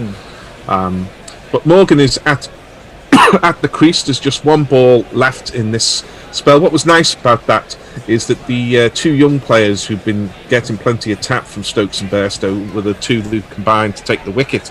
It was Washington who made the catch, albeit a straightforward one, and it was Chahar who got the wicket. So they'll take heart from that, and they'll look back on that perhaps in years to come as a lesson that they'll draw upon. Keep doing what you believe in and the rewards will come. I can tell you Morgan has the best strike rate at the death for 100 balls faced, 227.64. And he's on strike now, and he just punches this down the ground. It's the end of the 15th over. Morgan's off the mark with a single. England are 132 for 4. They are 54 runs short of a series-sealing victory. It's beautifully balanced, and I'm handing over to... I think it's me, Gary. Yeah. Before you hand over, because I'm done for the day, but I just want to leave you with a reassuring thought as England supporters, which I believe some of you are, which is whatever the outcome of this match and the series, England will go into the summer as the ICC's number 1 ranked 2020 international team, even if India win the 4th and 5th. So thank you very much. Thank you. Welcome back, Cato. A starring... Good to have you today, and I think that's one case where we can agree with the rankings. There's no doubt in my mind that England are the best international white ball team, and we say they should be doing this and that. We'll miss them when they're gone. When we're back to 4th and 5th, then we'll really have something to moan about. Well, that is true. Anyway, 132 for 4, 5 overs left. Let me catch up on Twitter. 86 is the target. As well. Leah reminds us that Rohit has an IPL hat-trick. He does. And Nakul says that Rahul Chahar showing why the Mumbai Indians have trusted him as their sole spinner on the way to 2 IPL titles. Anna Forsyth, happy to be wrong about Ginger Power doing the job. Leah does give us a rather tortured Lord of the Rings metaphor. It was a good try, though. Change of bowling. Bhuvi Kumar's back to replace Washington Sundar. Not surprisingly, perhaps. His right arm over. It's wide. has to be reached for by Owen Morgan, but he's steered it away past point. Has it got the legs? No, it doesn't quite. It's fielded down there on the boundary, and bring him 2. So Morgan is on 3. I think he might have seen 4 coming his way there, but it just didn't quite. Well, he really did have to reach, didn't he? He didn't get the timing on it, did he? No, I mean, he had to reach because he'd have been stomped if he missed it. Well, yes, he'd gone a long way. No, sorry, the keeper's back. Sorry, but he's gone a long way outside the leg anyway, so he's left himself a lot of work to do. We may have our wish here, don't we? I mean, this is looking pretty close. The bookies have it at 11 to 10 on for both of them. Yeah. What does Winviz say? We'll have a look at that in a minute. I know you're not such a fan I haven't of Winviz. seen that in a while, thank God. In comes Bhuvi Kumar. This is cut beautifully by Morgan, but again, there is that man riding the boundary at deep ankle point. It's KL Rahul. He may not have had the greatest of time with the bat, but he's performed a useful service for his side. 2 balls in a row there by restricting England when boundaries could have been the case. 135 for 4. 186, 51 needed off 28 balls. Ben Stokes has been on a charge. He's been going at over 2 runs a ball, 41 off 20 for him. And you have a feeling if he can stay there, England will be there or thereabouts at the close. Were they to lose him, as good as Morgan's finishing in, he needs people to finish with him. Plus he's only just come in. That is going to make it. The ball's sticking or sliding or doing different things. Kumar. Down the track comes Ben Stokes. He cross-bats this and he cross-bats it past long on, and it's gone for 4 runs. Goodness me, what a shot that was. There's not one boy for me. I must have 2 or 3. I need 4. Who is England's Not pretty, next but effective. Who's next in for England? Curran, okay, right, okay, he can hit a long ball. I was thinking, then we're down to bowlers, and I was trying to think who was number 7, 8, 7. We are 139 for 4. And Ben Stokes has a strike rate of 187, playing the pull shot against pace since 2018. Stats fans, there is one for you. In comes Bhuvi Kumar. It's wide and it's cut, but it's through extra cover. It's through cover, but there is a man down at deep extra. And it will restrict. And again, some frustration for Stokes. Morgan on 4, he will be on strike. 140 for 4. 2 balls left of this 16th over. The run rate currently just a shade below 9. They need 10.5. So that acceleration needs to happen. 2 boundaries though completely change the shape of things, don't they, Andy? Potentially, yes. Farong says with Morgan and Curran next, it breaks the left-right combinations. Would you throw Jordan in ahead just to mix that up? No, because Curran's better. Yeah, absolutely. Best batsman at the crease, I think, is the best policy. Absolutely. Be honest, I understand the disruption of a bowler when you have the right-hander and left-hander, but you want your best bet to get you the runs. In comes Bhuvi Kumar. This one's down leg, flicked at, and I think that might be a wide.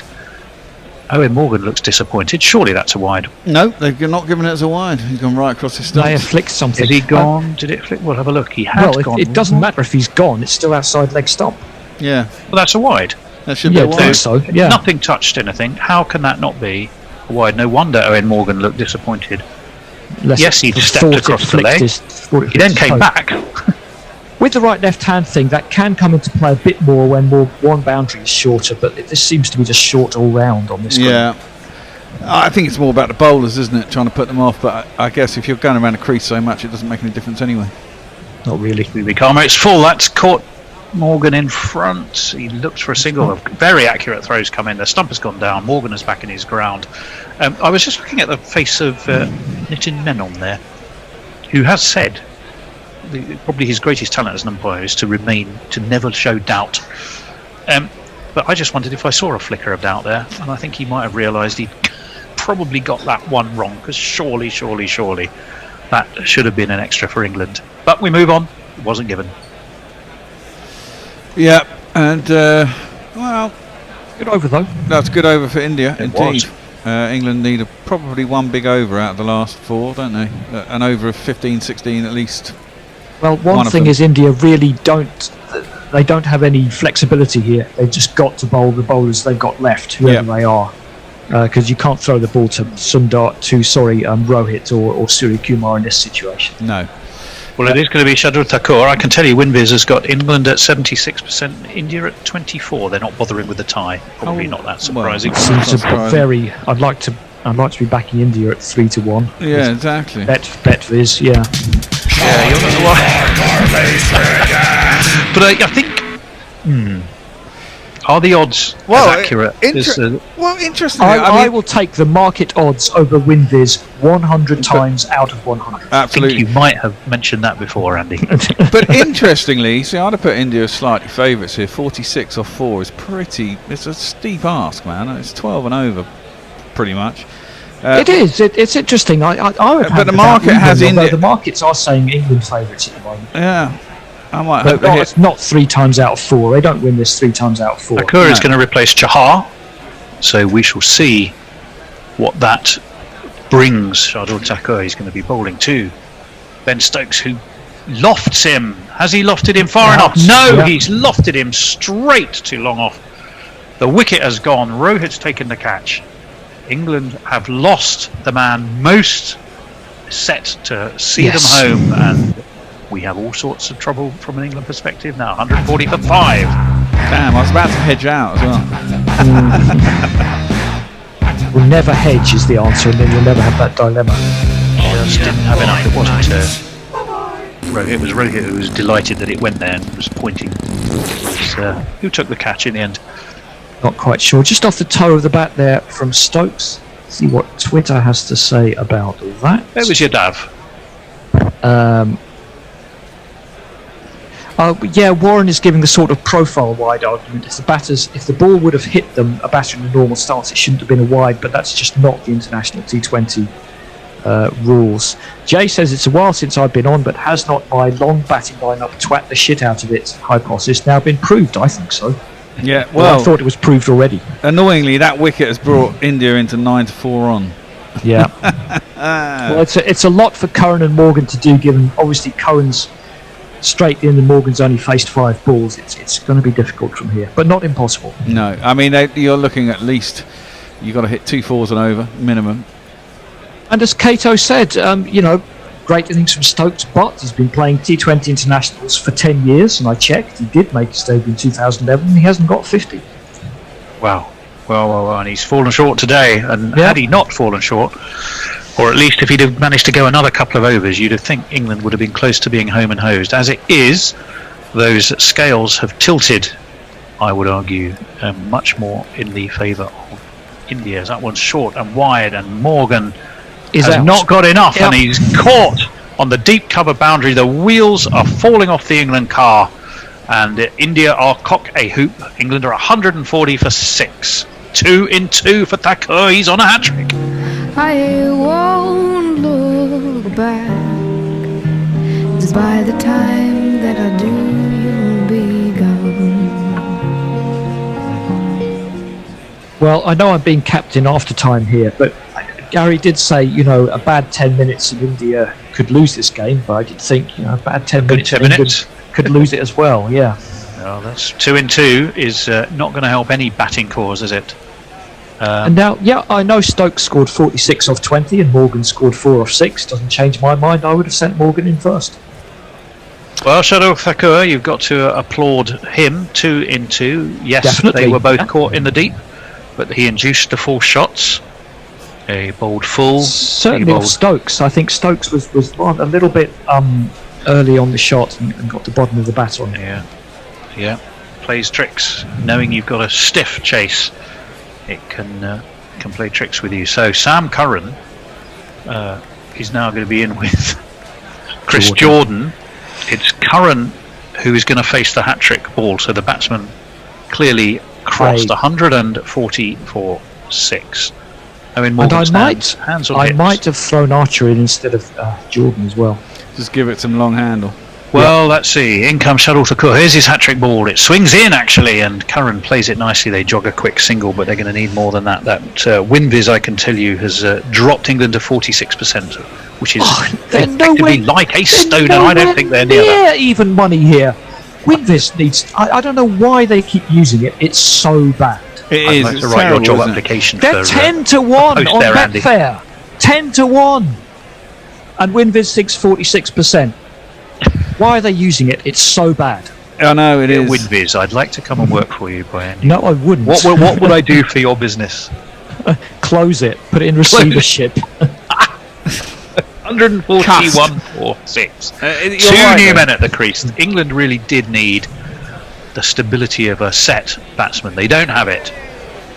And there's some gloomy faces now sitting on that England bench. It's only a game. Cheer up. What's Chris Jordan As I got? say to them. In comes Thakur. Jordan Shot. banks this. Goodness me. Slapped good this shot. through extra cover all the way. That was a real stand and deliver all the way along the ground. Through extra cover. It's 4 more. He's going. Great guns. I hit the ball. 4 runs. I hit the ball and it went for 4 runs. Yeah, he played. It just really was just stand and deliver, wasn't it? He absolutely slapped that through extra cover. Rohit has his hand on his. Well, is Kohli on the pitch? Just out of interest. It doesn't. Well, Rohit's doing all the pointing. Rohit, I've just noticed that. Yeah, I think Kohli might not be out there because Rohit very much the traffic policeman. By now, we'd have seen a happy and/or grumpy Kohli about 20 times, and we haven't seen him at all. This one's wide, surely too wide. No, Jordan it's had not. a slash at it. Do you think it was just within the tram Oh, lines yeah, there? definitely within the tram lines. He was Oh, flat-footed. His KN legs were agrees outside with you. leg stump. I mean, Jordan and Curran can both hit a long ball. Let's put it that way. And you've only got how many balls left? And 19. can Jordan hit a long ball? Yeah, oh God, yeah. No, you can hit a very long sure? ball. Yeah. Hasn't done for a while though. I think. When was the last time we really saw it in anger though? Not that long ago. I remember seeing him a few sixes at the end of an innings in a T20. Yeah, that was inside the line. He might have even got an edge on it. It's going to need something. Yeah, it's going to need special, something special. I think. Well, Curran can certainly do it, but it's going to be very difficult. Let's Whoa! What on earth? That's He's a dropped the ball. Backwards ball. That was the most ludicrous delivery. That's got to be a wide. Come on, give us a wide. Well, he's not even giving it It wide. went He's giving it backwards. as a I no don't ball. think you can, I don't think you can even run forward and hit it if it's gone backwards. No, I think it kind of just went about 3 inches forward, but about 20 yards to the left. No. Well, we'll have a look and see what happens. Actually, yeah, he drops it out the back of his hand before his arm has come over. So you have to say that ball was a non-ball, a dead ball as opposed to a no ball. I think so. It went forward.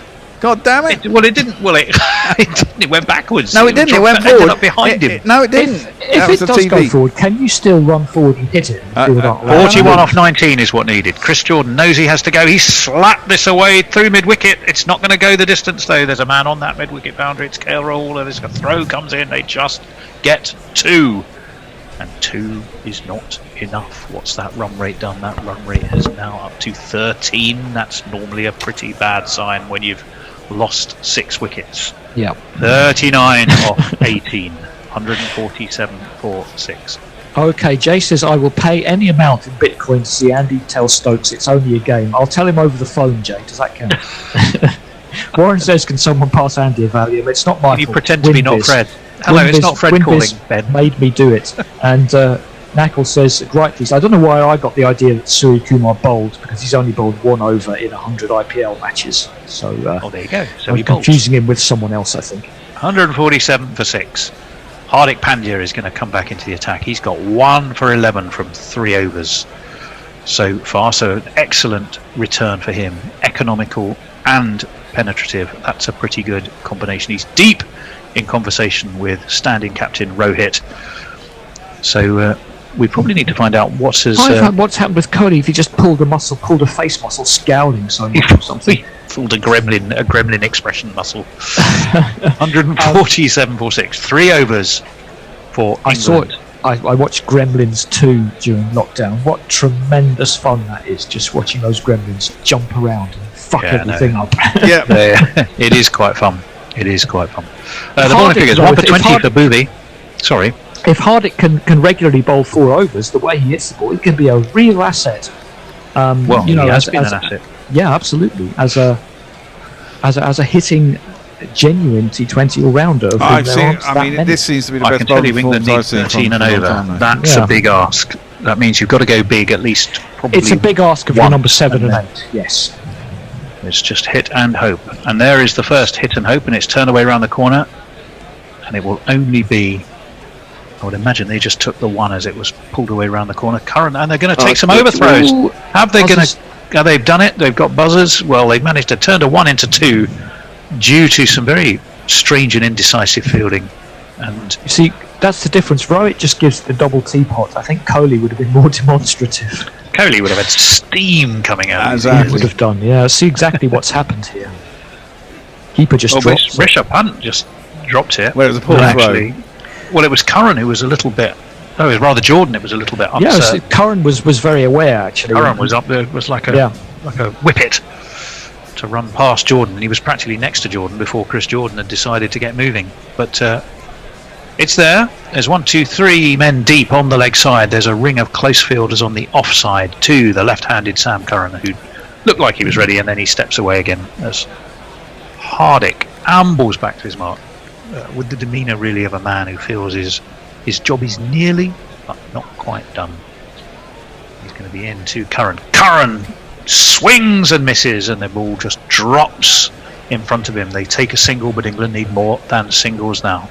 150 is up though. 150 for 6. Well, it's doable in 6 shots. 36. Well, it is doable in 6. Yes, 6 sixes are indeed 36. And you've got how many balls? For 15 balls to hit. Probably. Well, you'd feel if they were this score for 4, you would feel from an England perspective the game was still very much there. Have a chance, yes. You got 16 balls to hit 6 sixes, or well, I mean, it was funny because Josh Butler was talking exactly about that the other day, about how you don't put scores down to run rates, you put it down to boundaries in T20. He was saying, how many boundaries do I need to hit? Jofra Archer is looking deeply pensive. I think he's actually looking deeply thoughtful about. I'm really hoping he doesn't have to get in there. Hardick's in, slapped high by Jordan. I don't think that's going anywhere. It's dropped safe between 3 fielders at backward square leg, and they do get a run. They need more than the run. They got 2. They got 2, but it's not enough. 15 balls to hit 5 sixes and a 4. Well, you know, you've got if it's within an over and you've got 2.5 to go, you still got to you've got to believe you're in with a shout. Otherwise, why are you out there? You know. Oh, it's been done. Certainly, it's not impossible. Well, I think I'm with Andy. Not impossible. No, I'm with you guys. We're in the realms of the highly unlikely. Yeah, of course. Just because of the men at the crease, not because of the 6 to 1 on the exchange, which I think is fair. They do this one time in 7, one time in 6. 13.6 is the required run rate. Hardick, who's been frugal indeed. This one was looked to be pulled to leg by Jordan. It dribbles 2 off. They just take a single. One more chance for a boundary has eluded them. It feels like every time I see Jordan, this is what he does. It's all edges and misses and big swings. Yeah, occasionally he connects with them and they go a fucking long way. I've seen it a couple of times. Admittedly, he doesn't do it very often. But an album title that would be edges, misses, and big swings. Yeah, I like the idea of that, but it's not doing the job for England. 153 for 6, 33 off 14. Bear is counting the number of boundaries needed as the balls drop. Every ball, not surprisingly. They drop by 1 every ball. They drop by 1 every ball, yes. They only need 5 sixes, so they've got 6 so far. Yeah, well, let's see. This over has gone for 4, 5, 6 so far. In comes Hardick, and bounced short. Rishabh Pant makes a right old fumble of it behind the stumps. Sam Curran's looking, and he's just been given as a 1 for the over, but not given as a wide. Sam Curran is looking back questioningly, grumpily. I'm only little. I'm only little. No, he's crouched under it. Yeah, no, he did, and I don't think that really. I think I'm with umpire Menon on that one. It's a cutter, was it? Well, it wasn't a cutter. No, it wasn't a cutter. It was full place. He might even gloved that. That might have been a catch. Well, could be. Rishabh Pant made a right Horlicks of it, though. He did, yeah. Wasn't tidy at all. Metin Menon remains implacid behind his. He's just sitting there scowling. He hasn't got any ice packs on. He should be winning. Why is he scowling? Probably just because he's not out there getting the credit. Well, it could be that. Curran is going to face Hardik Pandya. Curran has dropped the ball onto his own stumps. He looked for the big heave-ho away to leg, bottom edged it, stumps dislodged, wicket fallen, England 153 for 7, India close in on a series levelling victory. Flipping muppet. Another one bites the dust. I think that is going to be out, Fred. Another one bites the dust. That got hit his pad as well and gone underneath his leg, and Hardick gives someone a wink. I think he's winking at Chris Jordan. Well, they're all friends from the IPL, I think. Exactly. Yeah, absolutely. Absolutely. So Sankaran goes bowled Hardick, although the one thing I'm not entirely sure, and I'd like to see it again, is did he actually play it on with his bat, or was it just about every other part of his body that... It hit at least two things. I think bat and pad. You think that was one of the things it hit, do you? Yeah. Possibly. Well, it's 153 for 7. That run rate is now 16.5. The Bear probably can stop counting unless he wants to count loaves, fishes and other miracles. Well, fuck it. You still only need 5 sixes and a 4. You need 6 boundaries out of 12 balls. 1 and 2, 50%. Big swing, no ding. Big swing, slice it over the covers. Bears a man would throw himself out of a plane without a parachute and just all the way down going... No, I wouldn't do that, Gary. I mean, Gary, Tony, I wouldn't do that, Tony. 153 for 7. That wouldn't have any chance of surviving whatsoever. Well, it's about the same amount of chance is involved here, but you're not buying it, are you? Until it's absolutely impossible. I'm buying it, but I don't think it's impossible by any stretch. Yeah, as you say, the batsman in. I just think in your little corner of the studio, you can't see the fat lady who is basically launched into her favourite aria. This one swings in, and it's lofted away by Jordan, who doesn't really get as much as he would have needed. It goes down to Shreyas Iyer, down at wide, long on, and there will be, well, just a couple. Yeah, no, he bottom edged it. We're looking at Curran, and it was a bottom edge. There's another cutter. It was a cutter, and he was through with the shot, wasn't he? Too quickly, really. The head was up. It was a hit and hope, but again, it's not the amount of runs. Well, it wasn't the amount of runs. It definitely is now. It was the number of wickets that had gone and the men left at the crease that he's really tossing this England's way. Jofra Archer, he'd been sitting on the bench there. Some might have said he was composing himself. I think he was just hoping he wouldn't have to go in. This one, he swings and misses. That was a big swing, man. And it was a huge old swing. And Rishabh Pant decides to make an absolute production number of the keeping behind the stumps. Well, I'd love to see what he does. It can be difficult for keepers when the slow ball bounces in front of them, which happened there. Does. Yeah, it did bounce, and he took it well, actually. He did in the end. Got on top of the bounce. It just looked a bit theatrical. Well, you know what you're going to get from Archer. We saw him, didn't we see him hit about 4 sixes and 5 balls in the IPL? I think he did one 32 off 10 is what needed. This has got to go. That's a wide. Surely is a wide this time. And umpire KN spreads his arms as wide and as long as his name, which I'm not going to attempt to say for you. We will continue just to call him. It's a good job they had umpires don't have the names on the back, so that would have kept them busy. You need David Shepherd's. You need to borrow David Shepherd's white coat to have even the slightest chance of fitting it on. Umpire KN is much too skinny for that. In comes Booby. This one is lofted high. Is there a man down there? It's dropped between point and deep backward point. England will get 2, I'm sure, while the ball was in the air. Yes, they did. But they need 29 off 9. The run rate over 19. These two are giving it a go. Yeah, it's like when Celtic signed Venegor of Hessenink, and everyone on Twitter, including me, made the joke that they only need to sell replica shirts by the letter. Yes. Didn't Jofra have the highest strike rate in the IPL for a while? I think he did at one point. It was very early on. Early on, yes. In comes Booby. Archer swings. Doesn't really get enough of it. It dribbles to backward point. They only get a single.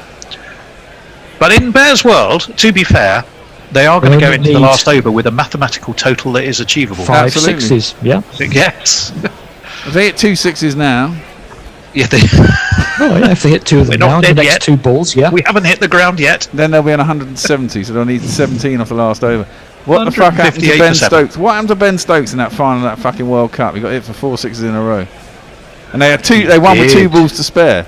I You can't know, remember who that was because by. you were breaking out the champagne. Well, that wasn't my fault. That was bloody Katie's Because this fault. one is steered. This is really just a push to mid-off by who was it? By Jordan. Yes, brings Archer back onto strike.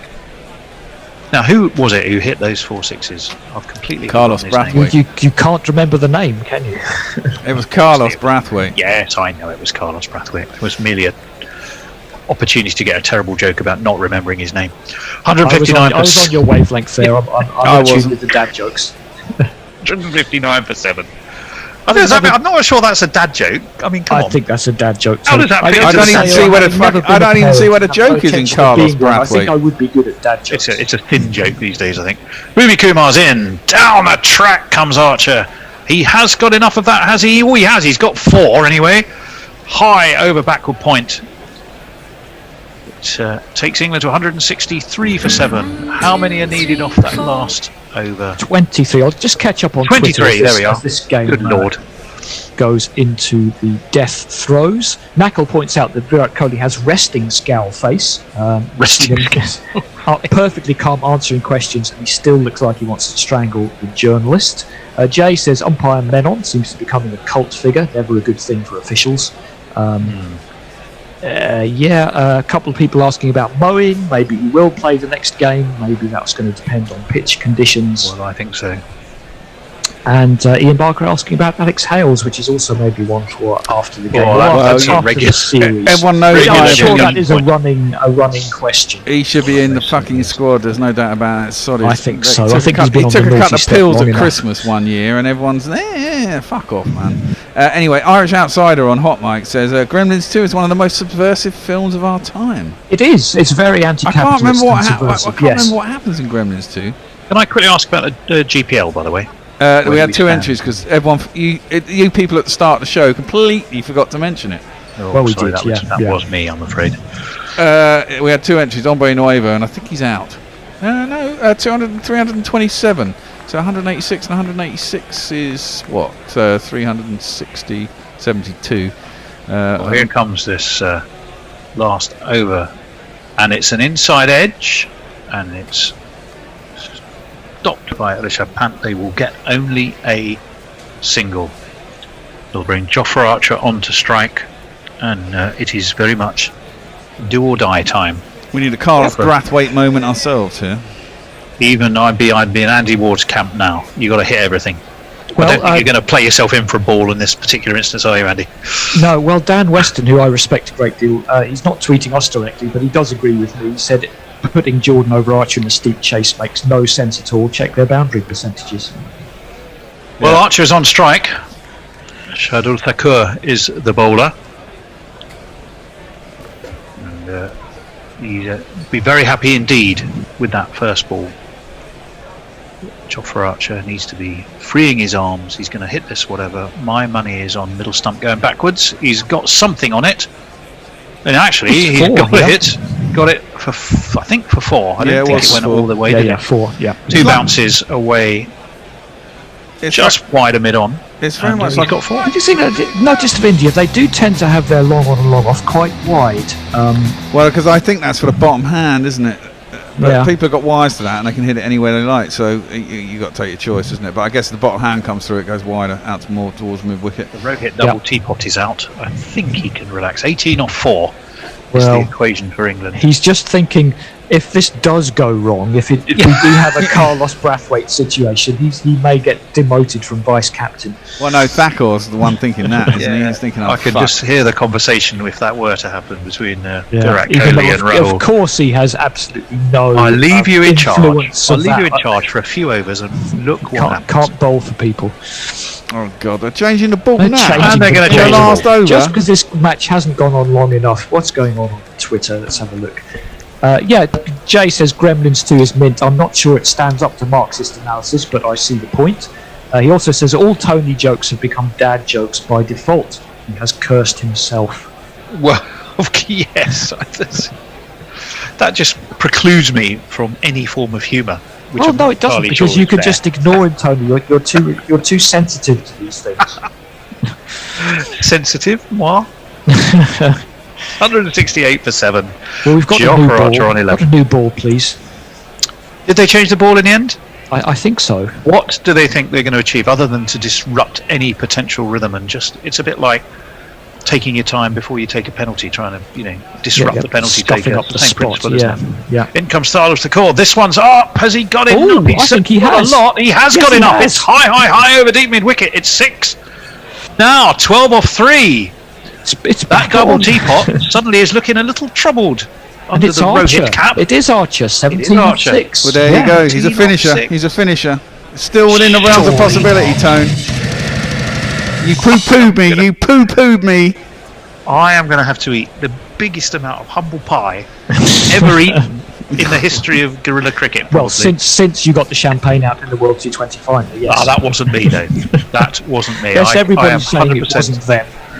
I wasn't even there. It was not me. I so 174 for 4. I 7, so beg your pardon. admonished Katie at the time. I was like, "You can't." She's like, "It's done." I was like, "No, you can't say that." And what happens? Fucking Carlos What Brathwaite. happens? Well, there's Yes. the think tank of Hardik Pandya, Shardul Thakur, and who else is there? It'll be I'm not sure who that is actually. Rohit. It's Rohit, isn't it? No, It's- yes, Rohit it's the and bowler and Rohit. So the three of them, deep Kohli's in having his say from the So why doesn't he sidelines. fucking Why get aren't you on the out pitch there and do his exactly? fucking job? Yes. He's the captain. What's he doing sat in a dugout? Is he injured? Well, this he's is only what we don't contracted know. for We're 4 trying- hours. The game's gone on too long. Oh, for crying out loud. It's a joke, man. It's a joke. This game's Joffrey been going Archer's for looking- 4 hours and 10 minutes. Is it Well, really? it does seem to be longer than normal to me as well. Joffrey Archer's looking steely looking. Well, he's got to tell himself he only really in his what, eye. 12 off 2 as by bare maths, and you can't argue. He's only 2 hits, even 1 Yorker is not enough. I think the issue with the ball is it will have been wet. I think the that evening dew is. I still Causing the think bowlers some Gary was trouble. talking absolute rubbish, saying the bowling side were deliberately trying to get it wet. Yes. Total nonsense. How can you? I mean, any bowler who's ever bowled a ball in cricket will go, "I don't want a wet ball." I mean, that's why you don't play in rain. It's as simple as It that. may have been rubbish, but it would have been rubbish delivered with a degree of velocity and it eloquence. always is. Yes. Almost still having you talking. believe it, or nodding off halfway through the explanation of whatever it was. 174 for 7. Because we've got 17 so off long- 6 for Joffrey Archer. Surely not. These conversations. It was. Who's the bowler? I can't. The Australian bowler. Sorry. Here comes Shardul Thakur, right arm over, and that's a slower all, bounce, and it is a wide. It is a wide this time. All we could do Rohit now. shaking his head, double teapot again. Umpire Menon spreads his wings like a rather chubby albatross. You know what brings that in? 6 and a 4. It's a super over, people. A super over. Now a super over is on the card. Surely that would be a 6 and a 4. Is it- Well, he's got is it- 3 balls left, hasn't he? Yeah. Is it Damien Fleming, the Aussie bowler, or is it Jason Fleming? Jason Fleming's an actor. Damien Fleming was the bowler. Damien Fleming. 11 off 3. Sorry. He tells chaps. quite a funny story, but I will let you do this more. Yeah, you probably better add. Yeah. Oh, that's wide! That's horrible! That's an absolute stinker of a ball. He completely lost his radar. It's wide. How Rishabh Pant even got that, I don't know. Rohit now has a wry smile on his face. Virat Kohli, who we keep seeing close-ups of, is got more gremlin looking. Morgan and the England are camp are laughing killing now. themselves laughing. They are. What does Winviz say now, Tone? And it's now 10 off 3, and the bear, his parachute looks like it might actually open 200 feet from the ground. This is incredible. On a big bouncy castle. He said all the way down as he fell, plummeted from that aeroplane. We're not dead yet, and he might not be. It's quite ridiculous. 176 for 7. In comes Shardul Thakur. Oh, he his doesn't get bat's hold of broken. that. It's He took only a a bit out of the single. bat. It's 10 off 3, and he's broken the bat to boot. He's taken the end. Has he taken the end? of Yeah, his bat? totally. It's knackered. He's thrown Well, his maybe bat this away. gives me Joffrey the Archer chance can't to believe tell it. to tell the story. So Damien Fleming tells the story. He's bowling this famous game against the West Indies where they needed 10 off the last over and they hit 2 4s off. And he said his captain at the time, I can't remember who the captain was, but the start of the over, the captain comes up to Damien Fleming and says, "Look, just relax. Doesn't matter about the result. Just go through your process." He says lots of encouraging things. Fleming bowls a bad ball, gets hit for 4. Well, He's going back to his mark. Yeah, The go on. captain comes back to him again. He says, "It's all right." The captain's going to reassure me. He's going to reassure me. The captain says, if we don't win this game, you're never fucking playing for Australia again. Well, you know what Jofra Archer needs? He needs a Woodstock bat. That's what he needs. Well, England have got to go. Whatever piece of rubbish he's got isn't done the job for him, has it? Well, England need a boundary. But Jordan's on strike now. Should they have taken that single? Well, 9 off 2. One of them's got to go big. I don't think both they of them should have will go taken the big, single. really. Two fours wouldn't do it. Oh, a 6 would do it. 6 and a 4. What have we got? Jordan, down the track he comes. He's going to be out caught here, surely. He is. It's Shouldn't taken have by taken Hardik a single. Pandya. That's it. Yeah. That's the game. Jordan has gone 177 for 8 England. The parachute failed, They need Tony. 9 off 1 and I they ain't don't going think to do they it. even crossed there, but it doesn't matter. It's a bunch more It wides. won't matter now. Jordan's gone for 12. It was a game effort. Someone will have to come out and face one ball, won't they? A pointless one. Well, he could bowl a no ball to get his hit for 6. We're not dead yet. I'm still trying to pull the cord, thing coming towards me. Oh, it's the ground. Well, it was alive till 2 balls to go. That's that's as good as you get in a T20, isn't it? I suppose if you get down to the last ball, it's even better. John Yelton tells us this is Jofra Archer's first ever T20I innings. That can't be right. Actually, that's entirely possible because look out, England don't normally lose wickets this deep. That's true. So he may well have a point. I could have a. Quick, I'm looking it up. Yeah, you can go on. Yeah, have a look. So Yeah. because I probably want to look at this last ball. T20I All he has no to do innings, that is not correct. bowl a no ball. That's Swing and a miss from Archer. Through to Pantic goes. 20 overs are complete. England have only made 177 for 8. The bear has face planted into the soil from his aeroplane. England have lost by 8 runs. Well played, India. And I have to say, they've overturned the toss. Win the toss and win toss. argument. England took it closer. England looked on track for probably not comfortable, but you had them as favourites.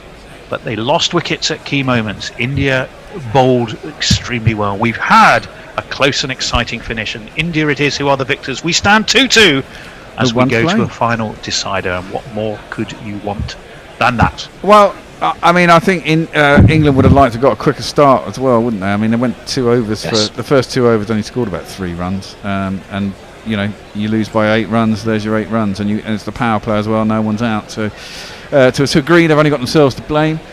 It was a game effort actually in the end to get there. It was. I mean, it looked at about 15-16 overs that when we lost Stokes and Bairstow in quick succession, it was a done deal anyway. So to take it that deep, it's okay. It's T20 cricket. It's 2-2 after 2. There's a surprise. 50-50 outcome. Even though the toss is very important. It's 2 very pretty evenly matched teams. 1 and 2 in the world, aren't they? England and India in T20. Yeah, I think England are slightly. Sorry, go on, Andy. I think England are a slightly better team, and India are at home, have some advantage due to that. But yeah, a lot of these things will happen. I'll go through some tweets before we leave. Lee says in 2015, New Zealand beat Sri Lanka in a one-day game in 173 minutes. Is that quicker than this T20 by an hour and 10 minutes? Yes, it is.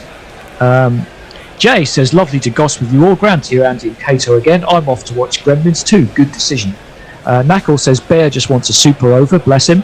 Excellent Simpsons quote from Brian Barish. It's still just a little airborne. It's still good. It's still good. That's the pig, if you remember. Yeah. Warren says, still mathematically possible.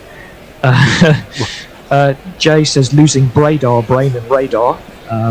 Knackle confirms it's Jofra Archer's first bat in the T20 International. I'm not actually that surprised. Yep. Warren says Thakur massaging the ball in his pocket. It's XXX rated. Well, as long as there's no sandpaper.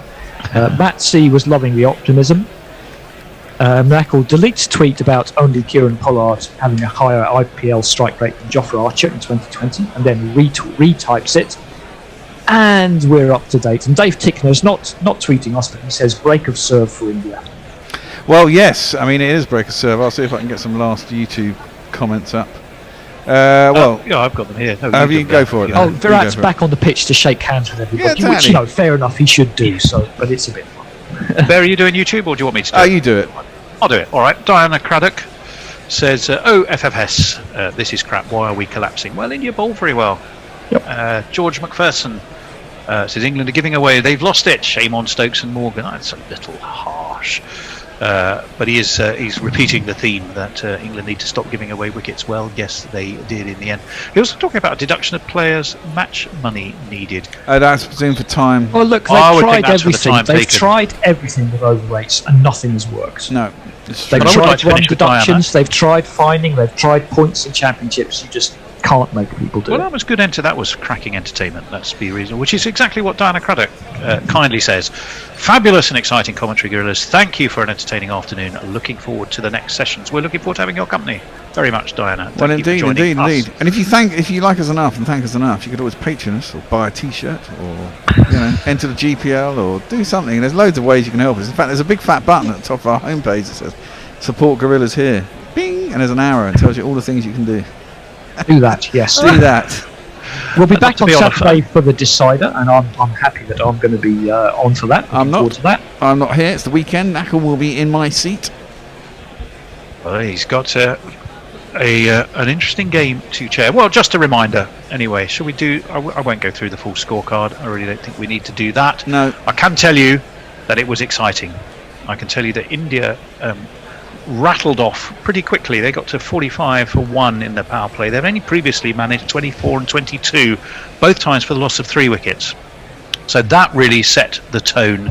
And Surakumar Yadav with his 57 off 31, and Shreyas Iyer with 37, and Rishabh Pant, as ever, with a decent little knocker 30, took India to 185 for 8. We felt at the time that was certainly going to be competitive, so it proved. 4 wickets for 33, the standout performance in the bowling department for Jofra Archer, who had actually not a bad day at the office overall, because his batting wasn't at all bad either, apart from breaking his bat at the time he really needed to hit the ball. Jason Roy got England off to a decent start, but he fell to Hardik Pandya. He was gone for 40. After that, Johnny Bairstow 25 off 19, Ben Stokes 46 off 23. That gave England some hope. When those two went, neither Morgan, Curran, Jordan couldn't really get England where they needed to be. Jofra Archer was the not-out batsman, but it wasn't enough, and England fell short by the tune of only those 8 runs. It is very much all to play for. We are going to say thank you to Cato for coming back to us. Thank you to Gary for stepping in when Ed had been called. We'll never forget Ed. We'll never forget. What was his name? What's his name exactly? We'll never forget what's his name, but he's at the bar today, not the bar, the legal bar. Andy, of course, for his T20 wisdom. The Bear, because nothing gets on air without the Bear. Absolutely. And I'm Tony Bishop. That's on a T-shirt too. And we will love you and see you on what day is Saturday. it today? Friday. Saturday. It must be so Saturday, isn't it? Yep. Take care. We'll see you then. Bye.